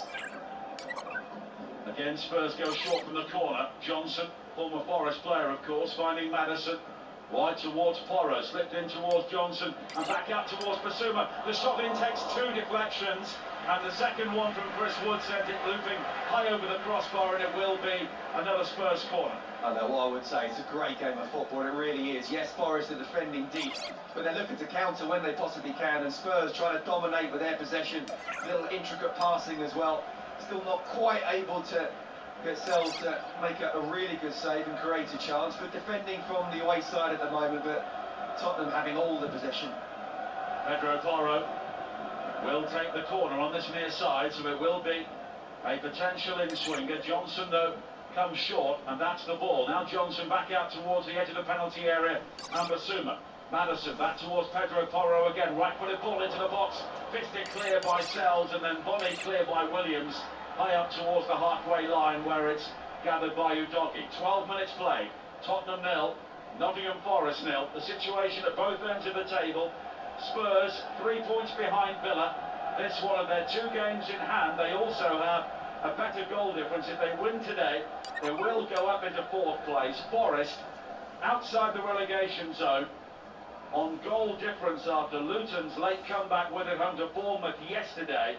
The bottom of the table, Sheffield United, including the point they may have at the moment, 1-1 at home to Chelsea. They would have 16 points, Burnley 19, Luton 25, Forest 25, then a gap, Brentford 29. And Brentford have drawn their previous 3 games, but they are valuable points in a relegation battle at the moment, although they may believe they should have won at least 2 of those games.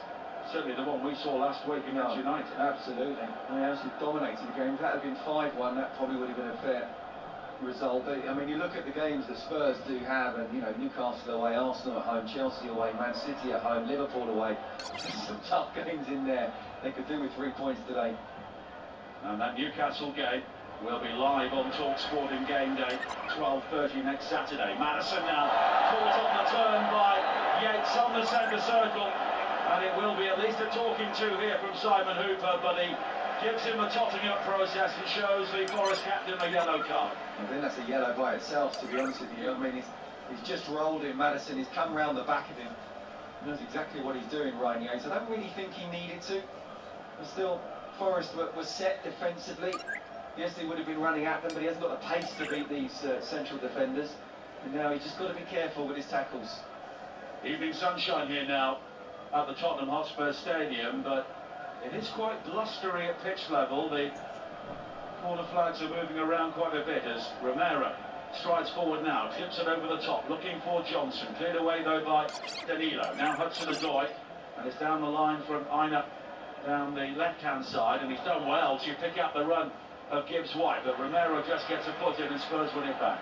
Do you think any of these players would have watched James Ward-Prowse yesterday with the wind and the corner, and they might be hoping it picks up and maybe they can score directly from the corner today? Well, I think Murillo may fancy it, judging by the fact he's had a go from 70 yards. Now Son plays it wide towards the left, and Werner deep inside the penalty, across the face of goal, and it's an own goal by Murillo. And the player who went for goal from 70 yards at one end has scored an own goal at the other. Timo Werner gets the congratulations with an excellent ball into that corridor of uncertainty. And the player who was most uncertain was Murillo, who lunged in and sent the ball into the back of the net to give Spurs the gift of a lead. Yeah, it's such a horrible ball when you're facing that as defender. He's definitely onside as the ball goes out to Werner. He takes the first touch and just with his left foot just puts it into the corridor there. And Murillo feels he has to go for it. But as a defender, if you don't and there's someone behind you and they stick it in the back of the net, people are looking at you. So he stuck out his right foot, but that's the worst case scenario, isn't it? And actually, despite all the possession, I think Forest have looked reasonably comfortable. They are checking for offside here in the build-up. And it's not Werner, it's the player who was making the run down the centre. So the VAR official, Michael Salisbury, is looking at this, and I don't think that the player in the centre, even if he was stood offside, he had no bearing on what Murillo did. But he was stood offside, but it didn't go to him, it went to Werner. You know, and it wasn't even close to him, so I don't know why. Goal's given anyway, and Spurs lead by a goal to nil. Forest have lost their 5 previous Premier League meeting against Spurs. As Son plays it forward again. Dean Saunders was the last Forest player to score a winning goal here back in 1997, and another talkSPORT colleague, Stuart Pearce, was the player manager of Forest at the time. I was chatting to Dino this morning with him, and that's what he didn't mention it. I can't believe you it. told him to mention it. Now Basuma with a shot just wide, close to a second goal for Tottenham. And having been given the gift of an early goal, they really have the taste now. The deadlock has also been broken at Wembley in the EFL Trophy final. Here's Ian Abrahams.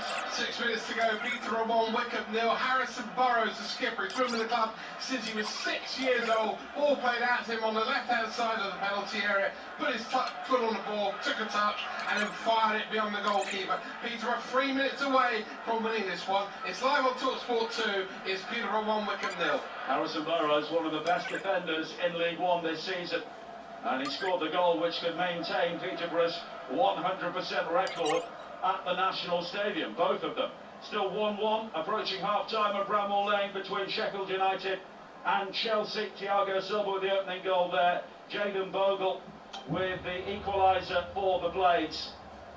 And at the top of the table, following that draw at Old Trafford earlier today, Arsenal ahead of Liverpool on goal difference. Manchester City a further point back. But Spurs will have a role in the title race because Arsenal must come here for the North London derby. So must Manchester City. That game's yet to be rearranged. And Anfield will also be the destination for one of Spurs' remaining away games. As Forest come forward now with Aina, with a break into the penalty area, fires it low from the edge of the box, and it's straight into the arms of Vicario. Yeah, it's poor in the end, isn't it? And inside the box on his right foot. And it was Hudson-Odoi who had the effort in the end. As he just got cut inside, Aina's gone outside of him, and he's come inside, and it's a poor shot straight at Vicario. But there's been another late goal at Wembley. Ian Abrahams. Peterborough 1, Wickham 1, within 3 minutes to go behind.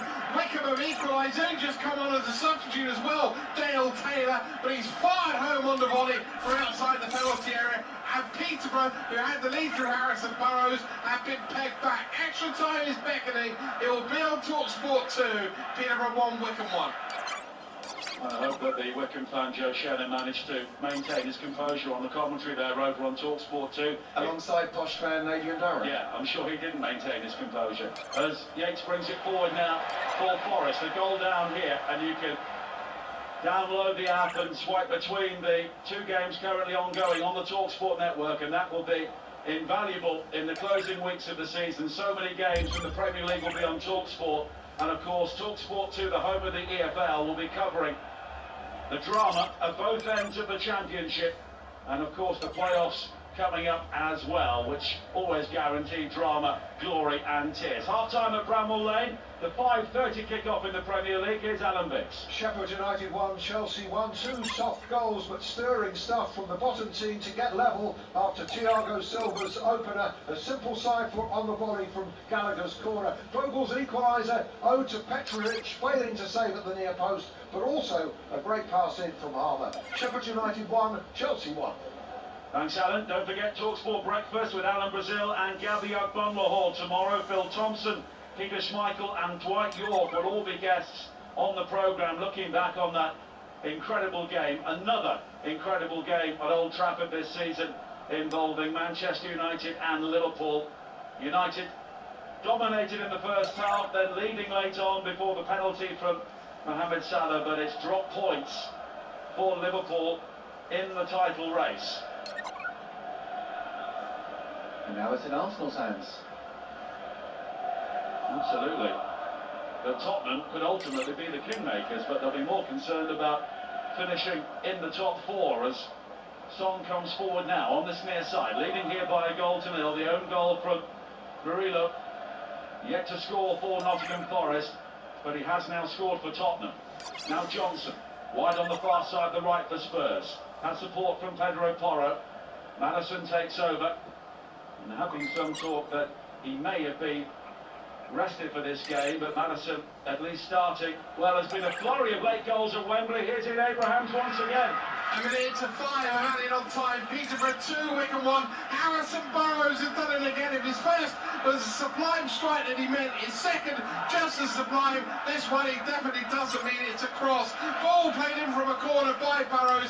He goes back to retrieve it almost by the touchline, and as he plays it in from at least 25 yards out, way on the touchline, he's bent it with enough swerve that it goes into the back of that over the top of the goalkeeper.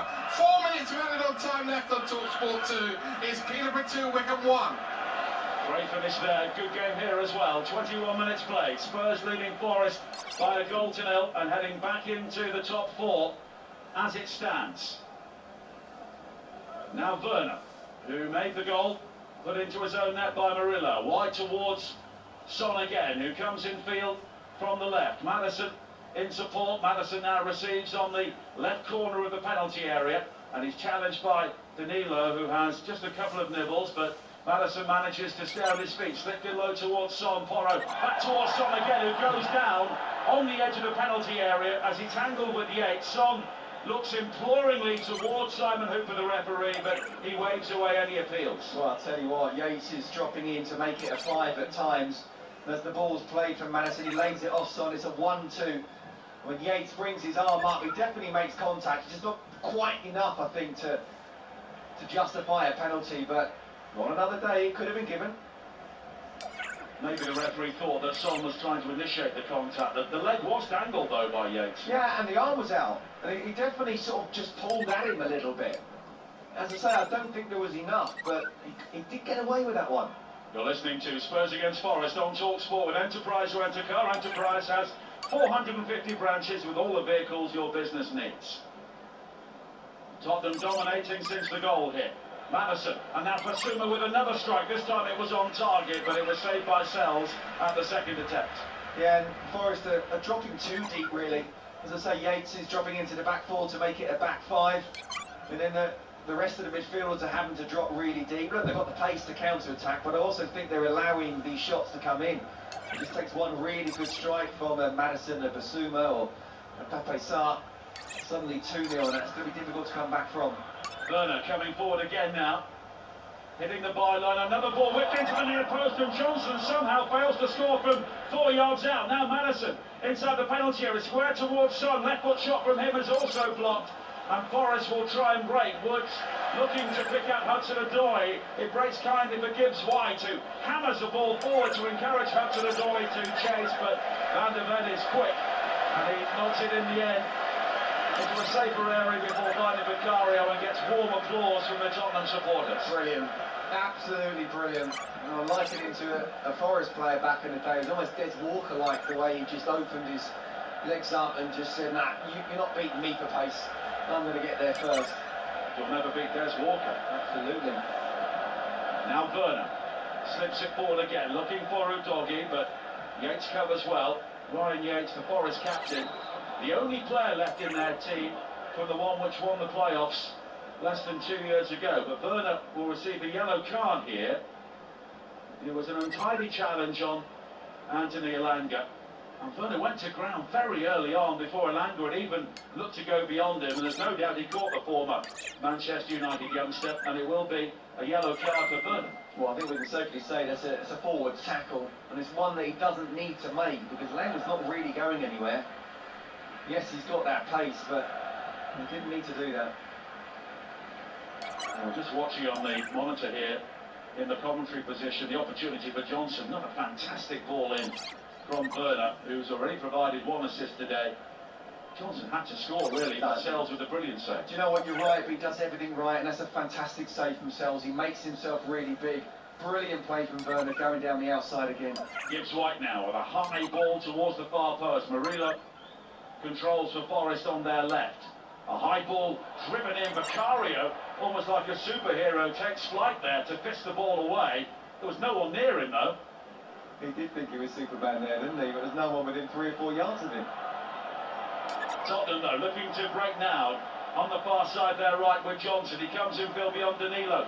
On towards Sarr. Sarr with the cross in, and Sells gathers safely at the near post. Currently Spurs 1, Forest 0. The latest odds from Betfair, the official betting partner of talkSPORT's Premier League coverage. Right now, Tottenham to win at 2 to 13 on. You can back Forest to win at 14 to 1, or back the draw at 13 to 2. Don't forget Betfair are paying out winning bets at 90 minutes with 90-minute payout. Applies to match odds 90, market, or markets with a 90 icon. All thanks to Betfair, 18 plus, gamble away. 26 minutes played here on talkSPORT. Spurs leading Forest by a goal to 0. The Forest coming forward now with Elanga. The low ball in, looking for Ward, and Chris Ward drives in the equaliser. He has been absolutely red hot since the arrival of Nuno Espirito Santo, and there is yet another goal from him. It's his 4th in 4 games, but every time he plays at the moment, he seems to score. And once again, Tottenham concede here at home. Really good play again from Nottingham Forest down the right-hand side. And they've taken Vicky van der Ven out the game. It's Elanga who's played the ball to Nico Williams, who's then played it on first time. He's inside the box. Wood gets there first before Romero. And it's a wonderful finish. In fact, it's Pedro Porro who actually comes across. It's gone through his legs. Vicario's got no chance whatsoever. But Chris Wood, wow, how clean is he right now in a Nottingham Forest shirt.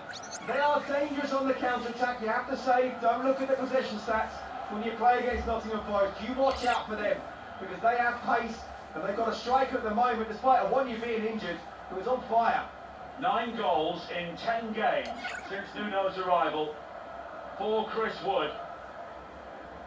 And Tottenham maintaining a recent trend. They've scored in 42 of their last 43 games, but it's now only 2 clean sheets in 22 games.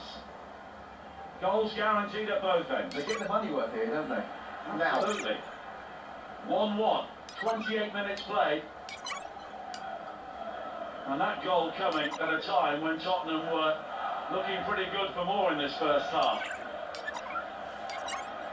You've got to be so careful, and I'm sort of thinking, oh, Gibbs White not quite seen enough of him, but we had already seen Elanga 2 or 3 times get in behind the doggy, not necessarily having to take him on in a one-on-one situation, but just playing little 1-2s, watching that ball, going behind, using his pace, and they did that there, worked it really well down the right-hand side.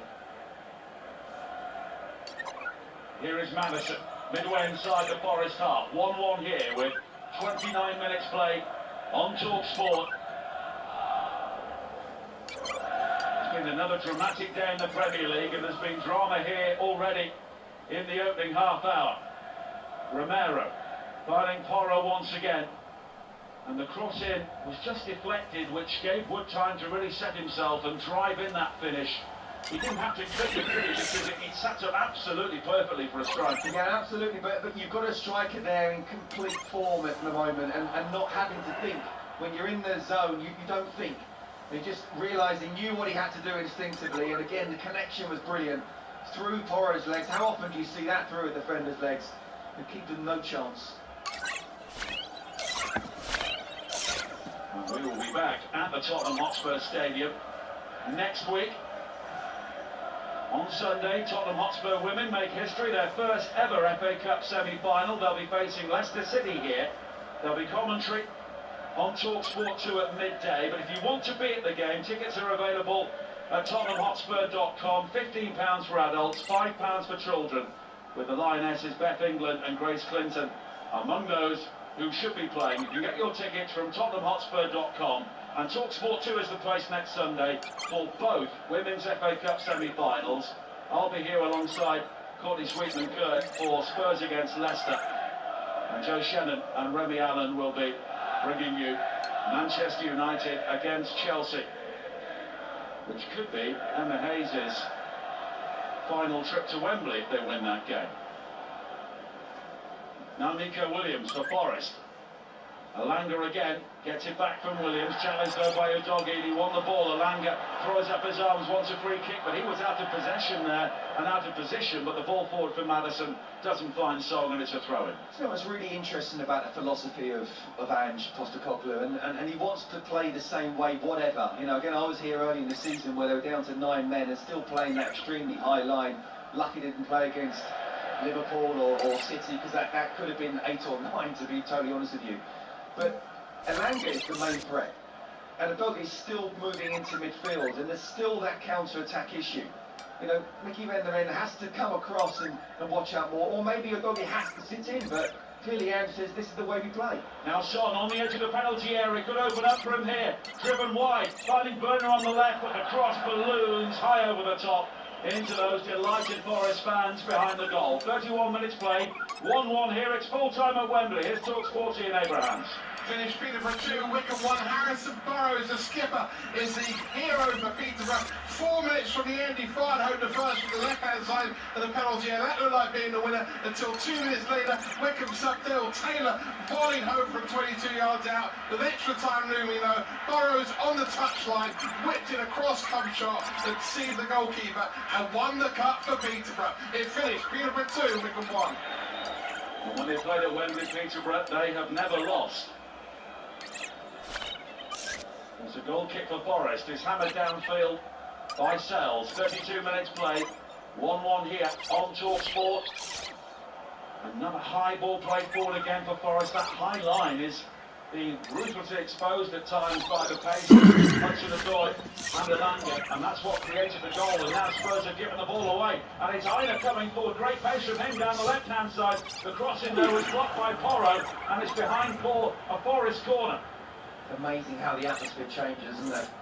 1-0 up, looking as if they're going to go on and get the second. This place was absolutely bouncing. Now it's just a little bit stunned, a little bit quiet, seeing how good Forest are on the counter-attack, the pace that they've got, the finishing of Chris Wood. Now they've got a corner. And Spurs have conceded from corners in 6 of their last 13 games in the Premier League. It didn't happen at all in the first 17 games of the season. And it will be taken by Morgan Gibbs-White on the far side. An in-swinger from the Forest left. Gibbs-White, the delivery, whipped in, headed away by Pedro Porro, only as far as Hudson-Odoi, who fails to control initially, then slips under pressure from Son, but does well to play it back towards Williams. A high ball, White to the far side, taken down one on the chest by Gibbs-White. He can attack, drives across into the penalty area, and it's headed away by Sarr, and Forest have a throw-in, and we have 11 minutes to play in the first half here on talkSPORT, and it really has been a half of 2 quarters. Well, I'll tell you what, it's game on now, isn't it? It's a difficult one to call. And now Forest just having a little bit more of the ball, not really through Tottenham wanted them to. And now another opportunity. Ireland plays it low for Yates. Yates with a shot, brilliant save by Macario, and then it's pinged off the post by Wood. Forest still coming, Gibbs-White with the effort, and it's wide, and Chris Wood there with a a glorious opportunity to make it 2-1 to Forest, but inside the 6-yard area, the angle was tight, and he hammered the ball against the inside of the post, and Spurs almost gifting Forest another goal. Oh, what a chance! He won't get a better chance than that. I can see what he's trying to do. Ainger's down the left, he's cut the ball back. Yates has the shot, Vicario's just tipped it. Not even wide really, it's half a yard away. He's thinking, right, I've got to get it over Vicario, but I can't dink it. I've got to try to hit it hard, but by hitting it too hard, it's not quite got the precision. It's literally 2 yards out. And he's hit the post and it's bounced away. What an opportunity. Goodness me.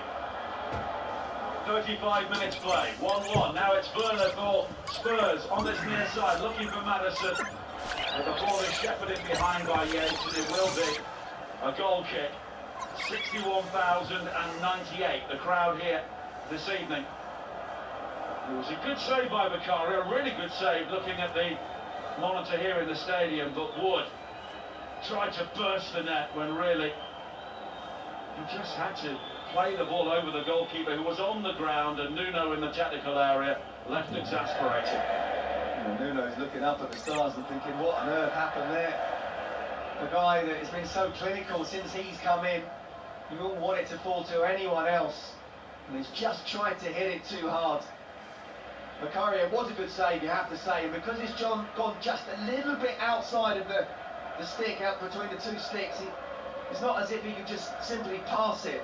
He's got to get it over Vicario, but still he should be scoring from there. And after us later on this evening, Alan Pardew and Majestic will take your calls. 08717 223344 is the number, and we'll also bring you post-match reaction from the tunnel here live as well. But Tottenham, having taken the lead with an own goal, conceded the equaliser, they are second best here at the moment. Hudson-Odoi, square towards Yates, and now wide to Williams again. Alanga takes over down the right-hand side. Williams tries to shovel the ball through the legs of Werner to release Alanga, but he's won the ball back, and now Danilo with an excellent ball wide to the right. First time cross in from Alanga is beyond Wood this time, and Porro is able to clear, and he just hammers the ball anywhere, really epitomising Spurs' rather scrambled state of mind at the moment. Now a back heel from Danilo to find Gibbs-White, and Forest in control on the halfway line. Absolutely agree with you, Nigel. Just the fact that Pedro Porro didn't even look up and just hooked it high without even knowing where it was going shows exactly how much under pressure Spurs are right now.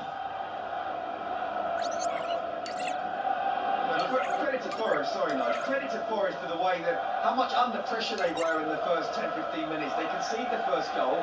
You know, there's some shots looking like they're possibly going to be 2-0. Here is Alanga beyond the challenge of Basuma, hammers in the shot, and this time Vicario holds on inside the 6-yard area, and you can hear the rumbles of discontent from the Tottenham fans here. Well, they're not only creating more chances than Spurs now, but they're controlling the tempo of the game. You know, normally it's like Spurs, okay, well, we'll have the possession, and if Forest looking to try and get the odd bit of scrap on a counter, but no, it's more than that. They're creating chances with the ball now, not just on the counter-attack. Well, they've won 4 points in the 2 games since they lost 4 points due to the adjudication, as Son has it for Tottenham now. Inside the penalty area, left-hand side, Nico Williams looking to face it up, driven in by Son to the near post, but it's hammered away by Babadeli.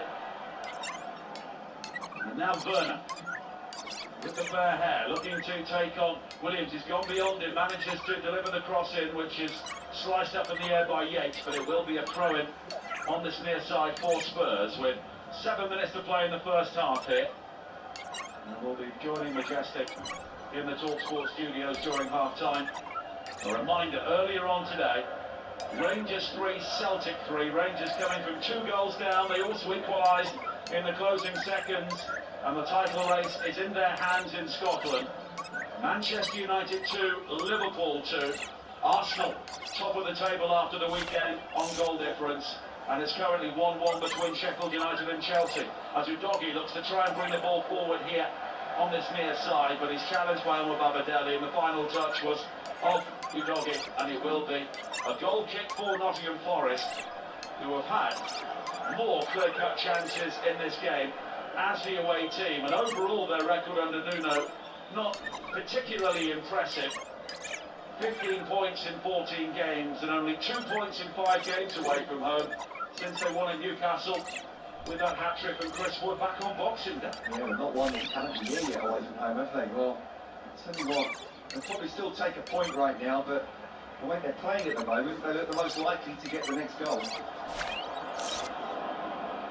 Well, they've still got Everton, Sheffield United and Burnley all to play away from home. And they're at home to Wolves next, which will be live on talkSPORT 2, 3 o'clock next Saturday.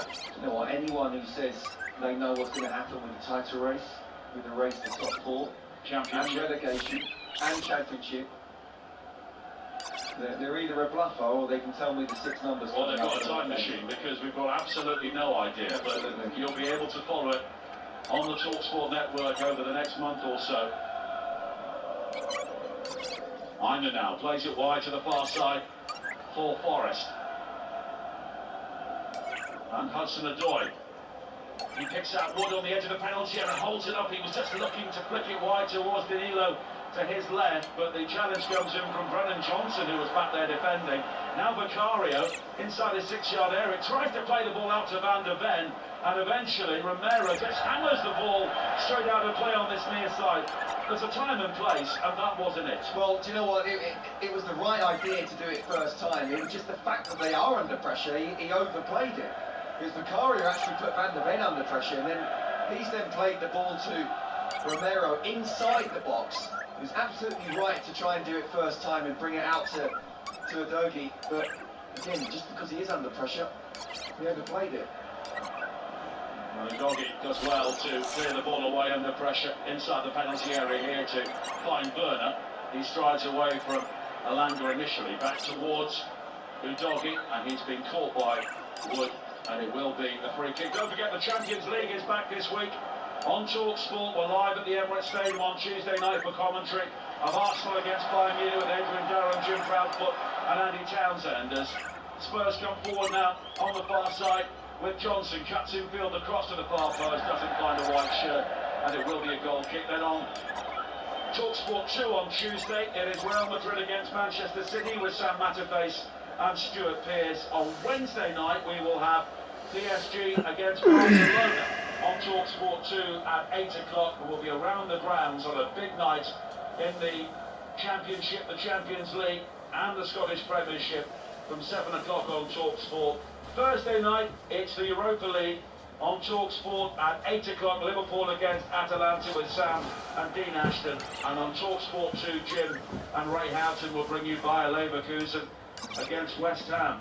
Bayer Leverkusen could be champions next weekend in Germany as well. Yeah, still yet to be defeated. Let's hope the Hammers do it. Well, if they do, then maybe David Moyes will get some credit for this week. You never know. Here is Brennan Johnson finding Pedro Porro. Back towards Johnson again. And now Romero with 2.5 minutes to play in the first half here. And it's been another enthralling game at the Tottenham Hotspur Stadium. It is 1-1, but it could be 2-2, probably 3-2 to Forest. Yeah, I actually think in terms of chances, Forest should be leading. He's kicking himself for that Chris Wood chance. Now Son, wide towards Brennan Johnson again. Basuma with a high raking ball wide to the left-hand side, and Werner.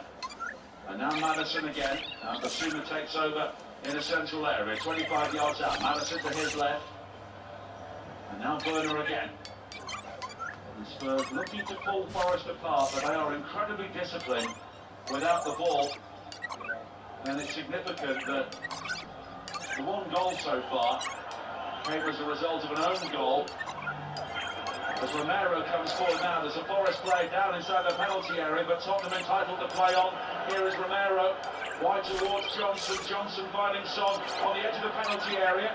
Forced onto the right foot, wide to Johnson. The cross is deflected onto the crossbar, and it's a corner kick in the end. Almost another own goal from Forest. It was Olorina this time, but Yates was down inside the penalty area throughout all of that. Well, he's claiming, he's pointing towards VAR and saying that he was punched.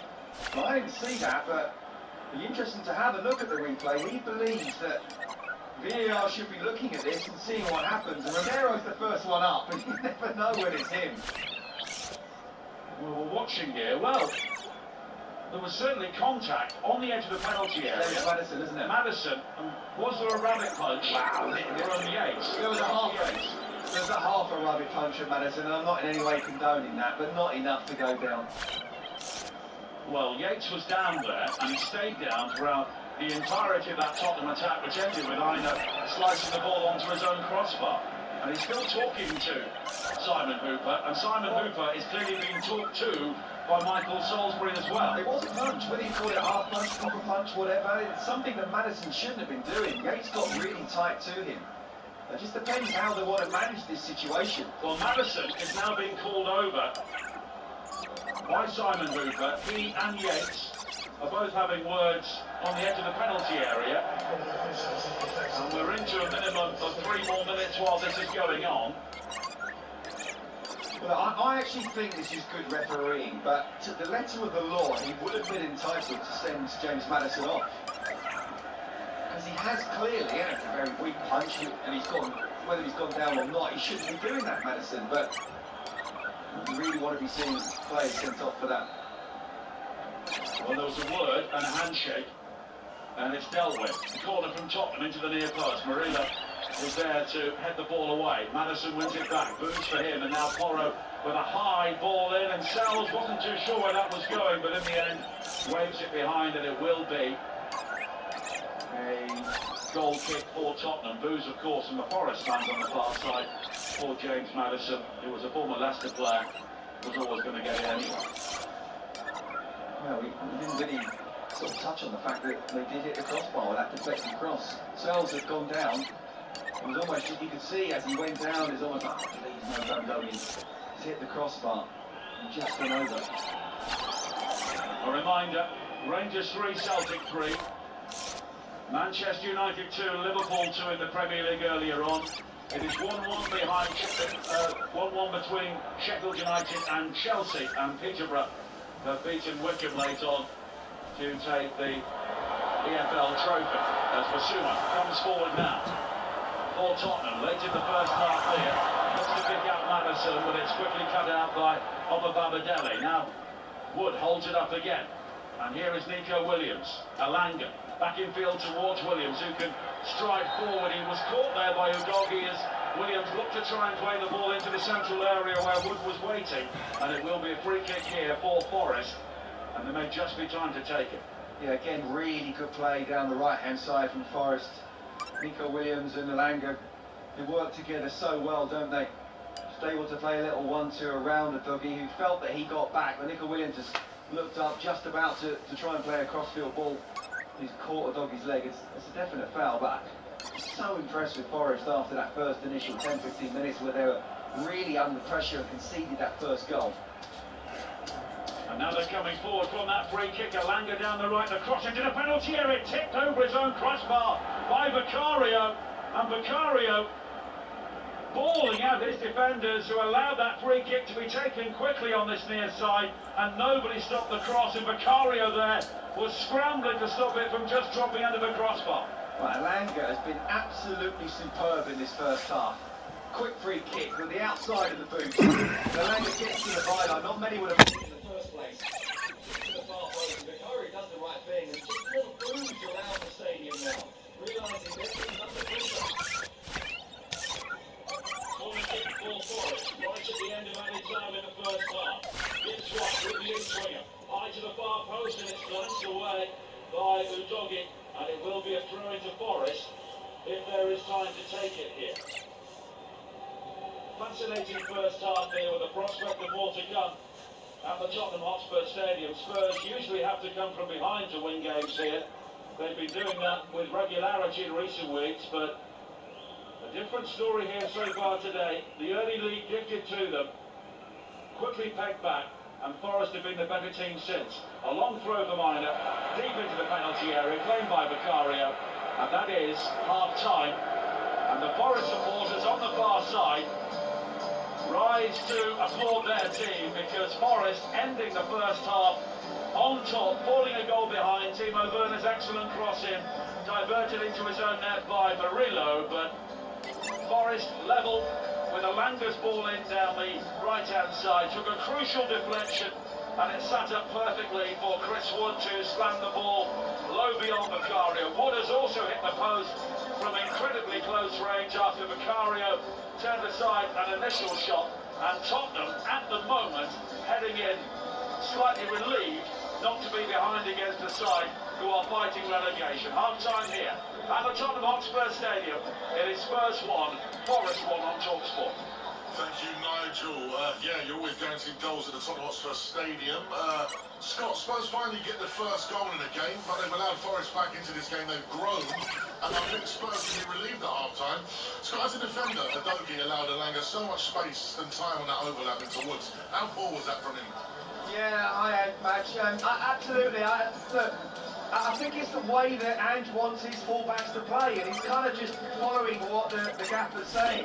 We know that when it goes well, it looks really good, and they did in the first 10-15 minutes, but Alanga's the danger man, without a doubt. And, you know, this is where I love watching Spurs play. I love what Ange has done, the way he's turned it around so much. I'm sure you do, you know, watching Spurs now. But he's the danger, Alanga. You've got to stop him and get as close to him as possible. He's just able, along with Nico Williams as well, play 1-2s around him or just exploit that pace in behind. We know he's quick. Sometimes there's a day where you say, listen, if I beat my man here on an individual basis, I take out maybe 25% of their team, and he's not able to do that at the moment. Alanga's been the star man of that first half. And of course, earlier on as well, you know, the early goal for Spurs, it quieted down the Forest away fans. Do you think Spurs are going to grow into this game? A great save from Sells, from close range from Son, and then they get the 1-0, like you say, Chris Woods with such an opportunity to go 2-1 ahead. Spurs are lucky at half-time. Oh, what a chance that was, and, you know, it was a really good finish from Chris Wood to make it 1-1, but he'll be thinking about the miss, not the goal that he scored, you know, because that's a wonderful opportunity, and obviously if Forest lose, and we've spoken about how important it is, this game for Nottingham Forest. Just, you know, out of the drop zone on goal difference going into this particular match. And look, a point I still think would be a very good point, but if they were to lose this, then Chris Wood will be having a sleepless night tonight for sure, despite him already being on the score sheet. What does Nuno do in the second half, Scott? Because, you know, they're so disciplined at the back, the low block's working really well. Spurs are finding it difficult to break down.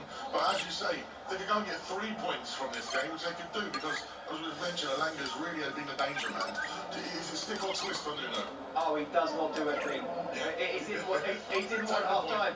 Well, no, he didn't want half-time because, actually, you know, we're talking about Forest are the team that looks the most likely to go and get the next goal. And they feel confident that perhaps they can go on and get the win. He's in there right now saying, do you know what, lads, just do exactly what you're doing. Try and make yourself difficult to beat. I think in the early part of the game, Timo Werner was allowed too much time out wide and to get into the box. What he is capable of doing, and sometimes his left foot crossing isn't the best, as we've seen today, but sometimes it can be very good. You know, 1 with the goal, and then 2 with Brennan Johnson, who nearly scored as well to make it 2-0. That would have been a very important goal. But apart from that, they've been absolutely superb. They've been very disciplined. Ryan Yates is dropping in, making it a 5. Danilo's sitting in front of them.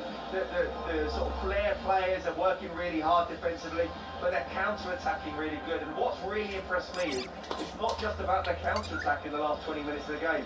They're bossing it in midfield.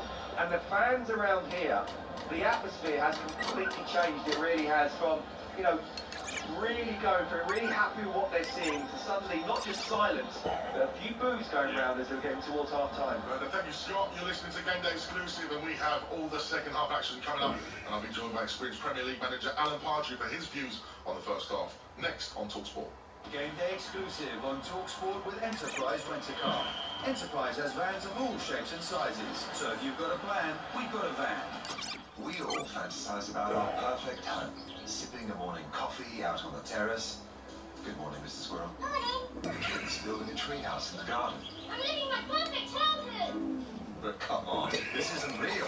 Listen, if you're serious about making your fantasy a reality, find out what your home is worth instantly with a free online valuation estimate. Get real about moving. Get on the market. Most common time to obtain an online quote between 1st of June 2022 and 30th of September 2022 was under 3 minutes, exclusive online. Uno is now available in McDonald's Happy Meal. So let's see who can shout Uno first. Bring it on. Yes, yes. Oh, no! The wild card! Right, yes, back in the game. Yes. Oh, no! I draw one card. Uno. Better luck next time. Have fun with your Uno cards. Does that one count? Nope. Oh, some fun, some food. It's all inside this Happy Meal. Until 7th of May from 11 AM. Includes one pre-selected book or toy. Uno range comprises toys only, while stocks last. Don't break your stride. Get to Screwfix for the latest offers on the brands you love. Like the new and exclusive limited edition DeWalt 100-year 18-volt combi drill with 4 amp-hour battery for just $119.99. And keep everything stacked and packed with a DeWalt T-Stack organizer at a great price of only $19.99. Shop now on the app at screwfix.com or in store. Delivery fees may apply. Prices valid until release in May, subject to availability. See screwfix.com for full T's and C's. There will be 14 minutes of extra time. With Betfair's 90-minute payout, you don't have to wait for the final whistle to celebrate. Because your winning bet will be paid out in full at 90 minutes. Betfair. Applies to match odds 90 market or markets with a 90 icon. Sportsbook exclusive. Terms and conditions apply. 18 plus. BeGambleAware.org. When the kids eat us out of house and home, we just eat groceries from Sainsbury's. Yeah, shopping's here. Get away on.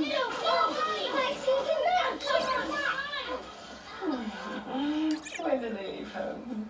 Get Sainsbury's, Asda and Co-op delivered for free. For groceries and everything else, Somebody say just please. participating stores, a minimum spend applies. Other charges apply, subject to availability. See justeat.co.uk for details. Hope there won't be any VAR delays today. Heard that rumour about this strike. Can't wait to see what the pundits make of that booking. Looking forward to the match report on this one. When it comes to football, never miss a story. Get the best news, opinion, interviews and gossip at thesun.co.uk. For the football lowdown every day, it's thesun.co.uk. Sunday session on talkSPORT with Now. Stream the Premier League, contract free with a Now Sports Day all-month membership. 18 plus, stream our internet, terms apply. On 1089 and 1053 medium wave, on DAB, online and on your smart speaker. Kick off live on talkSPORT. And we are underway here at the Tottenham Hotspur Stadium. An unusual kick-off time, but this will have an impact at both ends of the table. The keeper's done the penalty across the face of goal, and it's an own goal by Marino. And the player who went for goal from 70 yards at one end has scored an own goal at the other. Low ball in looking for Ward, and Chris Ward drives in the equaliser. He has been absolutely red hot. Good evening, you listen to the Game Day exclusive here on talkSPORT with me, Majestic, the only place on national radio you can hear commentary of Spurs versus Nottingham Forest in the Premier League. And the second half kicks off very soon with the score currently 1-0. An unusual kick-off time and an unusual thing for Spurs to take the lead at home these days, but 1-0 at the moment. And now there's another Premier League game going on. As let's get all the latest news on Sheffield United versus Chelsea from talkSPORT's Alan Biggs. Yeah, Sheffield United 1, Chelsea 2. Chelsea have gone back into the lead here with a terrific goal from Noni Madueke, who received the ball from Cole Palmer, who's been very much the creator-in-chief again for Chelsea today. A run into the box from the right-hand side, and then a fierce left-foot strike which caught out Ivo Grbić, actually flashed inside his near post as Grbić was moving across his goal, anticipating a strike to the other side. But that actually has been an isolated threat from Chelsea, who've had all the defending to do in this second half. Very impressive spell from Sheffield United. In all but the finishing, there was a great chance set up by Brereton Diaz for Ollie McBurney, a header from 6 yards which he put wide, and then Gus Harmer, one of their most creative forces in midfield, with a rocket of a shot from the edge of the box which flew just a whisker wide. So Chelsea were living dangerously at that point. They needed the goal to take some of the pressure off them at the back. I have to say it's been a pretty impressive performance from Sheffield United since they fell behind early in the first half to Thiago Silva. The Jaden Bogle goal got them level, and now Chelsea are in front, but I think there's more to come in this game. It's been exciting, this second half in particular. It's Sheffield United 1, Chelsea 2. Thank you, Alan. And before the second half gets underway at the Tottenham Hotspur Stadium, let's get the latest from Betfair. Odds update on talkSPORT with Betfair. Get a completely free Acro bet builder on football this weekend. Opt-in and previous deposit required. Max free bet varies from £1 to £10 per customer. Minimum odds of 1.5 on minimum one leg. T's and C's apply. 18 plus for gambleaware.org. Alex, an entertaining game for the neutrals at the Tottenham Hotspur Stadium. Not for me as a Spurs fan, seeing some of that defending. What's the odds for the second half, please, Alex? Yes, mate. Well, you'd be happy to know there's still 4 to 6 odds on to come out and win this second half. But you have to be worried with the way Forest finished that first half. They're 5 to 1, but be warned, Forest fans. Only Sheffield United have picked up fewer away points in the Premier League this season than you guys. So 5 to 1 if you fancy Forest. The draw is 23 to 10. Looking at some of the players' stuff, Destiny Udogie has been boosted to 6 to 1 to be booked in the second half. He's already got 5 yellows this season and has really struggled to handle Anthony Elanga in the first half. He's committed a couple of fouls, so 6 to 1 for him to be booked. While the real battle has been Maddison against Yates. Yates has been booked. Maddison threw one in on him at the end of that first half that VAR had a little look at. He wasn't penalised. But if you want to head to the bet builders, you could combine Maddison to commit 1 foul, Maddison to score or be shown a card, and over 3.5 goals total in the match. That comes to 8 to 1 on the Betfair Sportsbook. Not bad at all. Thank you, Alex. That's the odds updates. All thanks to Betfair. Returns accurate as of 10 minutes ago for verification. See Betfair.com. Over 18s only. Conditions apply. Go to begambleaware.org.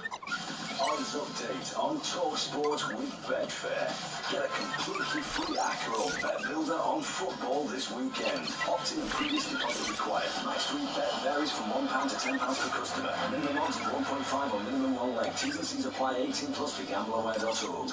Coming up after our live coverage of Spurs versus Nottingham Forest, it's the final one phoning with me, Majestic, and the experienced Premier League manager Alan Pardew. Book your calls right now on 03717 223344, and I'm sure there'll be plenty of Manchester United and Liverpool fans wanting to speak to us after that barnstorm of a game that finished 2-2 earlier on as the title race took yet another turn. Let's now hear from both managers, starting with Liverpool boss Jurgen Klopp, who says it's a game on in the title race. Game on. We're in the middle of it, so that's how it is. So I know. We had that years ago. We said if it's an early for you, go and travel somewhere where you have no television, no radio, no internet, nothing, and then come back in 6-7 weeks. And but being in it is actually the best position ever. So and again, it's not only for us that it's difficult. It is for the others difficult as well. So and they have to play important games. We have to play important games. And United against Liverpool is a special game. I would have loved to win today, but I take the point. Let me keep going. I think Manchester United manager Eric Ten Hag spoke to talkSPORT's chief football correspondent Alex Crook about the last 2 chaotic games. I think when you play against Chelsea, also when you play against Liverpool, you have 2 teams and they play from chaotic. And you can't avoid this. And both 3 teams, they want to play, they are all brave, they go forward with the weak spaces, and then you get the transition game. And that is what we have seen in the 2 games we have seen in the last 3-4 days. That was the Manchester United manager Eric Ten Hag speaking to talkSPORT's chief football correspondent Alex Crook. The gaffer's back. Alan Pardew, who's been skiing, but he's back now. Part that Liverpool-Manchester United game had it all. That's what you expect from the Manchester United-Liverpool game. And of course, our man that we looked to, Mainu, popped up. Mainu, well, it was an unbelievable goal. But, you know, you have to say that all 3 games have been so topsy-turvy, you don't know where they're going to go. I mean, the Liverpool game, Liverpool-Man United, looked like, you know, it was set in stone. The Liverpool were going to go on and win 2-3-0. And then at half-time, it all changed around. A couple of magic moments in terms of the 2 goals. And suddenly it was like game on, and Liverpool struggling, looking like, oh, it might not happen for them. And then these games have been exactly the same. Spurs are sort of, you know, at it, not at it. Yeah, looks like a change with Hoybier and Bentancur coming in. Yeah. That midfield really did need sorting out. Just quickly, we've had some real sad news, of course, in regards to Joe Kinnear. Just had the following statement from the family of Joe Kinnear. We're sad to announce that Joe passed away peacefully this afternoon, surrounded by his family. Joe, who was 77, had been suffering from dementia, having been diagnosed in 2015. He'll be remembered fondly by many, both as a player and a manager. His Wimbledon team finishing, of course, 6th in the 93-94 Premier League season was a phenomenal achievement. Well, I worked with Joe, of course. He was technical director when I was at Newcastle as manager. He'd come in, and Joe had a couple of difficult months there, really, a few months, but he was a real honourable fellow, and you know, his career speaks for itself. Absolutely. Now the players are out at the Tottenham Hotspur Stadium, so let's head back over to our match commentators, Nigel Everly and Scott Minton. Thanks for adjusting, and Tottenham making 2 changes at the start of the second half at the heart of their midfield. Rodrigo Bentancur and Pierre-Emile Højbjerg coming on. And just to continue about that news, we've heard the side passing of Joe Kinnear, Scott Minton. Of course, here at Tottenham, he was part of a very good team in the 60s and 70s, won the UEFA Cup and the FA Cup as well, and of course he played in your position, left back. Absolutely, he played a big impact, or made a big impact, both as a player, a coach and a manager as well, so yeah, it's extremely sad news. And it's Tottenham who get the second half underway here. 1-1 at home to Nottingham Forest, in a game that both teams really need to win for differing reasons. And it's significant that has made changes to his midfield, because the longer the first half went on, the less effective Spurs were in the engine room. As they try and come forward now, attacking the south stand away to our right. But Werner, though, and Udogie have lost out, and there is a counter-attack here for Forest, and it's Williams and Elanga who've linked up very well down their right hand, but it comes to nothing on this occasion. So the Spurs team now is Vicario in goal, Porro, Romero, Van der Ven and Udogie. The heart of midfield is Bentancur and Højbjerg, with Johnson, Maddison and Werner behind Son in attack. No changes for Forest. Sells is the goalkeeper, Williams, Omobabadeli, Murillo and Aina the back four. As Tottenham try and come forward again now with a low cross in, which is deflected behind Maddison, denied by Yates, but it will be a corner, and it will be Danilo and Yates in midfield for Forest. Elanga, Gibbs White and Hudson-Odoi behind Wood in attack. First corner of the second half for Spurs, and Forest have conceded the most set-piece goals in the Premier League this season, 20. It's played short to Højbjerg. He takes a shot, it's deflected, and it's saved brilliantly by Sells, arching his back to tip the ball away for a corner. Wow, what an early touch that'll be coming onto the pitch. Look, I'm not surprised changes have been made in midfield. Maybe slightly eyebrows raised for both of them being taken off, but we talked about how Forest have not only created chances, but dominated the tempo of the game. Again, it's played short towards Højbjerg, and now wide towards this near side, and Pedro Porro again for Tottenham. 2 minutes played in the second half here at the Tottenham Hotspur Stadium on talkSPORT. Spurs 1, Forest 1 in the Premier League. On the day when Liverpool have brought points on Old Trafford. But Chelsea currently ahead in their game against Sheffield United, as it's played forward by Johnson on this near side, and the challenge comes in from Aina, and it will be a goal kick in the end. And Brennan Johnson had an early chance to make it 2-0, but Forest have dealt with him pretty well since then. Yeah, and by the way, they dominated, not as if dominated the first half, they certainly dominated the last 20 minutes against the Forest, the second half of the game. And yeah, we haven't really spoken about Brennan Johnson, have we? Up against his former club, he'll want to make an impression, but it also, even more importantly, he'll want to just make an impression on his manager, on his fans as well. When he's come on as a substitute, he does make a difference, but does he justify a starting 11? That's what he's wanting to do. Well, he's been the most effective sub in the Premier League this season. Williams with the cross in now. Look, with a free header, it's wide. Should have scored. He was offside in the end, and that spares his blushes. The cross played in from Nico Williams, and there were 2 Forest players completely unmarked, Elanga and Wood, and they were both offside in the end, but irrespective of that, Wood should have hit the target. Well, absolutely. Stick the ball in the back of the net and then look and see if the flag goes up. It does spare its blushes a little bit, and with someone who loves a headed goal as well, and that's a bad miss for him. Most headed goals in the Premier League this season from Chris Wood. Wood with his feet earlier to equalise the own goal from Murillo. Spurs ahead for 9 minutes, and during that time Brennan Johnson denied by a brilliant save from Matt Sells to make it 2-0. Now Werner going forward again down the left-hand side. The cross in is fitted away, and at the far post Brennan Johnson off balance volleys the ball high over the top. Yeah, it's a difficult one because it's really kicked in, but it's been a better start from Spurs. We know they love scoring at the start of the second half. In the first 15 minutes, a really good cross from Werner. There's a little touch from Sells, and it's coming at him, Brennan Johnson, in a way that he's not going to be able to get his leg up there. He's either going to have to head the ball first time or try and chest it and bring the ball down. In the end, he's trying to get his leg up and couldn't control the ball. And already, the Spurs crowd are on the back of Sells for what they deem to be time wasting at the start of the second half. 49 minutes played here on talkSPORT. Spurs 1, Forest 1. And it's played forward by Murillo. It is blocked spared by Chris Wood.